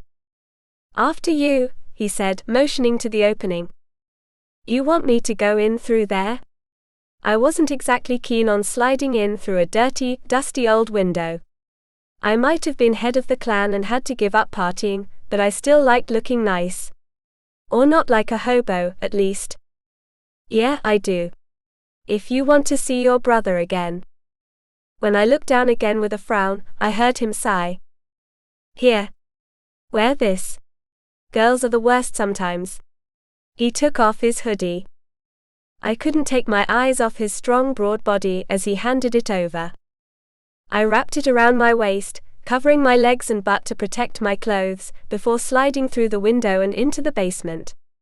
I heard Vance following me. There was a figure in the shadows, one I recognized. Gage? I rushed to him, nearly crashing into him as I threw my arms around his neck. I would appreciate it if you never did anything like this again. All right? He hugged me back, but it was brief. I felt the hesitation in him, and knew there was plenty for him to tell me. I turned to Vance, who waited by the window. I think Gage and I should talk alone, I murmured. He seemed annoyed, like he wanted me to thank him or at least give him the chance to hear what my brother had to say, but I didn't owe him anything. He climbed back out of the window. No, it can't be here. I don't trust this place. Gage glanced around. I wondered if he was becoming a little paranoid. He had a haunted look about him. Well, could I blame him? He knew he was in danger. Exactly how much danger only he knew. Where should we go? I whispered. Away. To the forest. Anywhere. He helped me out through the window, then followed me. We went far into the woods, miles away from the cathedral, until it was nothing more than a dot on the horizon. It didn't take long using our natural speed, though I was already weakened from coursing to the cathedral. All right, I said when he stopped. I think we're safe out here, don't you? I don't know where I'm safe, he admitted, fear in his voice. It felt like a hand clutched my heart and squeezed tight. What do you mean? What's happening? I took him by the shoulders, staring up into his face. I don't understand. You run off, and then you tell me you're afraid. Afraid of what? Why do you need to go to Lucien for protection? I stepped away, suddenly understanding more than I did before. What have you done that you need protecting? I didn't do anything, he insisted. Nothing except find out more than I should have. About what? You know I don't like it when you're cryptic like this. We don't have much time. He nodded. I know. So what is it? What do you know? He turned away, hands in his pockets. You know about my group? He seemed to shudder a little when he said it. Yes, I whispered. I saw it. So you know how vicious it was? I do. I would run too, if that happened to my group. I'm scared I'll be next. I don't blame you, but you can't stay here forever. What happens if you're discovered? What happens if Lucien doesn't want to involve himself any longer? I mean, if it's the Carvers doing this. He stiffened at the mention of the Carver name. I watched him closely and took note of the way he wouldn't face me. Why are you looking away? I'm not. You are. Turn around and face me then. When he didn't, I knew. You're holding something back, aren't you? No. Yes, you are. There's something you're not telling me. Maybe it's for the best that I don't. I growled. This is ridiculous. You're still a Bourke and you're still my brother, and I'm still head of the clan. I want you to tell me what it is you know. I'm tired of you keeping secrets and skulking around. All you're doing is putting the rest of us in a bad position by keeping things to yourself. Don't play the hero, telling yourself you're only doing it for my good. Because I'm not going to stop trying to help you. You should. You shouldn't be here. He glanced up at the sky, breathing hard. Too late. Now tell me. He waited a long time, but I would always outwait him when it came to getting what I wanted. I'm not here to get protection from Lucien, he finally admitted. Why are you then? He peered over his shoulder at me. I'm here to kill him. I gasped, throwing my hands over my mouth. Do you know what you're saying? I hissed, when I was finally able to speak again. Yes, I do. You're honestly telling me you're here to kill the head of the North American vampires? The most powerful vampire we know. The head of the League of Vampires? You're going to kill him? I was barely whispering, barely moving my mouth. No wonder he'd wanted to get so far away from headquarters before speaking with me. Yes. That's what I'm telling you. But why? I don't understand. I wrapped my arms around myself, suddenly much colder than the breeze sweeping over me. I felt alone in the middle of the barren trees, even with my brother there with me. No, you don't, and that's why it would be better if you didn't know. No way. You don't get to do that. I walked around him, looking up into his face. And stopped turning away from me. I need to know now. You can't say something like that and not explain why. I need to know you haven't lost your mind, Gage. I haven't. I'm saner than I've ever been in my life. So why then? Why? Because he set the Great Fire and blamed our parents. I took a step back. Would there ever be an end to the horror he was sharing with me? If this was what being clan leader was all about, he could have it. I didn't want it. No, I whispered. My mind refused to believe it. I couldn't entertain the idea of Lucien doing something like that to anybody, but especially not to my parents. He nodded, a grim smile on his face. That's how I felt when I first found out. I remember how horrified I was. I was sure he would never do anything like that. Not Lucien. Everybody loves and respects him, right? Right? It's an act. His smile turned into a sneer. He's evil, wicked. A liar. He uses others and manipulates them. But why our parents? I don't know, he admitted. I only know they're gone because of what he did. When it became clear he had framed them, they ran. They had to, don't you see? It was the safest thing for us, the kids. Did he kill them? I whispered, and tears sprang to my eyes when I thought about them. My handsome father. My beautiful mother.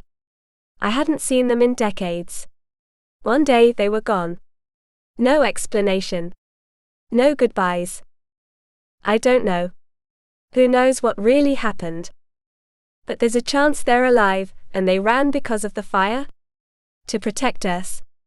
I couldn't help hoping. Like I said, there's no way of telling, but that's not the point. The point is, it was Lucien and it was a deliberate move. And I know he slaughtered my guys too, or sent the ones who did. He's behind everything, don't you get it? He holds all the strings and controls us all like puppets. He slammed his fist into his palm again and again. I have to do something. I need him dead. No, Gage. You must have the wrong information. Not only did I not want to believe Lucien, Vance's father, could have done it, but I didn't want to encourage Gage on what was nothing more than a suicide mission. There was no way he could get close to the great vampire, not with the way he protected himself. Lucien could see 3 steps ahead, everybody said. I didn't know if he could read minds or what, but he always foresaw danger and took steps to prevent it from touching him. I have the right information. Don't worry. How? How did you find out? No. You don't get to know that.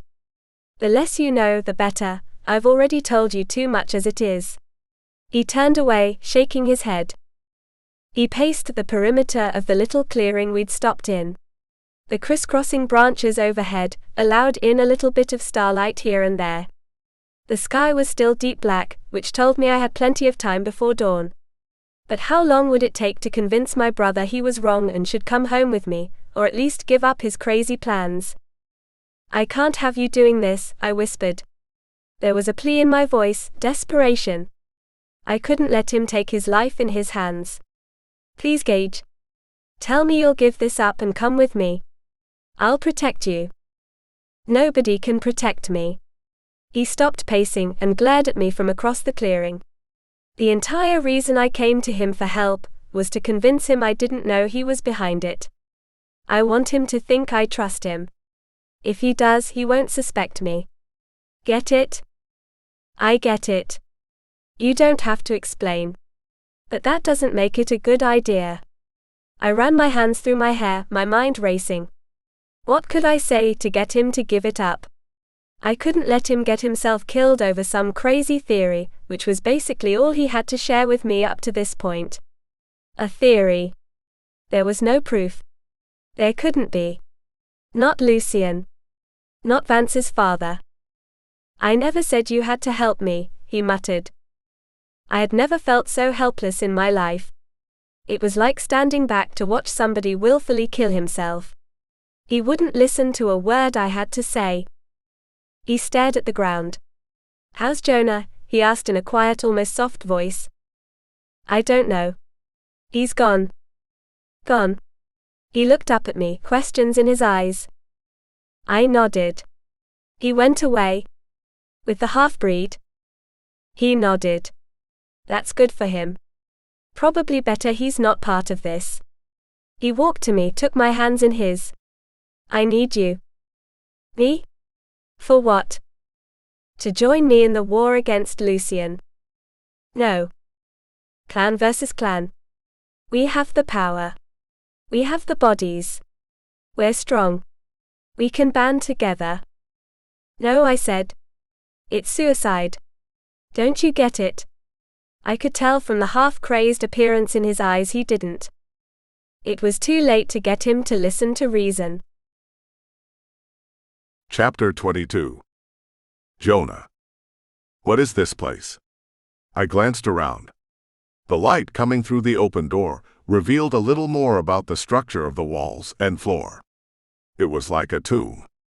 I shivered as I remembered the tombs all around me when I first saw my father again.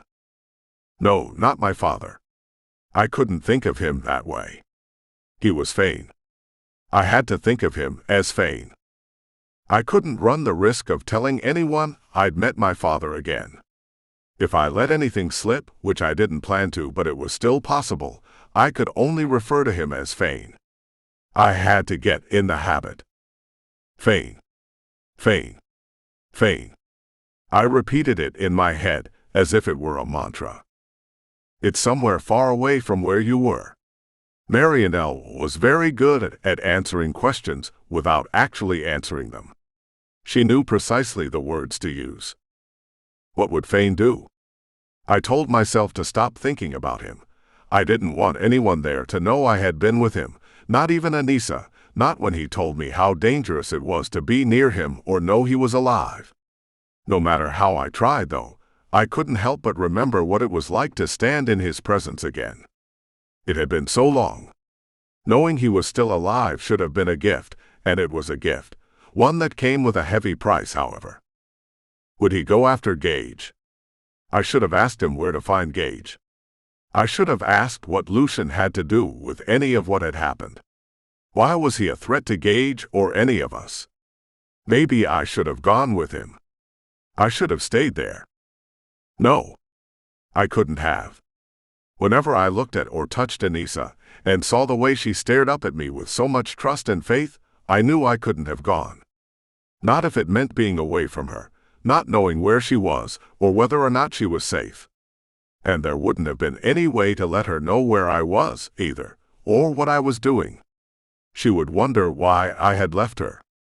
Talk about an unbearable situation. It would have torn me apart, and that wasn't the optimal mindset to be in when I was trying to help my brother. If he deserved my help.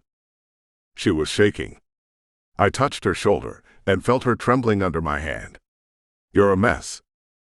Tell me something I don't know, she whispered, laughing shakily. Here. Let me. I picked the refuse from her hair. The grime turned her almost white hair to a dull brown before brushing off her clothes.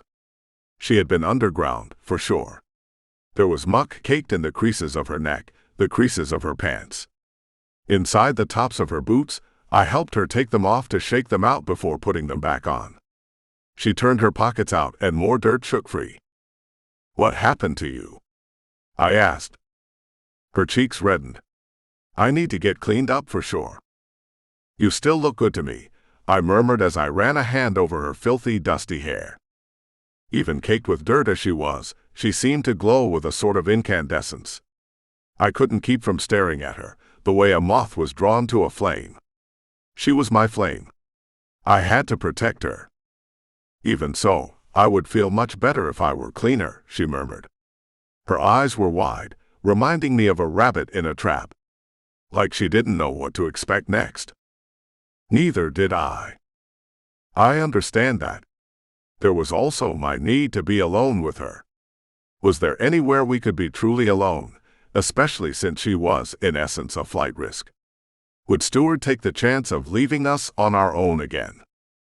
I noticed how cold he was toward Marianelle, and how much she seemed to revel in the way he looked at her. She was toying with him. I wasn't sure I wanted to know what was going on between the two of them. Regardless of what it was, he seemed a little distracted. And Alonic, well, I didn't know the story with him. Only that he seemed to hover around Anissa. I would have to keep an eye on him. What were his real intentions? It was clear Anissa and I had a lot of catching up to do, even after spending what was really a short amount of time apart. I especially wanted to tell her what happened on the other side of the portal. No, I couldn't tell her the specific details. Only that I had met the infamous Fane. She would know who he was. Everyone did. I would tell her Fane knew where my brother was, but that I hadn't had the chance to get the information from him before he transported me back to where I'd come from.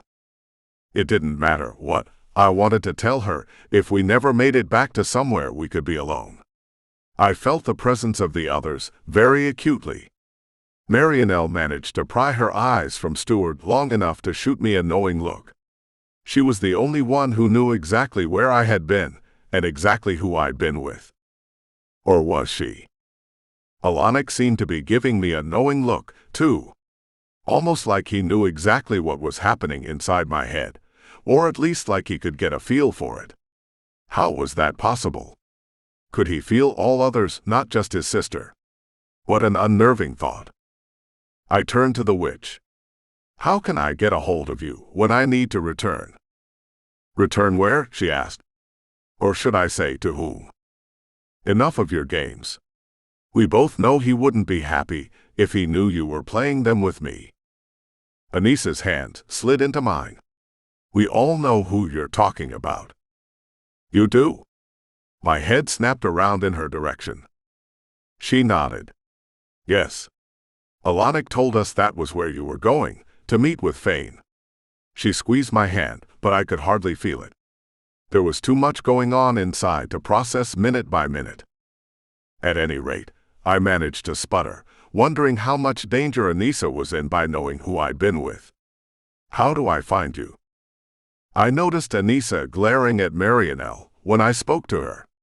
I could feel a seething anger rolling off her in waves, and her pulse raced. I felt it in her wrist pressed against mine. She was upset, beyond upset. I peered down at her, and she shot a pointed look up at me. I'll explain later, I whispered. Don't get ahead of yourself. I heard a rushing noise as I finished speaking, and when I squinted again at the space Marianelle had just occupied, it was empty. Only a tiny, fading dot of light remained.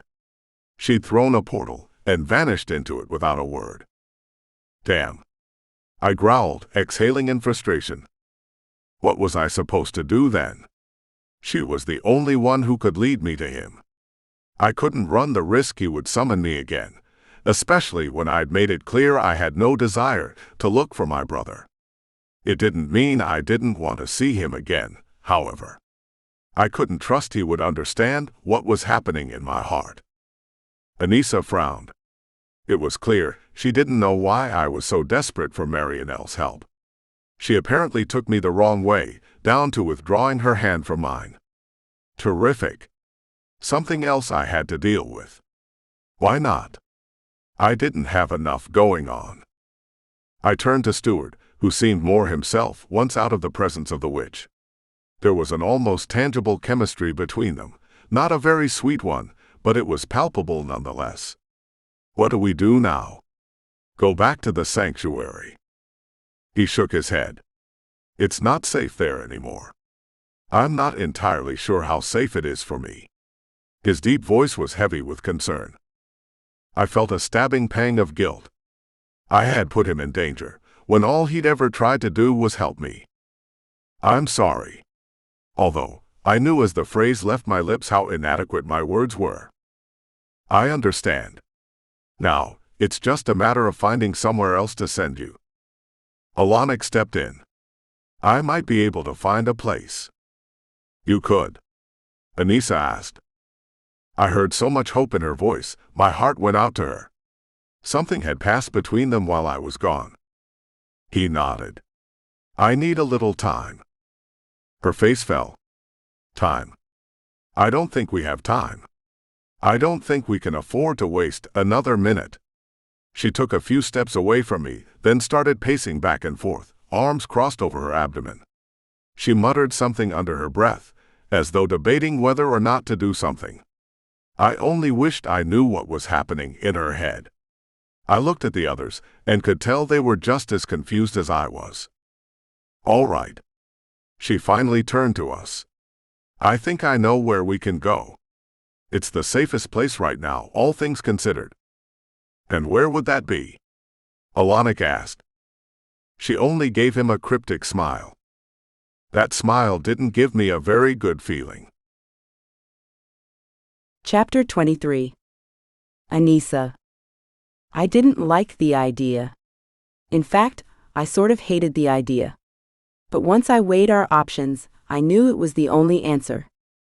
I turned to Stewart and Alanic. Both of them were waiting for me to say something. I wondered how it was possible for two beings to be so alike, yet so different. Then again, it was the same for any creature.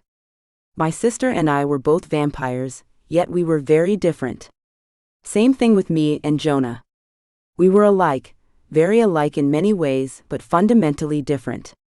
Maybe it was their similarities that put them at odds with each other. They were so similar, they rubbed up against each other. That whack to the back of Stewart's head probably hadn't helped things either. I took a deep breath. They wouldn't like what I was about to say. I need you to take us to League headquarters. I had expected one or both of them to protest, but Jonah spoke before they had the chance. Absolutely not. I glanced at him. Why not? Because it's the worst idea I've ever heard. I mean, we just came from there. We were thrown out, well, you were thrown out. I left on my own. Still, I don't think they'll roll out a red carpet for us. His brow creased when he frowned. I can't imagine why you would want to go back there. It's the only place we can go where there's a remote chance of safety, I said. The League of Vampires won't turn you away. And you? You're... I know what I am. I nodded. And this is still the best idea. I need you to trust me right now. You've said that before. Look where it got us. He glanced around the room, then back at me with a cocked eyebrow. Point taken, I murmured, blushing again. Still, this is right. I mean it. Please. He thought it over, then sighed. I knew I would hear that sigh. It meant he was about to give in to me. Are you sure about this? Stewart asked. Do you have any other ideas? I faced Alanic. I'm sorry, not that I don't want your help, but we need to move fast. I understand. Stewart spoke again. All right. If you're sure about this, I can take you to the meadow not far from the sanctuary, but that's as far as I can go. It was better than nothing. I looked at Jonah, who shrugged. I don't think I have much of a say right now. This is all your plan. My nose wrinkled. You might as well tell me it's my funeral. He chuckled as he took my hand. We were in it together, and that was all I needed to know. I hoped my plan worked. Alanic held up a hand. Here. He removed his cloak, revealing a simple tunic and pants beneath it. You'll need this. Why? Still, I reached for it. I could almost feel power tingling in the fabric. I wondered what its purpose was, then I remembered the way he'd covered me with it when we traveled to the room we were in now. You'll need it, if you don't want the company of a spirit walker. I knew Alanic was thinking about how I'd fought off the wraith Steward had sent into me. Why would we need one anyway? Jonah asked. They're necessary for you to pass through a shade portal, he explained. Why couldn't you have told us that to begin with? Jonah was clearly incensed. I shared the sentiment. It's easier for you not to know when time is of the essence, Steward explained, then glared at Alanic. I could feel the tension between them rising again. Time is of the essence now, I reminded them. Share it with Jonah, Alanic advised. That way you'll both be able to pass through. Thank you, Jonah replied. It was nice to see them getting along together. We may have just met, but Alanic was still my brother. If the two of them got along, so much the better. Wait a minute. If we need a cloak to get through a shade portal, how come we could walk in and out of Sanctuary without a cloak or spirit walker? He smiled indulgently, like someone speaking to a child. The way you got in and out Sanctuary? That's not a portal. It's only a hidden entrance. Before Jonah showed it to you, you never would have found it. Once someone does show it, it's like a key of sorts. Now you know it's there. You can't miss it, can you? No. And it's hard to believe I ever would have overlooked it before. He nodded. That's how it works. The entrance you used opens directly to Steward's quarters. It's his personal one. Excuse me, Steward said. We both looked at him. He was glaring at my brother. Are you sure you aren't sharing too much information? It's one thing to share your cloak. Alanic drew himself up to an even taller height. I could feel the animosity building all over again. It was enough to make me roll my eyes. There's nothing wrong with sharing information, and my cloak with my sister, he said in a dangerous tone of voice. My mother would want me to help her, don't you think? Steward didn't look impressed. Your mother is not a shade or a memory keeper. She has no responsibilities or accountability to the shades, unlike you or me. It doesn't matter if she wants you to help your sister or not. She doesn't live by our rules. Alanic laughed. That's funny coming from you. You're the one who brought the vampires in. You're the one who showed them the entrance in the first place. He pointed to Jonah, who looked less than pleased to be dragged into their fight. You might as well have given them the key to the sanctuary, since they can get right in thanks to you telling them how to. Don't chastise me about what I should and shouldn't do. You have no right. Steward opened his mouth to reply, but I beat him to it. Speaking of, I want to see my mother. Anissa, I wanted to talk to her first. So, what are you saying? I asked, shocked and hurt. That she wouldn't want to see me. You had to clear it with her first? My heart ached unspeakably, even more than when I found out she was still alive and hadn't reached out to me. She didn't want me at all. The sketches didn't mean anything if she didn't want to take the chance and be with me. I could hardly process everything I was feeling. It was like information overload. There was so much spinning through my head, nothing got through. I was numb. I almost didn't feel Jonah's hand touch my arm. We should go quickly. I nodded. He was right. I would let Jonah take care of things for a little while. In the meantime, I would get my head straightened out. And my heart. I spread the cloak between my two outstretched arms, and Jonah took one end to wrap around himself. Only when we were both covered did Steward lead us through the portal, back to the meadow just outside the sanctuary. Alanic followed. Moments later, we were outside again. It was still dark, the moon ripe and bright. "Thank you," I whispered to Alanic as I handed back his cloak. "You know how much that meant to me." "I do." He fastened it again at his throat. I couldn't help asking, my curiosity getting the best of me even as my heart ached. "How does it work? Why did it make it possible for us to get through the portal?" He touched the rough, strong cloth. "It's imbued with the essence of spirit walkers. That's how it makes crossing through shade portals possible. The only way non-shades can go through." I knew we needed to leave. We were out in the open, at the mercy of any enforcer that might come along. Still, I couldn't help but mention it again. "One day, I want to see my mother. I need to. And I'm sure she'll insist on it. I didn't want you to think she wouldn't want to see you. It's not like that at all. She wants to see you. And Sarah? She does? As long as you don't hate her. I think that's what she's most afraid of." My breath caught in my throat. "I could never hate her," I whispered. "Not ever." "She'll be glad to hear that." He smiled. How will I find you?" I asked, though I felt Jonah's eagerness to get out of here and knew time was ticking away. We still had to course to headquarters, which would take time. We had to get to safety before dawn.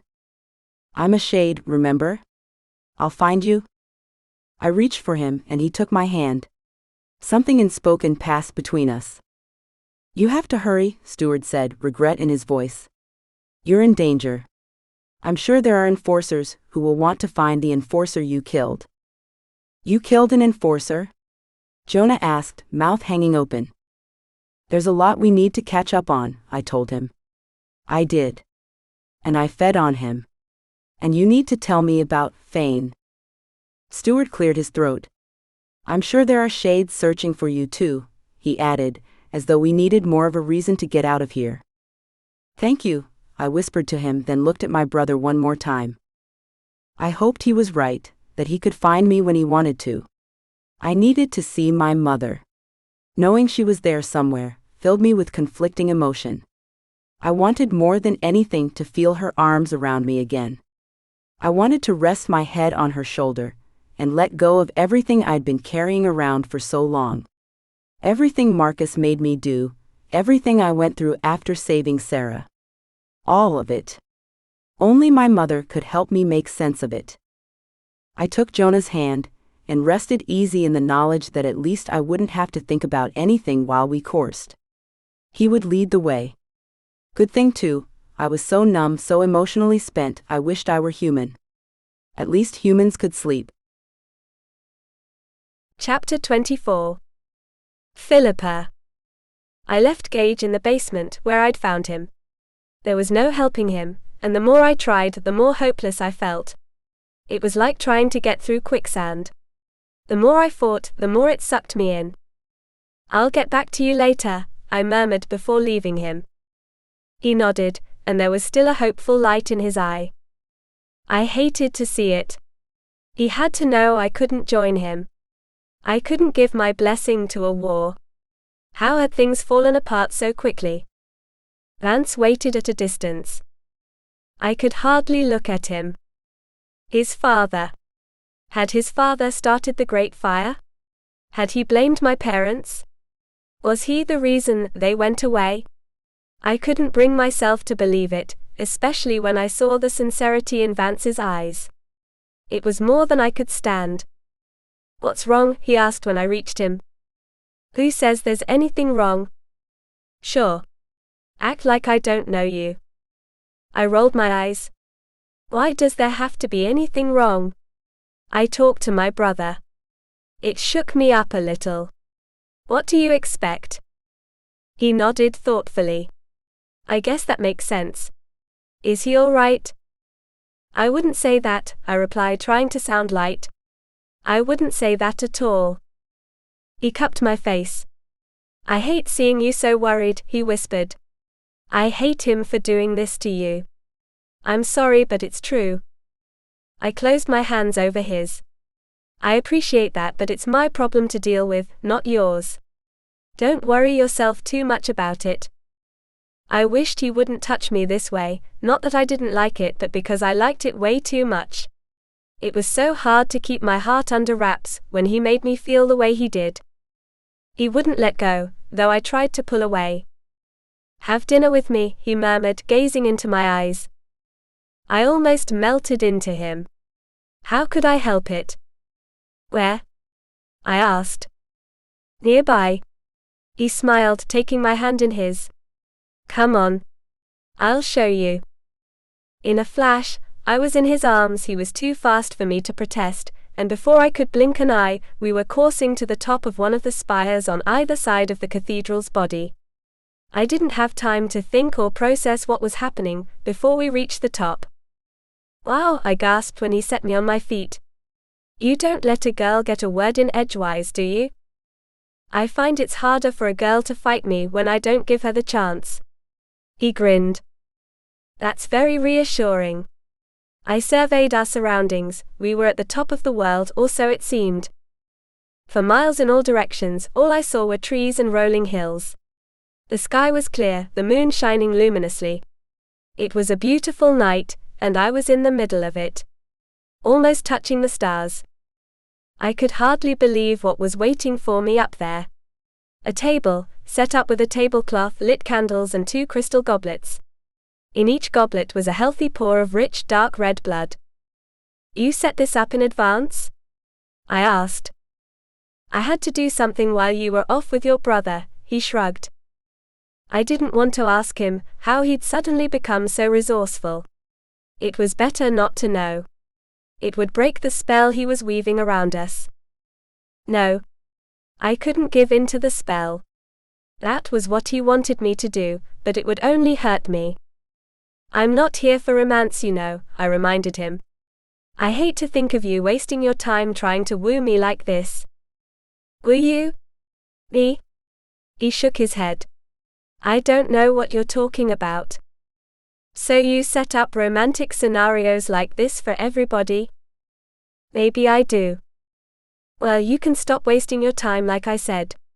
The past is long over. We were young then. He shrugged. I made mistakes. Young is a pretty relative term when you're a vampire, isn't it? In many ways, we haven't aged at all. Very funny. I mean it though. And my heart hasn't aged. It hasn't moved on, even though you want it to. I shrugged. I'm sorry, but that's how it is. And I wished it wasn't, because, as fresh as the hurt still was, I also remembered how deeply I had cared for him. I still felt tied to him, even though I wanted anything but that. I didn't want us to have any ties at all. I wanted to be able to move on. I should have been happy with somebody like Sledge, for instance. I couldn't help thinking about him as I sat at the table. No sense in letting a feast like this go to waste, was there? No, I wasn't crazy about Sledge acting so possessive, but I'd had fun on our dates. A lot of fun. He wasn't charming or sexy the way Vance was, at least not in the same way. But there was a freshness about him, a realness Vance couldn't touch. He was a what you see is what you get sort, and I appreciated that. When he told me something, I could believe he meant it. If he ever promised to be faithful to me, he would be faithful. I'd never have to worry. One night we'd sat up on the roof, simply talking. I told him all about missing my parents, and how much it hurt me when I knew about Gage's resentment of Jonah's leadership. He had understood. He hadn't cut me off to talk about himself. He'd listened, really listened, absorbing my words instead of only nodding and waiting for his turn to talk. And when he had spoken, it was like he understood me. I didn't have to over-explain. He knew how I felt. If only he wasn't such a bonehead about so many other things. Like giving me space when I needed it, and not treating me like a possession of his. When Vance sat down, I asked, "Why are you moving to New York? Aren't your father's headquarters in Chicago?" They had been for decades, maybe a century or more. I knew Lucien had started out on the East Coast, like my family, but had moved on at the turn of the 20th century. Yeah, but I have a couple of projects out here that are taking up my time, he said. He didn't elaborate, so I decided to let it go. How are things going with your father, by the way? Yes, I was trying to get information about Lucien. I couldn't forget what Gage had said. All right, I guess. He shrugged, then turned his attention to the blood in his goblet. He looked well at the meeting. Yes, he did. He's been very well lately. I wanted to have the time to say hello to him, but I didn't, obviously. I hope he understood it was all the confusion going on, and not a slight against him. Oh, I'm sure he understood. He's pretty smart, you know.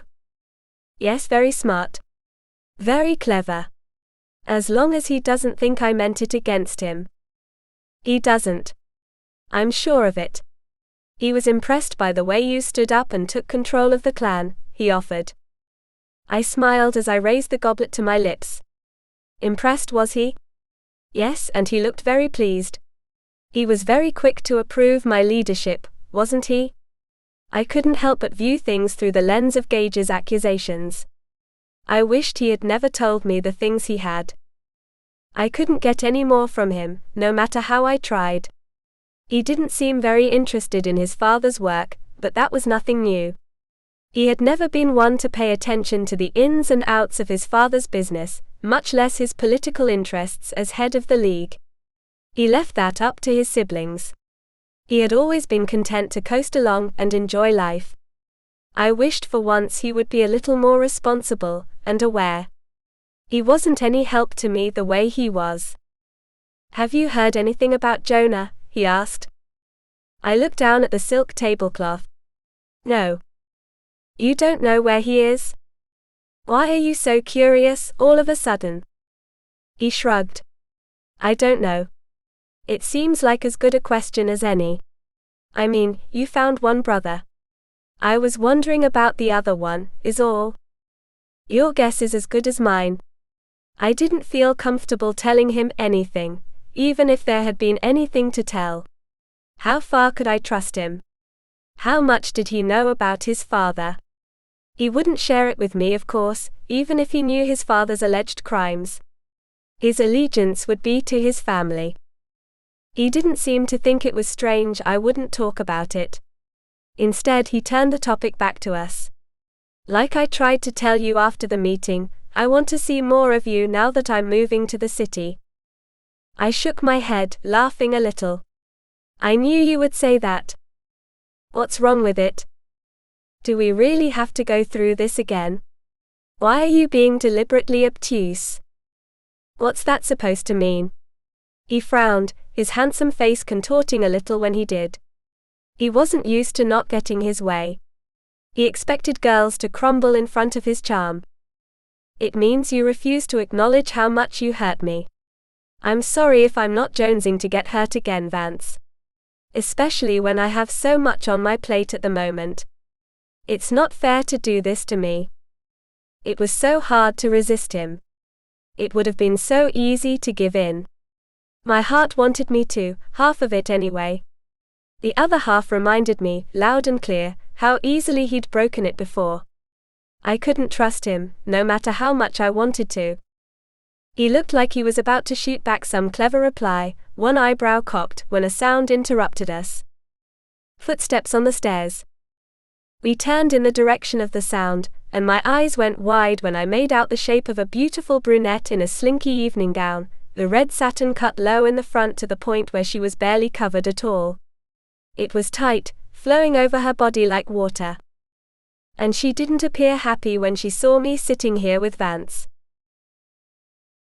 Chapter 25. Philippa. You're late, she snarled to Vance, her red lips parting to show white fangs. Oh, she was furious. Thick, heavy, dark hair swung over one shoulder as she threw her head back and gazed at him with a sneer. I'm busy. His voice was tight, no nonsense. I didn't look at him, so I couldn't read his expression.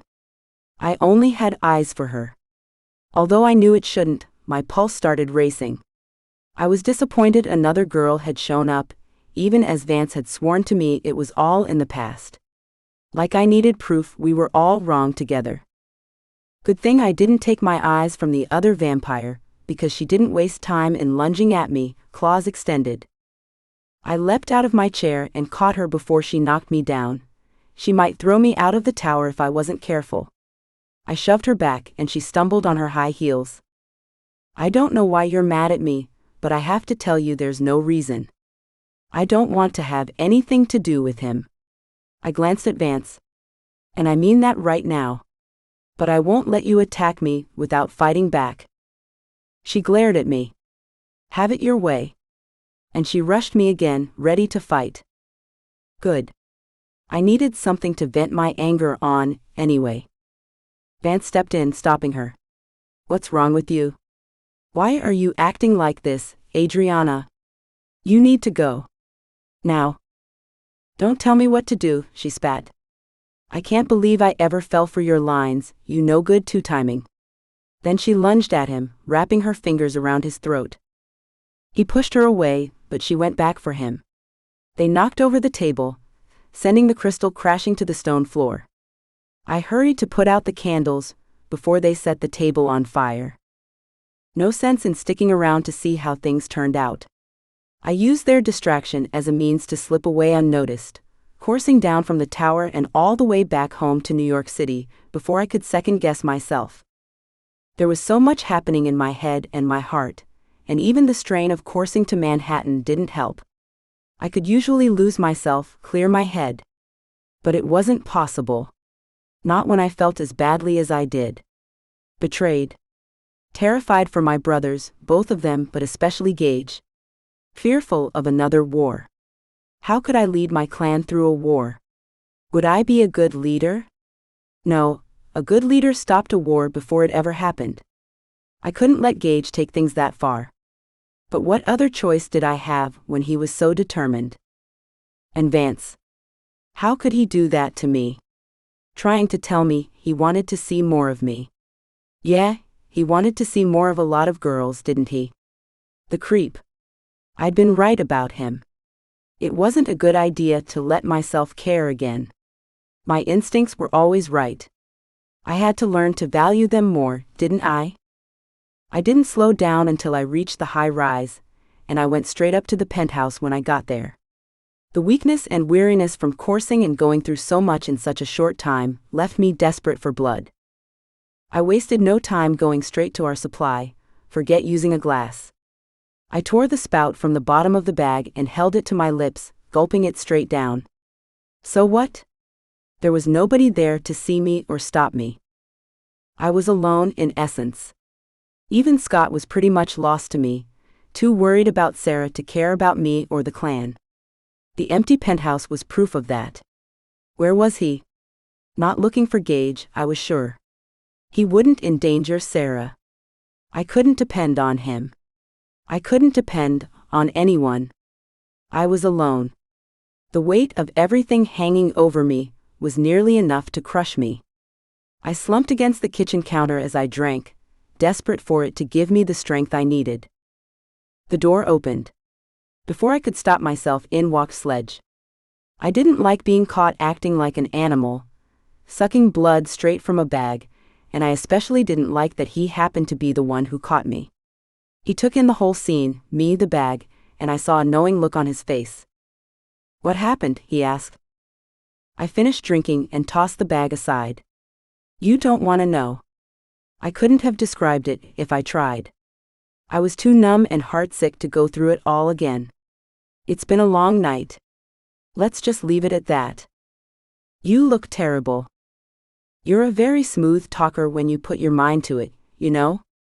He smiled a little as he came to me, and I wondered what he wanted. I hadn't forgotten the way we'd ended things, with him storming off, furious I'd been with Vance, although nothing had been going on. What was on his mind?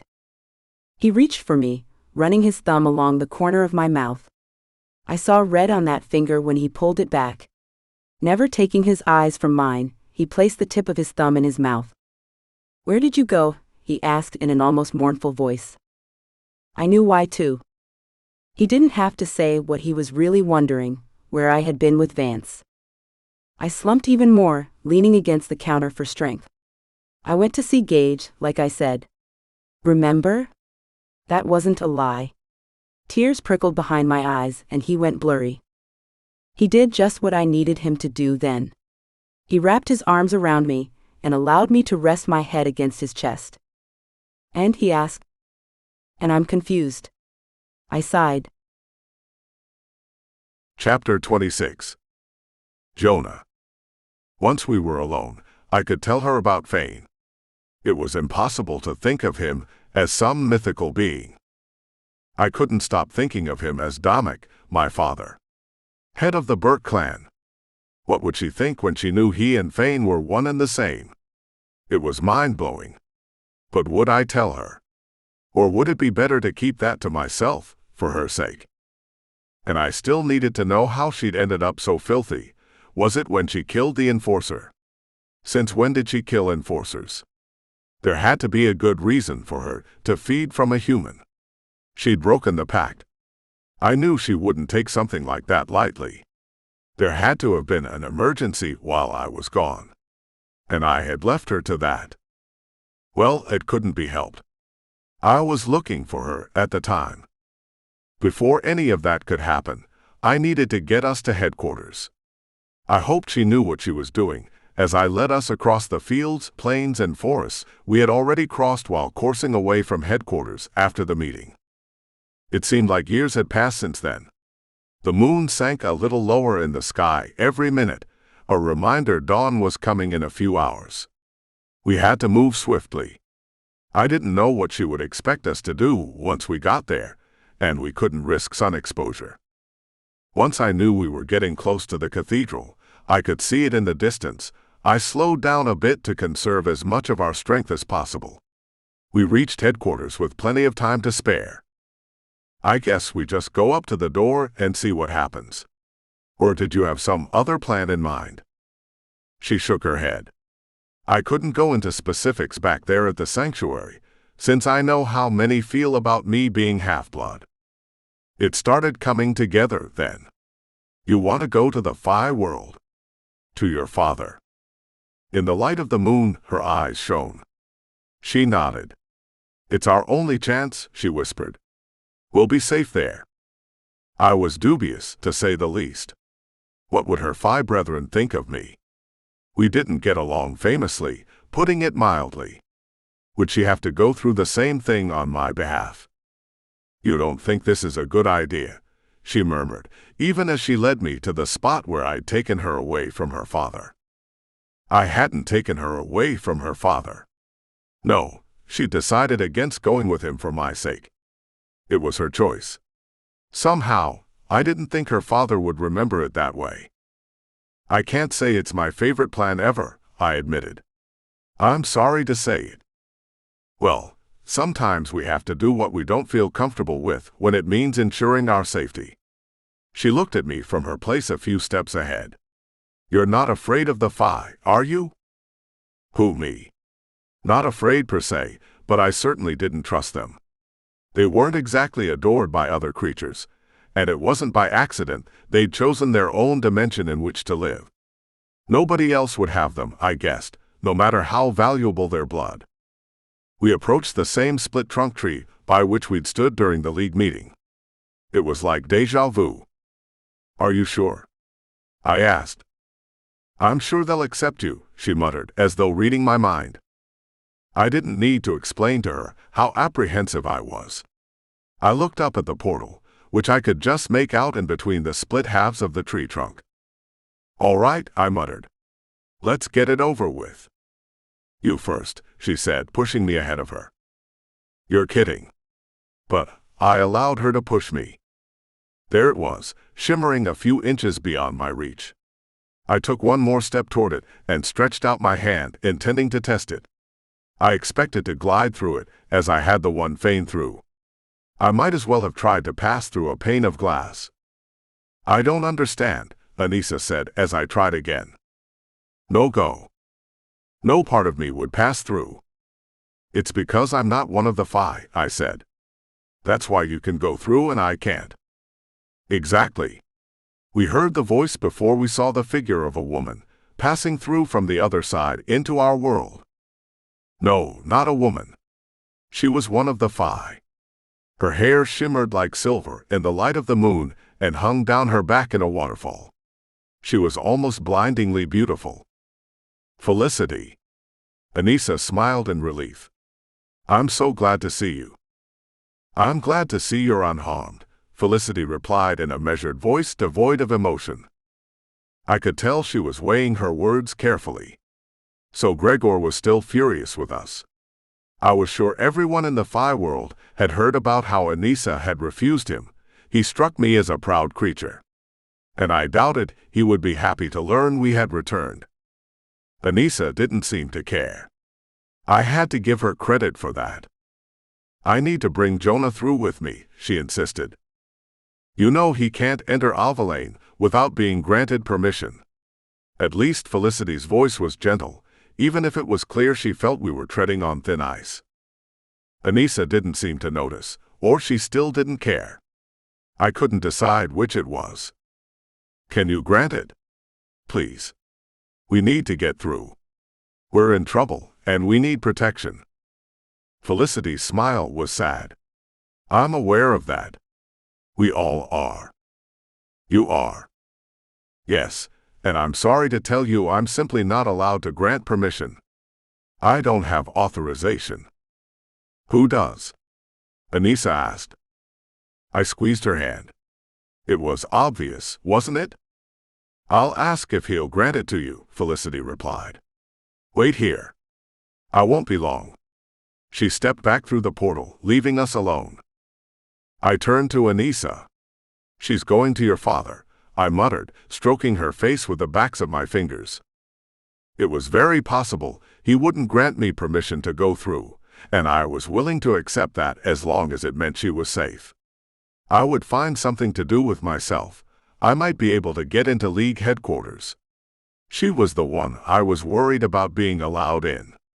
Funny how we were both in the same situation. What if he says no, she whispered. I didn't think about that. I know you didn't.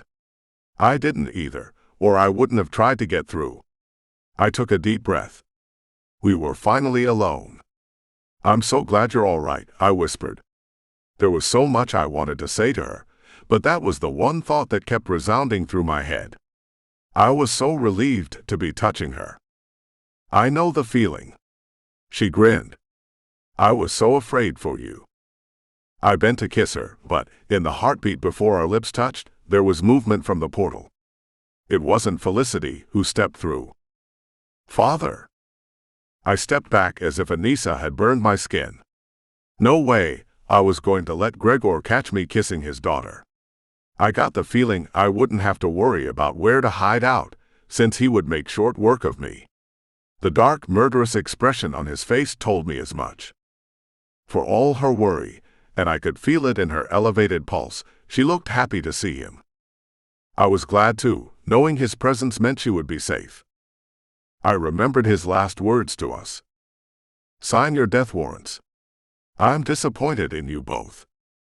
He was still disappointed, obviously. Why are you here? He asked. We need your help, Anissa explained, breathless. Oh. Now you need my help. You didn't need me before, when I warned you how dangerous it would be. Didn't I tell you? Yes, you did. And I'm sorry. Really, I am. I had the feeling I was taking my life in my hands, but I took the chance. There's a lot of trouble out here, I confided. More than even Anissa knows about. What? She looked at me with a frown. I'm sorry. I didn't get the chance to tell you before now. We were never alone. It's temporary, she told him. We need safety for a little while, until we decide our next move. Are you in trouble? He glanced around. Not in trouble per se. More like in limbo. There's nowhere safe for us. It seems like no matter where I go, somebody wants my blood. In limbo. Talk about an understatement. And I can't get her to stay still long enough to make sure she's safe, I added. Could you please? She whispered. Gregor only nodded. It isn't easy to keep her in one place. She had run away from him once, after all. I saw the resolve in Gregor's face. He couldn't abandon his child any more than Fane could abandon Gage. And he would do anything he could to protect Anissa, like Fane would do anything to help Gage, including summoning me to himself, risking the both of us by doing so. Although Gage had betrayed me and his clan, the clan my father used to lead, Fane couldn't write him off any more than I could. Yes, I finally admitted to myself, I needed to take care of my brother. What about his betrayal? I asked myself, as Anissa and Gregor stepped aside to have a conversation. What about the way he tried to split up the clan? He undermined me. He went behind my back, not only the back of his leader but his brother. How could he do that to me? I remembered the early days, after Mom and Dad disappeared, when it was clear I would be head of the clan, since I was older. He was so bitter in those days, and he didn't bother trying to hide his feelings. Stupid me, trying to tell myself he'd gotten over it. It was clear he hadn't. I should have been honest with myself from the beginning, instead of hoping he'd eventually come around and work as a true teammate, the way Philippa always had. She'd always been my advisor. We'd worked together.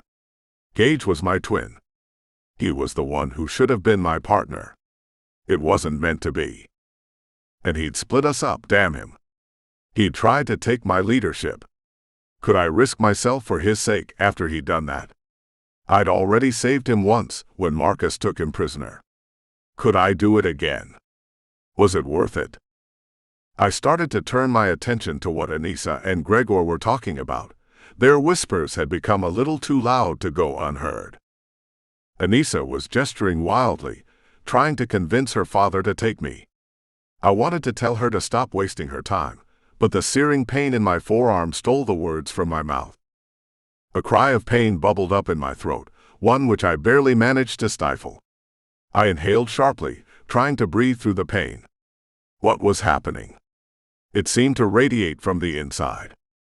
I told myself to pay attention to Anissa until the pain passed, which it surely would. But there was no way. The pain was searing, blinding, stealing my concentration. I glanced down at the inside of my forearm to find a raised brand on my skin. It was as if a design had been burned into my skin with a cattle branding iron. My eyes widened in surprise. It was roughly the size of a $50, full of symbols I didn't recognize. What did it mean? Where had it come from? A brand. Who would brand me? No wonder it hurt so much. This wasn't good. It was very bad.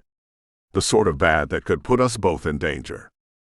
What a surprise, I thought dryly. More danger. I had barely caught my breath before more threats knocked at my door. It took all the self-control I possessed to turn my arm inward, hiding the brand. I told myself to stop thinking about the markings, and to concentrate on what was happening with Anissa. She hissed angrily at her father. Her voice was low, but I couldn't miss the anger in her words. Only you can enter, Gregor said. Of course he would.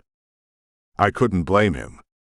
He would only be inviting danger into his closely guarded realm if he allowed me entry.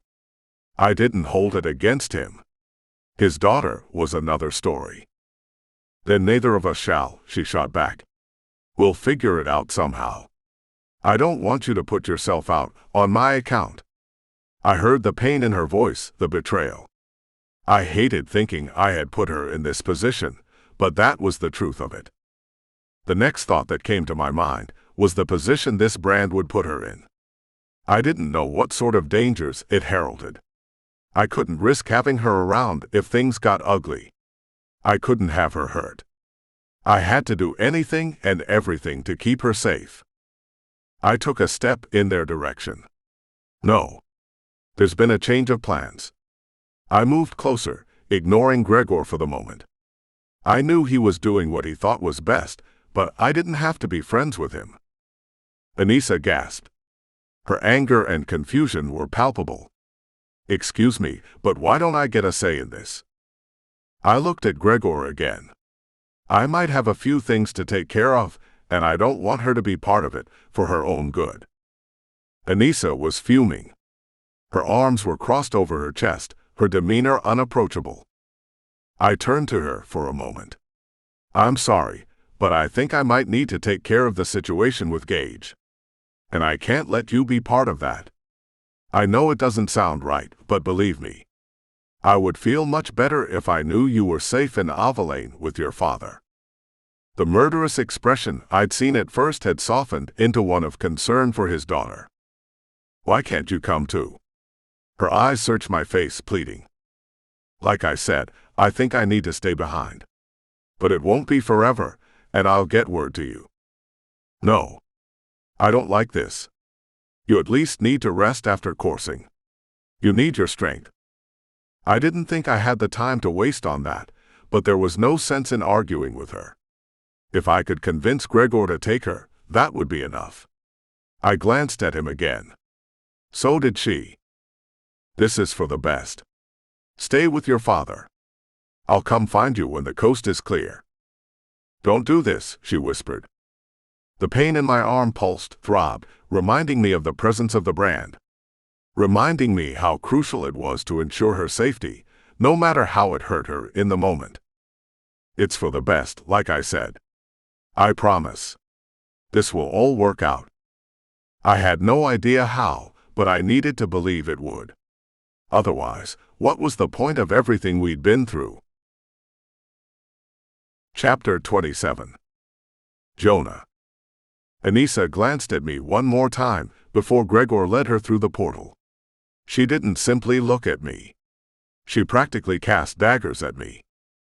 I gave her a strong, confident smile, or something I hoped passed for one.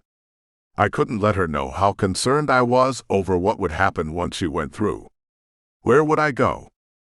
I looked behind me toward the cathedral. Lights burned inside. No, I couldn't go there, not when I didn't know what the brand on my arm meant. It burned and stung so deeply, it almost made it impossible for me to think clearly. I was too busy wishing the pain would go away. I couldn't do my best strategizing when I couldn't think through the haze of burning pain. I had never heard of a brand like the one on my arm, but I knew things like that didn't happen on their own. Somebody had done this to me. Somebody with magic. I had to find Fane. He might be able to tell me. But where was he?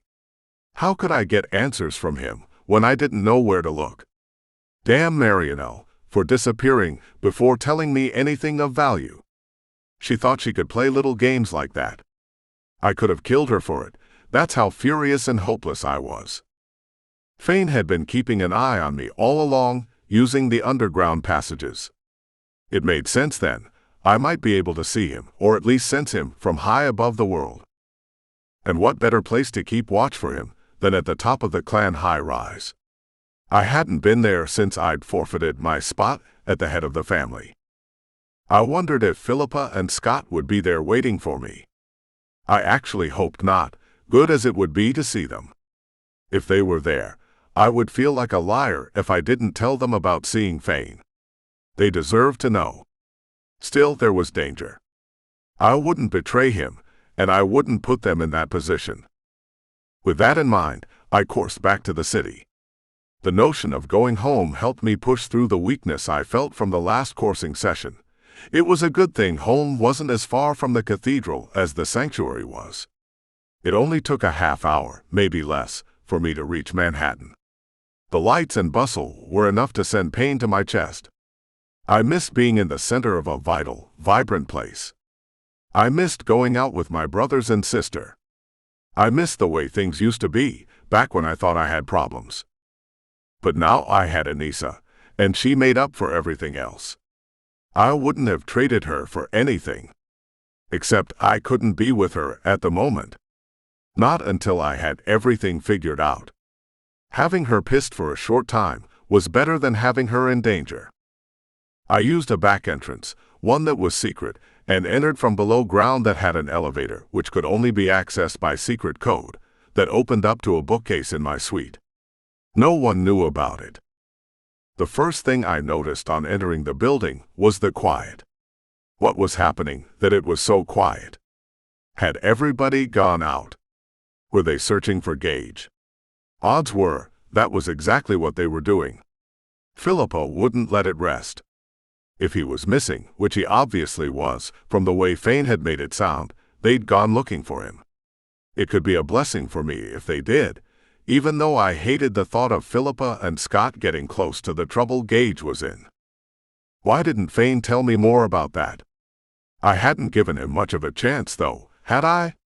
Getting back to Anissa had been my priority at the time. I wouldn't have changed that. I only wished I'd taken another moment to get more information. It took just a minute to get up to the penthouse, and when the door opened, fatigue swept over me. I hadn't felt so exhausted in all my life. There wasn't any time for that. I could rest when it was over. Whenever that was. The penthouse was empty, the lights off. I didn't turn on any of them, for fear of alerting somebody to my presence. I wasn't sure why, but the thought of letting others know I was here didn't sit well with me.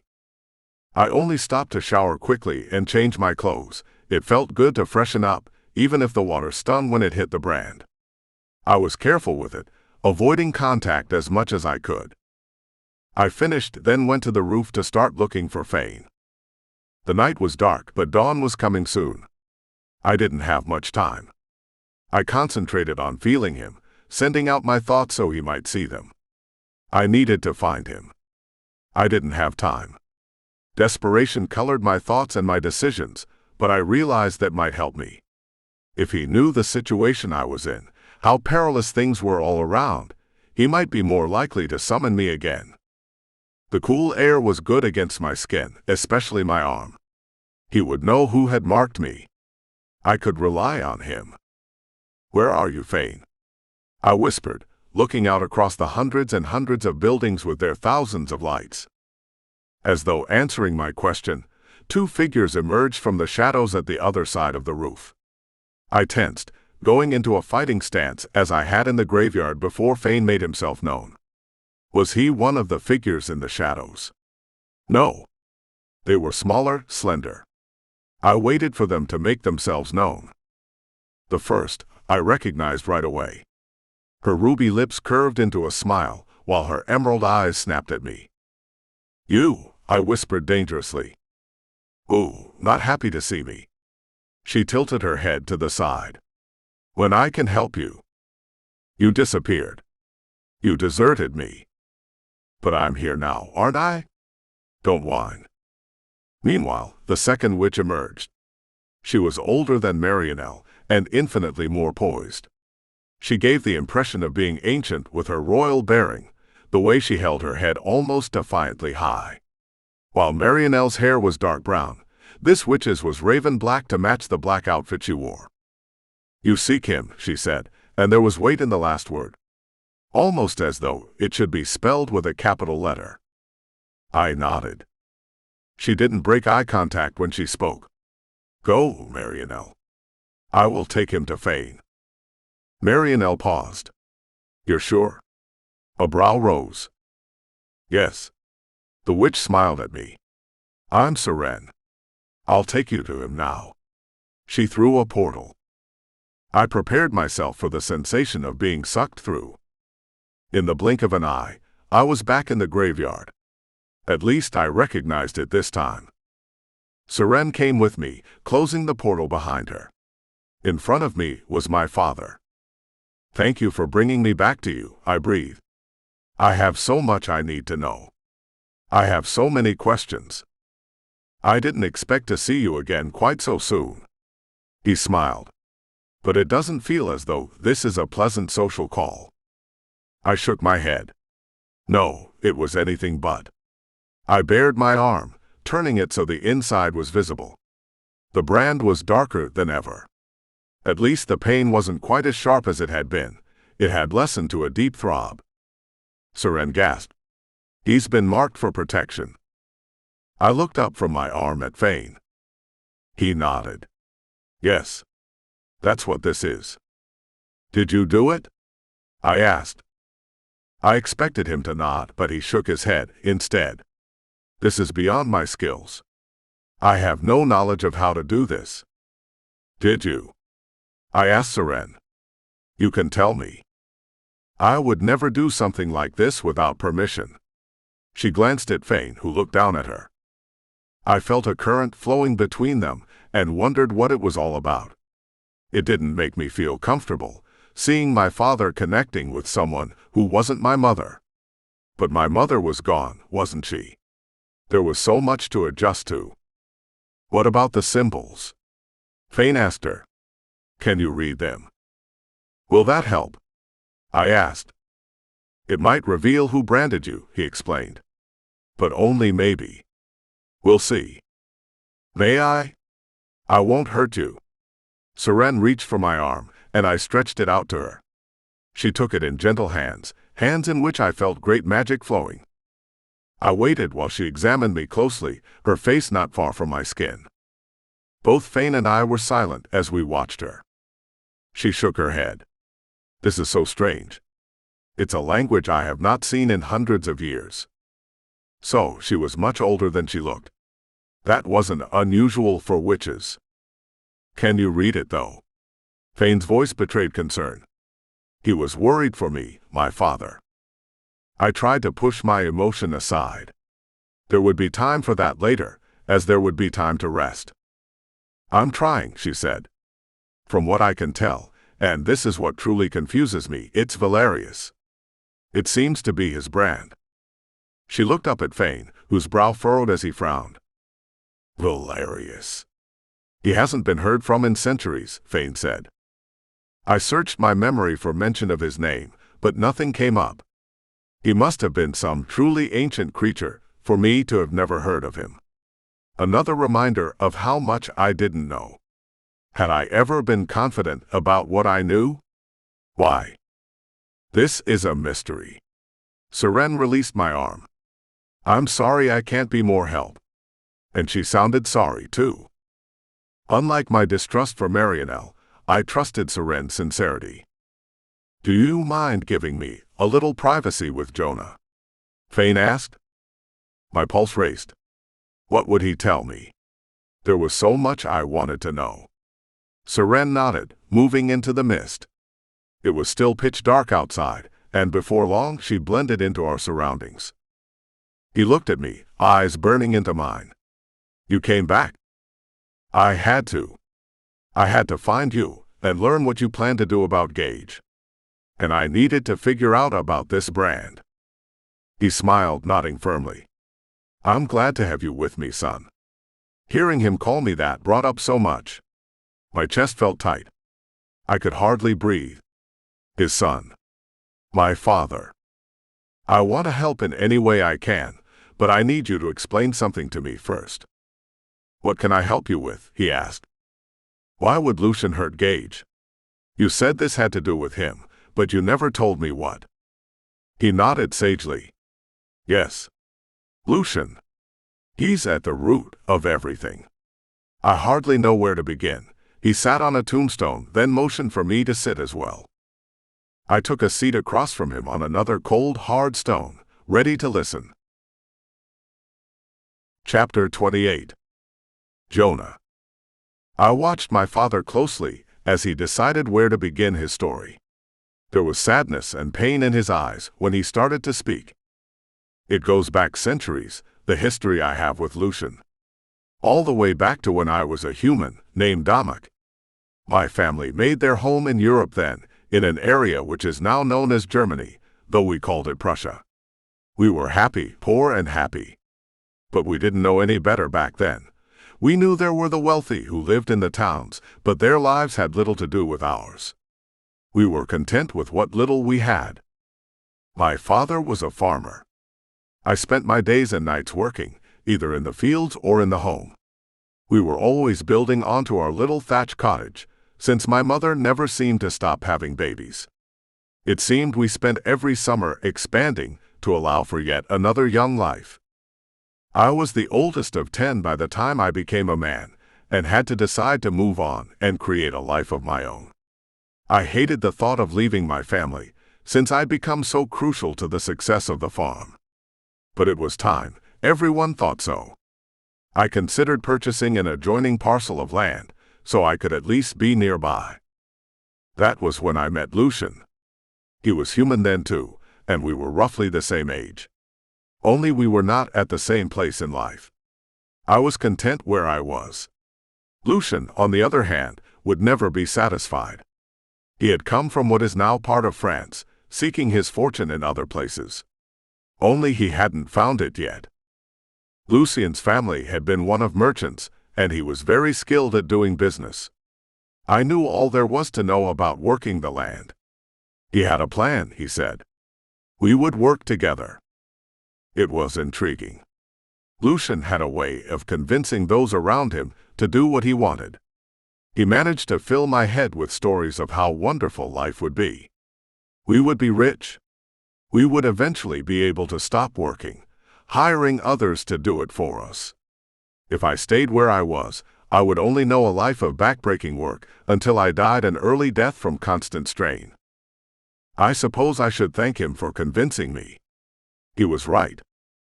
His family was wealthy, as merchants generally were in those days, and his father gave us the money to set up our endeavor.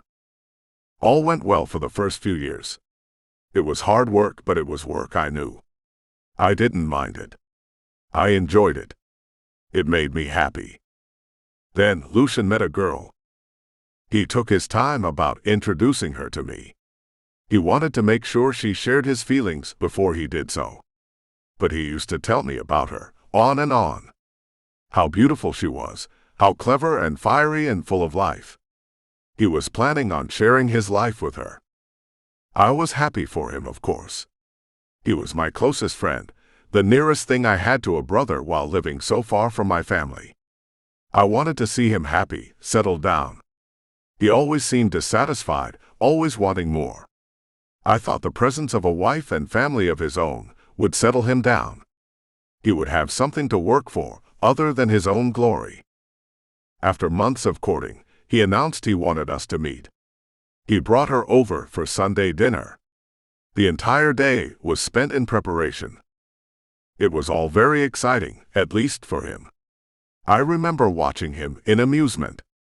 I had never seen him lose his senses before, which told me how special this girl had to be.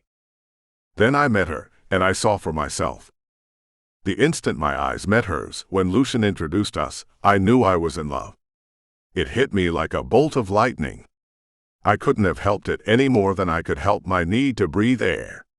She was the most beautiful thing I'd ever seen, creamy skin, deep red hair, sparkling blue eyes. She was frank and clever and charming, full of life as he described her. She always had a ready laugh too, telling a joke or see the funny side of a situation. I could hardly stand being too close to her, since she made it hard to breathe. I could hardly look at her for too long. I didn't want to feel that way. Please don't misunderstand me. I didn't want to hurt my best friend. I wished she were anybody else. And I tried hard to keep my feelings for her at bay. I avoided her. I told myself to forget her, that Lucian loved her and she loved him. That they'd planned a life together, a life I had nothing to do with. I was a prosperous farmer by then, much more so than I ever would have been had I stayed near my family. I owed that to him. I owed him everything. But love can't be helped. And what I didn't know at the time, what I didn't learn for several months, was she'd fallen in love with me too. It had been the same for her as for me when we met. She'd fought it as I did, or she'd tried to out of loyalty to Lucian. It didn't work, needless to say. One day, we crossed paths on the road leading to town. She looked so beautiful that day, more beautiful than I could remember seeing her. The crisp morning air put color in her cheeks, and the blue sky somehow made her eyes look more blue. I couldn't help the surge I felt for her in my heart, like she was the entire world. I knew when she looked straight into my eyes and took my hand as we spoke, she felt the same as I did. I can't tell you how conflicted I felt. On one hand, my life was just beginning. She loved me. She had fought it as I had, but it was pointless. She loved me. We were meant to be. I just knew it. I had never loved before, you see, and I understood why that day on the road. I'd been waiting for her. On the other hand, the certainty of how crushed Lucian would be as a result was almost enough to shatter my happiness. I hated myself for being so weak. He trusted me and he loved her. What could we do? I met with her as much as I possibly could, and we would always find ourselves talking about what to say to him. How could we tell him in a way that would lessen the pain? We had to do it soon, because the more time that passed, the worse it would be. We knew that much, though neither of us was exactly eager to get on with it. When we did tell him, holding hands to bolster each other, it was like witnessing a house fall. He seemed to crumble in front of us. The pain spread across his face, and it felt like I was going through the same pain. I can't tell you the way I recriminated myself for betraying him. I can't say how many times I apologized either. More than I could count. Needless to say, he refused to forgive me. I had considered that, of course. It was his nature. I'd betrayed him, you see. He couldn't get past that. And so rather than stay and face his heartbreak, he left. He became a mercenary soldier. None of us heard word from him, not even his family. He cut ties completely, either out of embarrassment over being jilted or because he wanted a new start. Elena and I were married, of course. You know what happened after that. You and Gage were born, then Philippa, then Scott. Years passed. You began to grow, all of you. I can't tell you how much joy I felt watching you all learn and love each other. You four reminded me of your mother, with your high spirits and fiery tempers. I purchased land with the fortune I'd made and turned that into my business. It gave us greater stability. Life couldn't have been better. Then Lucian came back. I'll never forget the day he walked into my office one evening to declare he'd returned. Immediately, I saw the change in him. He was pale, drawn thin. His eyes seemed to glow in a way they never had before. He assured me he had never felt better too, even when I expressed concern over the change in him. He wouldn't tell me where he'd been or where he was going. I thought maybe time had softened him. Maybe he'd gotten over what happened and had moved on. I didn't know he was a vampire then. I didn't know such things existed. There had been legends, but that was as far as my understanding went. This was centuries ago, of course, and we were less knowledgeable about such things. I brought him home to dinner at his insistence. You were very young, around 6 years old, so you might not remember that night. He was charming and warm. He took each of you children on his knee and asked you questions and told jokes to make you laugh. I was sure we could go back to the way things were before. Then the following day, he turned your mother to a vampire. His plan was to force her to be with him forever. He thought she would leave me and the children, maybe out of shame. It was the only way he could think to win. He'd never stopped loving her, you see, but his love had turned to obsession over the years. And hatred had hardened it. He was determined to take her by any means necessary. What he didn't count on was she would tell me what he'd done. She didn't run from me. She gave me the choice of joining her instead. I can't pretend I didn't need to think long and hard about it first. Though I loved her more than anything, it meant giving up life as I knew it. But there was no point in existing without her. And so I agreed. And I've never regretted that choice, as I've never regretted the decision to marry your mother. The happiest years of my life were spent with her and with you. Lucian has never forgiven me for what I did in taking her away, and again in allowing her to change me. Then I turned you too, all of you, once you were old enough to decide for yourselves if you wanted to join us. We were still a family, which was the last thing he wanted us to be. He hated our happiness. He's never been able to get over it, even after a century and a half. When Fane's voice trailed off, the silence was nearly deafening. I'd never had the slightest idea. I didn't remember Lucian visiting either, though it made sense, considering how young I was when he had. No one remembered everything that happened when they were 6 years old, especially when they'd already lived as long as I. And you think he's done something as a result of this? I asked. You think he's getting his revenge? Fane's mouth twisted into a grim smile. I think he's been celebrating his revenge for years now.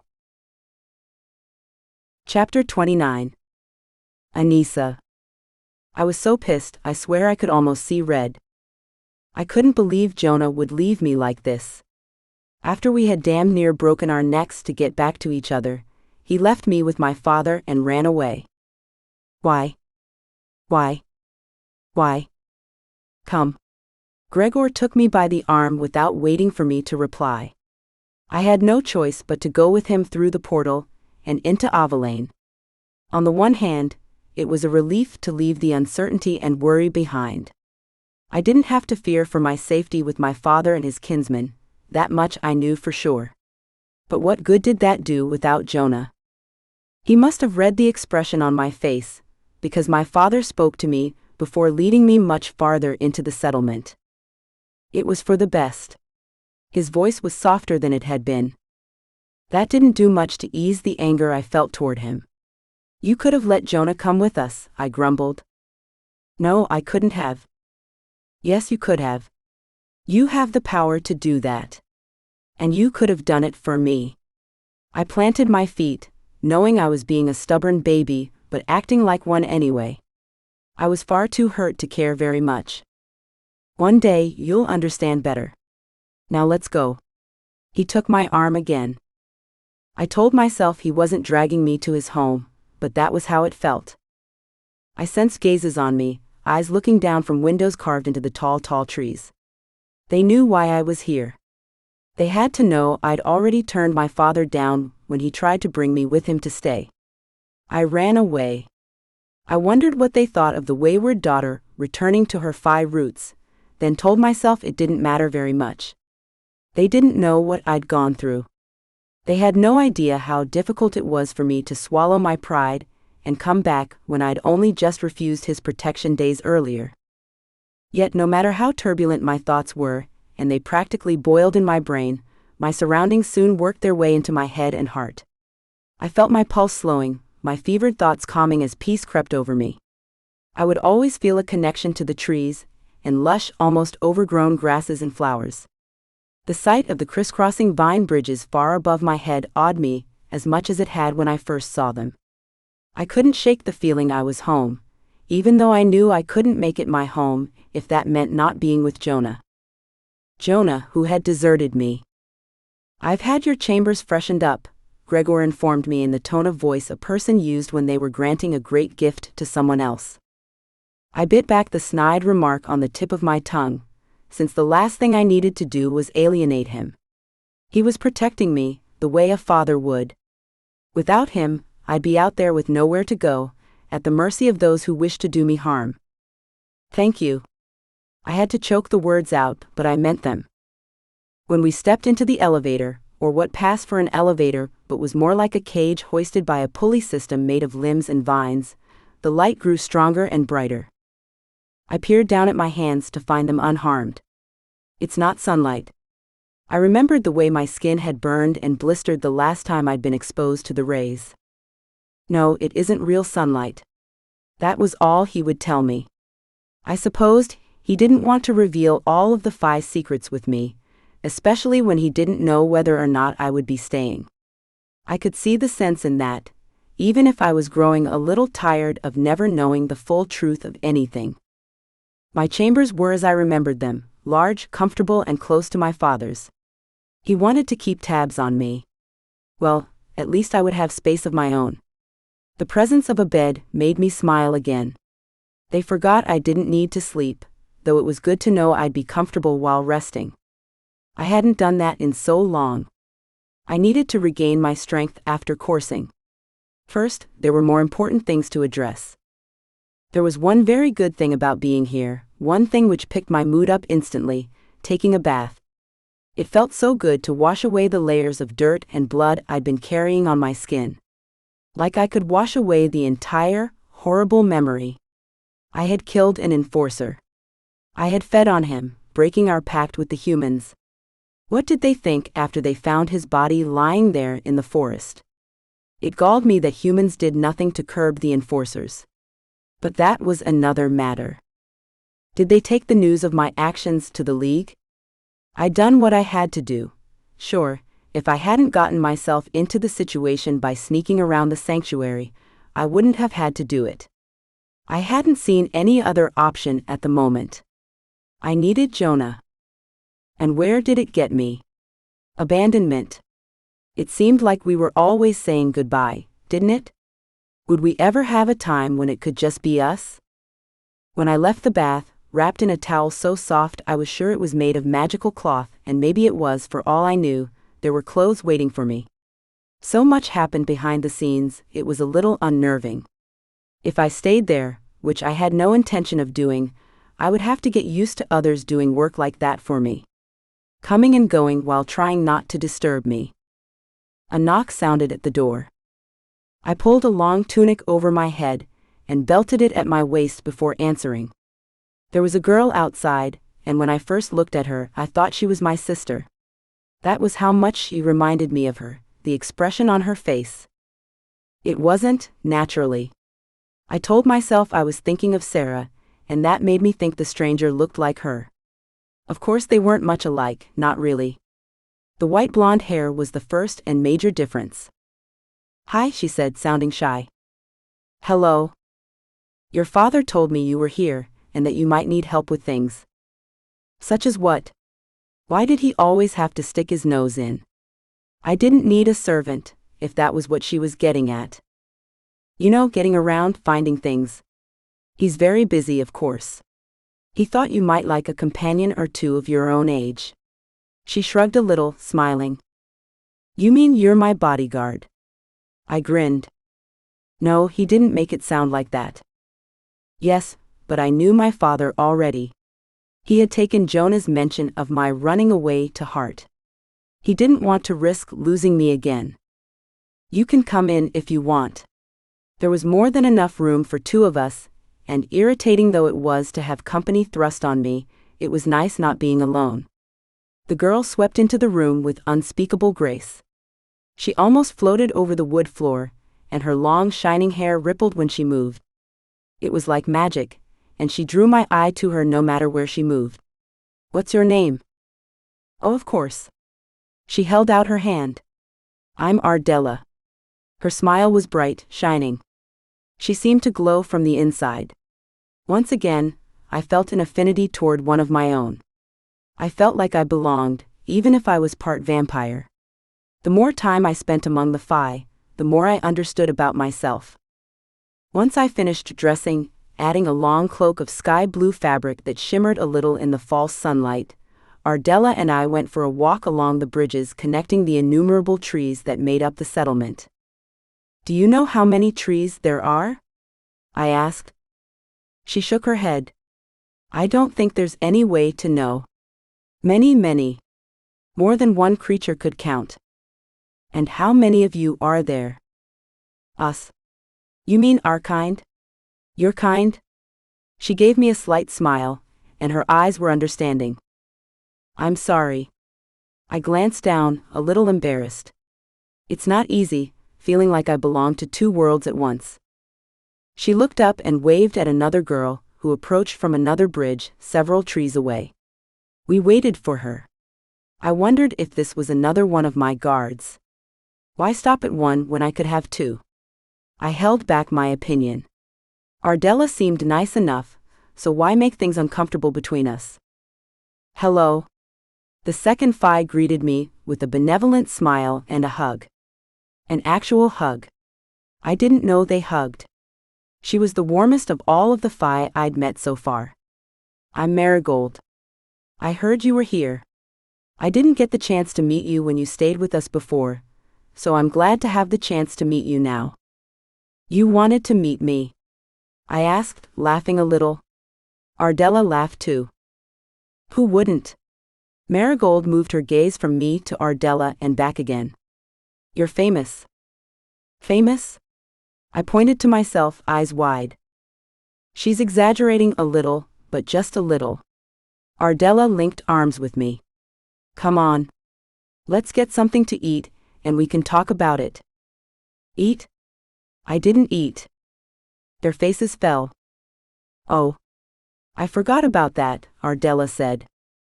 They glanced at each other. Well, I'm sure Gregor will provide for you, Marigold added. Do you mind if we eat? No, of course not. They led me to a spot in the top of one of the tallest trees. It felt good to climb and be active in the fresh air. I never knew my assassin skills would come in handy, but I could remember scaling walls and walking across rooftops as I worked my way through the limbs and leaves. Maybe that was why I was so good at getting around without being noticed, I realized. Marigold pulled a side-worn satchel over her head, where it had been hanging across her slim body. Inside was milk, honey, and small round cakes. We sat down, and the others shared the food while I looked around in amazement. I already felt stronger, even without feeding or resting. Being so close to nature restored me. I wondered what it would be like if I had stayed here, the way my father had wanted me to. Would it always be like this? Would I eventually stop needing to feed, once I satisfied the half-fae side of me? I doubted it. Being here for an hour or two was one thing, but in the long term I would need to feed. And that was where we would run into difficulty, I thought. So, Marigold said, licking honey from her fingertips. What's it like to be a vampire? Ardella gasped sharply. Mari. It's all right. I chuckled. I don't mind talking about it. I would be interested too. See? Marigold gave her friend a triumphant smile and tossed back her blonde curls. I didn't think she would mind. I sat back against the trunk of the tree. I'm not sure how to describe it. It's the only life I've ever known until recently. What's the city like? Ardella asked. Start there. She was just as eager to learn as Marigold was. I smiled. The city. I love the city, I have to admit. I miss it a little. It's so real. So vibrant. It's not always pretty, and it's nothing like this. I looked around, breathing deep of the fresh air. The air is full of smog and smoke, and the smells of cars and people and food. There's always a lot of noise, and everybody's in a hurry all the time. You don't make it sound very nice. Marigold frowned, reaching for another cake. Why do you miss it if it's so messy? I shrugged. Not a bad question. I guess because of the energy there. No, it's not always nice, but it's always interesting. And I do love the lights everywhere. They're beautiful, especially when you look at them from up high. My heart ached a little when I remembered gazing out over the city from Jonah's penthouse. I still felt a sharp, stinging bitterness toward him for dumping me like unwanted baggage. Do you have to feed all the time?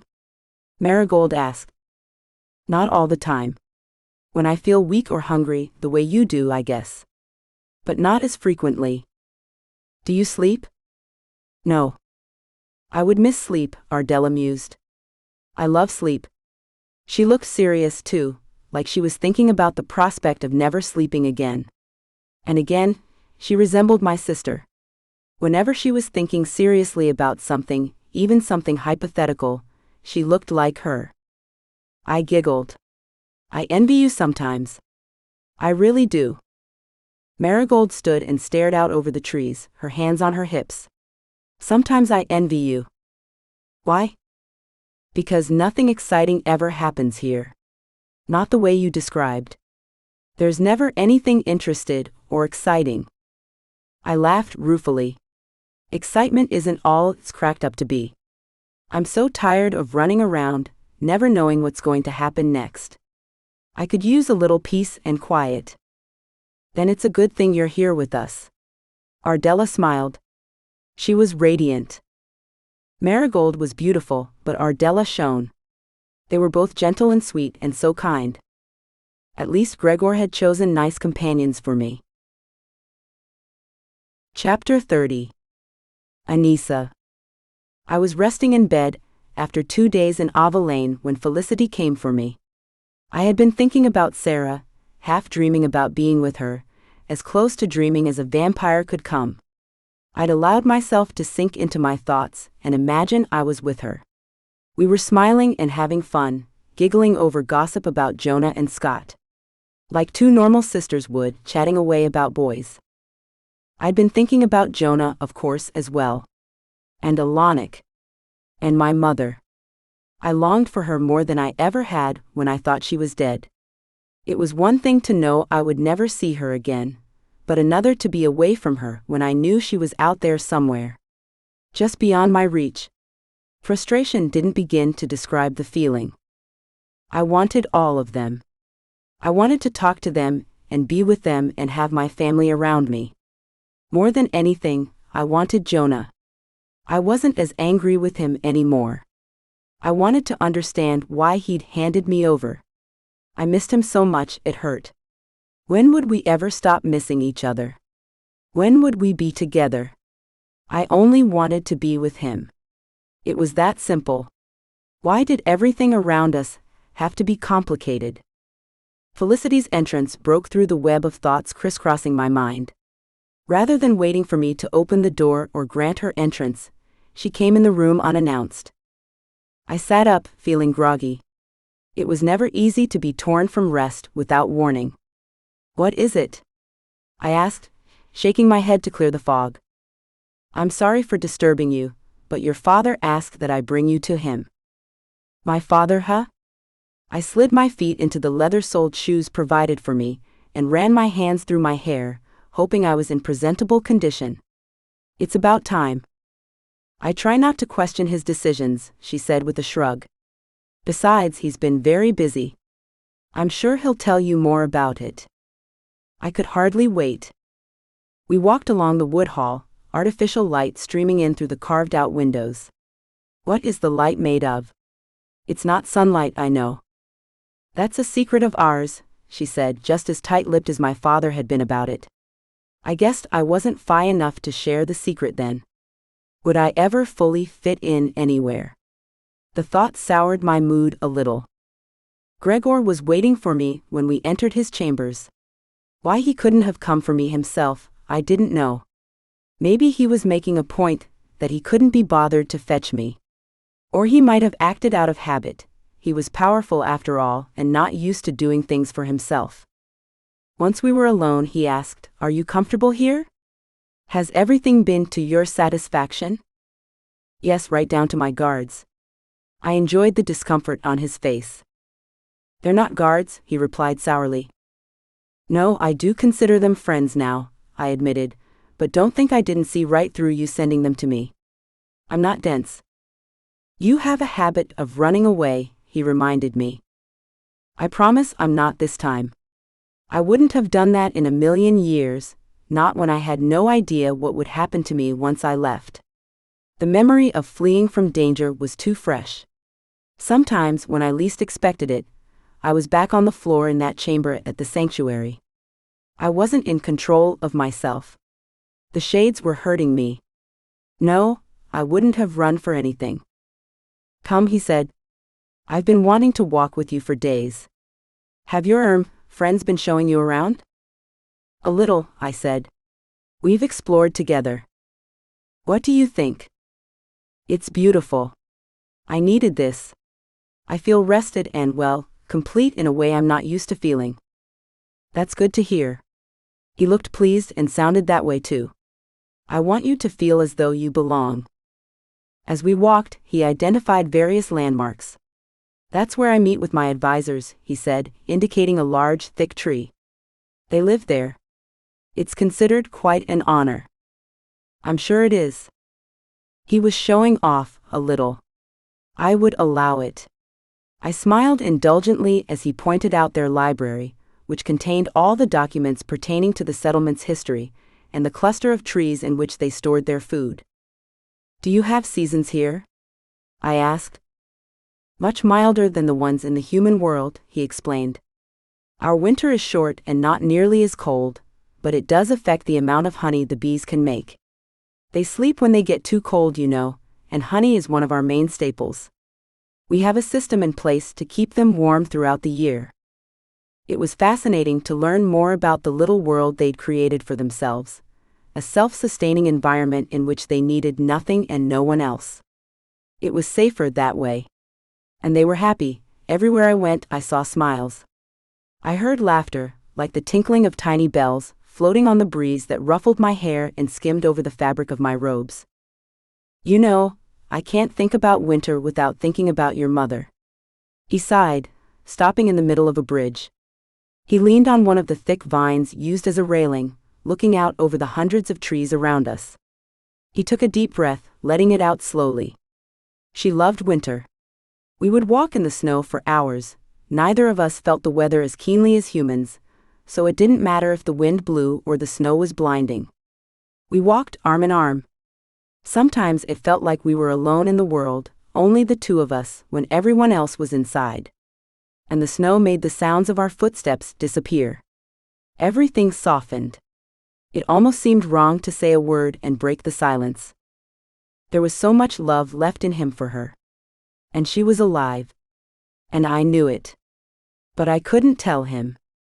I looked away, hoping to hide the guilt in my eyes. He didn't notice. He was lost in his memories. I've never been one for snow, but I was willing to put up with it if it made her happy. I've always preferred spring and summer, as you can see. He smiled a little, glancing at me from the corner of his eye. It was another thing we felt differently about, but it didn't matter. There was enough love between us that we could get through little things like that. And everything seemed like a little thing, if that makes any sense. I thought about Jonah. Yes, it made perfect sense. I had fallen in love with him even when I knew it was wrong, that he was from an enemy clan. Even though I was supposed to kill him. Against all odds, we had found each other. Nothing else mattered very much in the face of the way we felt. You miss her, I mused. Of course I do. Every day. I suppose it's the same for you. I nodded, unable to speak over the lump in my throat. He deserved to know, but I wasn't the one to tell him. I hoped he could forgive me if he ever found out I knew and kept it to myself. What would he think if he found out she had turned into something between a vampire and a shade? Would he still love her? Maybe it was better to leave him with his memories, in which my mother was beautiful and perfect. Nothing could touch those remembrances, I was sure. I wouldn't ruin those for him. Chapter 31. Anissa. The next day, I knew what I had to do. I'd rested and hidden out, but hiding wasn't my style. So after meeting up with Ardella and Marigold, I went to his chambers without being summoned and knocked on the door. Come in. I stepped inside to find him studying old scrolls. I wondered about the long hours he kept. What was he working on? Whatever it was, it seemed very important. Hadn't Felicity told me so? He was busy with something. He wouldn't tell me what it was. Just another thing he felt he'd best keep from me. He smiled when he looked up to find me there. This is a pleasant surprise. I don't think you'll find it so pleasant when I tell you what I've come for, I admitted with a sad smile. You're wearing the clothes you arrived in, he observed.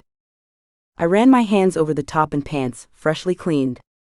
I couldn't imagine how long it had taken to get the dirt and blood out of them, but they looked as good as new. Yes, I am. He put away his scroll with a sad, heavy sigh.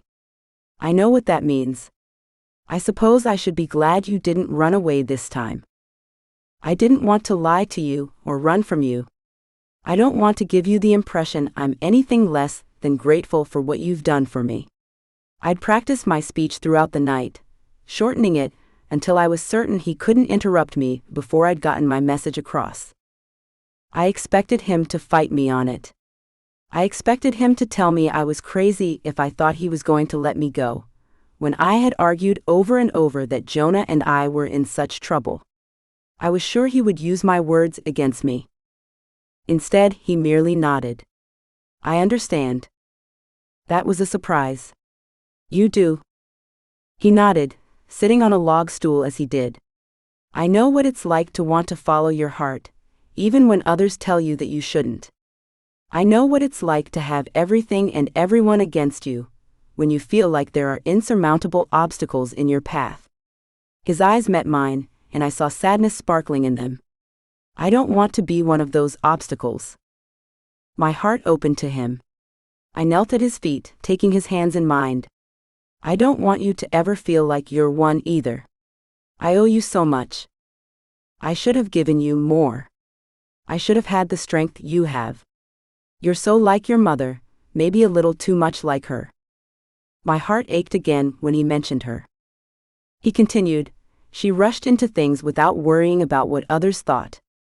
She didn't have a father bearing down on her either, or the certainty she was neglecting her duty by being with me. Still, if she had, I think she would have wanted to be with me anyway. She had courage. I didn't.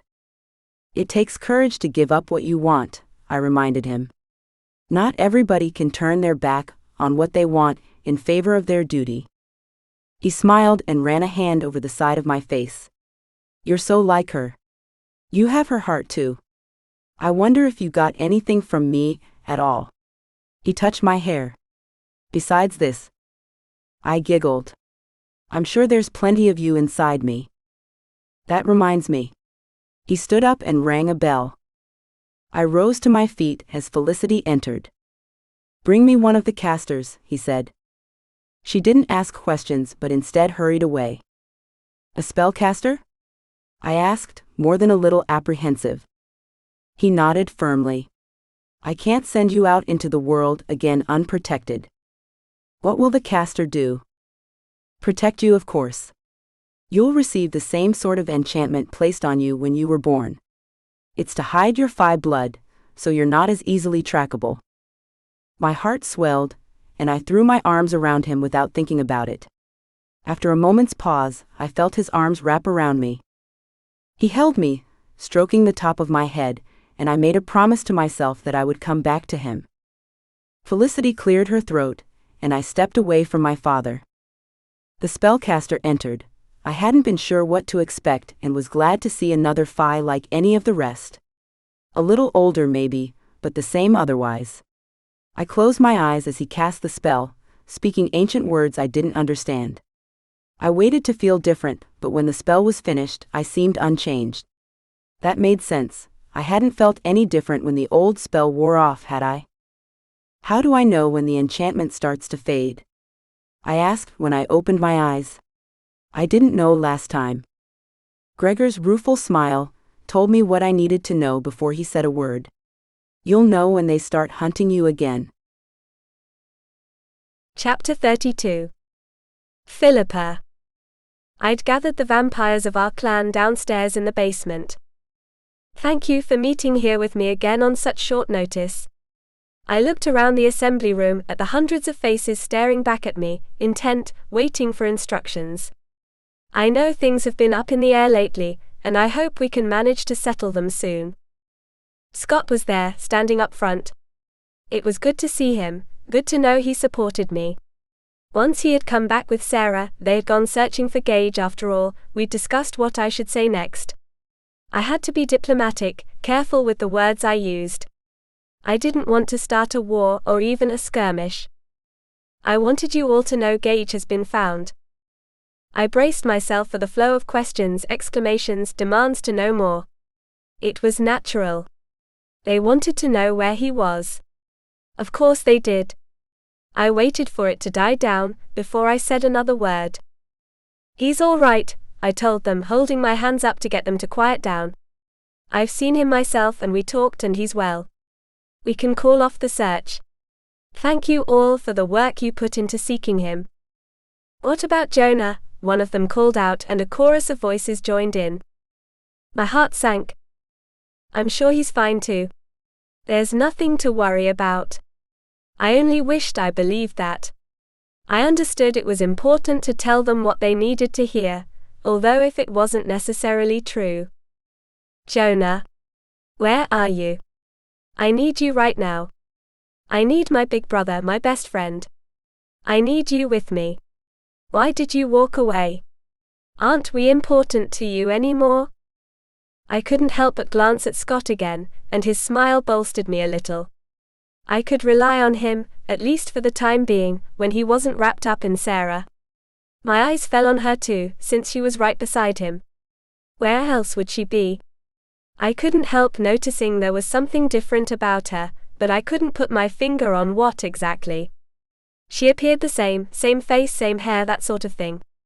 Maybe it was the expression on her face, or the way she carried herself. Her head was a little higher than usual, her shoulders back a little farther. She was more confident. Maybe that was it. I couldn't quite figure it out. I shifted my focus out over the crowd. Thanks again. If anything else further develops, I'll let you know. They didn't seem satisfied, and I couldn't shake the feeling I was letting them down, but there was nothing else for me to do. I watched as they walked away and hoped I hadn't done something wrong. Scott helped me down from the table, and I considered asking him if Sarah was okay, but then thought twice about it. He might accuse me of being catty, when that was the last thing I was trying to be. I only wanted to be sure she was all right. If she was spending time with my brother, I needed to know she was okay. You did a good job, he said. I wish I felt like I did. I looked around at the dispersing crowd, and remembered the last time I'd spoken to them like this, when I sent them out to look for my brother. Then I'd felt a strong energy coming from them. We had been together, united in a task. I'd felt strong and capable. All I felt now was like a failure. Vance had been here that first time. I couldn't help scanning the room for him, searching for his hoodie. I almost wished he had sneaked in to watch me again. But no. I didn't see him as the room emptied out. My heart sank even further. I wasn't sure it could get any lower than it was. We're going back up to the penthouse. You coming? Scott took Sarah's hand. I couldn't help feeling a little jealous. They had each other. All I had was Vance, who I'd left at the cathedral, and over-possessive Sledge. Vance might have been torn to ribbons by that female vampire's claws for all I knew. She seemed like the type. I shook my head. I don't think so. I need to walk. There's too much up here right now. I pointed to my head. Are you sure you'll be safe? Plenty sure. I'll see you later. I walked out, desperate for fresh air, as fresh as it could get in Manhattan anyway. I went straight to the hall just off the assembly room, running my hand along the wall as I did. I was alone. Nobody saw when I found the single brick that was out of place. I pressed that brick, and a doorway opened up, a segment of the wall sliding back to reveal the alley beside the building. With one more look around me, I slipped out, closing the wall behind. Took you long enough. I jumped in surprise, whirling around with my hand over my chest, my teeth bared. Vance smiled down at me, and I wished my heart wouldn't skip a beat every time he appeared like this. Thanks for scaring me half to death, I breathed, bending a little at the waist with my hands on my knees. Was that your plan? Something like that. There was no humor in his voice. Well, thanks. And thanks for potentially stirring up trouble by being here. I straightened up, placing my hands on his chest with the intention of pushing him away. Instead, he caught my wrists and held them tight.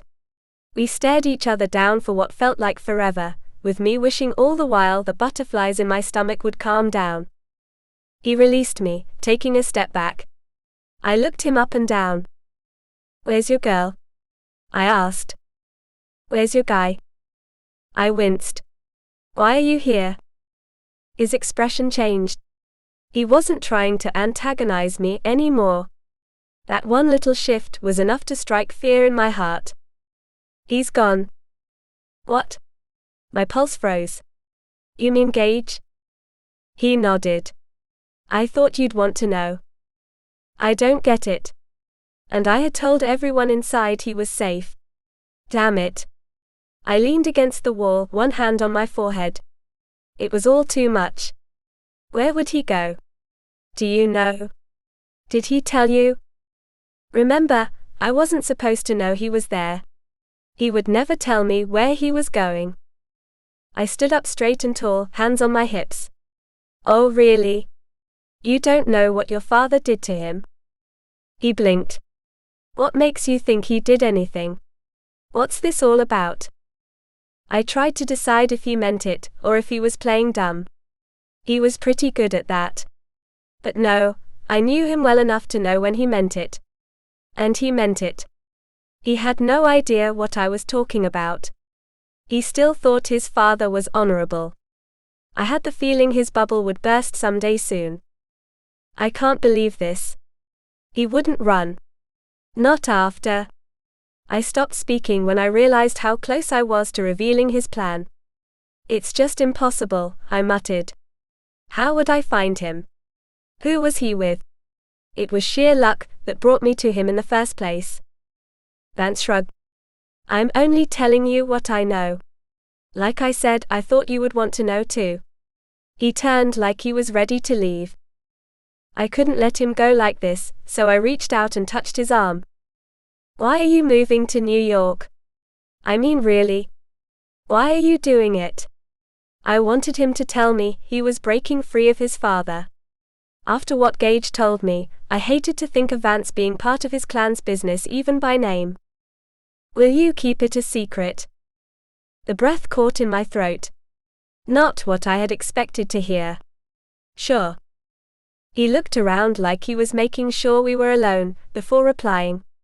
When he did, he leaned closer. I was up against the wall. I could go no farther. He placed one hand just above my head and loomed over me. I hated the way my knees went weak. I'm taking a position with the League's Special Ops Unit. I was speechless. Law enforcement. Special Ops. Him. Talk about the last vampire I would ever consider a candidate for a position like that. When I regained the ability to speak, I sputtered, "Why is it a secret?" He pressed his lips together, sighing through his nose. Because I'll be undercover. Undercover? That added a whole other level to the job. I was a little worried for him, it sounded rather dangerous. Does your father know? He shook his head. He would try to block it if he did. I know him. How can he not know? He's head of the League, right? Right, but only the identity of the head of the Special Ops Unit is known to the League. It's an old rule they put in place ages ago. It keeps the members of the unit from potential corruption or collusion. Well, that made me a lot more confident in the leadership we had in place. Was there even a potential for such a thing? Would they stoop to collusion or worse if necessary? He continued, meanwhile on the inside, we only know the other guys on our team and the one member we answer to directly. Our handler. Otherwise, the way the organizational ladder is set up isn't something we're privy to. They keep us in the dark for a reason. Wow, I breathed. It was the only thing that seemed to sum up how I felt. Undercover. Secrecy. It was enough to take my breath away. Now you know. And like I said, I expect you to keep it a secret. I nodded, chewing my lip. There's one more question I need you to answer. When he nodded, I asked, will you be in danger? A smile played over his lips. And if I said yes, would that persuade you to see me again? You know, just in case something was to happen. I had to laugh. You're the worst, you know. You can never drop it, can you? No, ma'am. I looked him in the eye, prepared to tell him off once and for all. That little performance in the tower had only reminded me of why I'd dumped him. But instead of exploding on him like I wanted, a single tear overflowed onto my cheek. We already tried once, remember? I asked in a shaky voice. I felt my chin trembling as I struggled to maintain composure. I won't be a fool twice. Do you understand what I'm trying to say? For once and for all. I won't let you hurt me again. He gave me a sad smile as he touched the tear that had landed on my cheek. I gasped a little in the back of my throat at the surge of electricity that passed between his fingertips and my face. I wanted his touch more than anything, except never letting him hurt me again. He didn't say a word, not even to defend himself. He only slid his finger over my skin as he trailed the tear down to my jaw. Epilogue. Vance. I took off, leaving her behind, and with her, I left the key to my heart, to my soul. This red-headed beauty I gave my heart to ages ago kills me. She downright kills me. I never cheated on Philippa. Hell, I couldn't have. Not a chance. But I had to get her out of my life at that point. I had to do what I needed in order to keep her safe from anyone who meant her harm. So I let her think I cheated. I've always let her think that. Things have changed. Now I can be with her and I know I can keep her safe. Except there seems to be another in the competition for her heart, Sledge.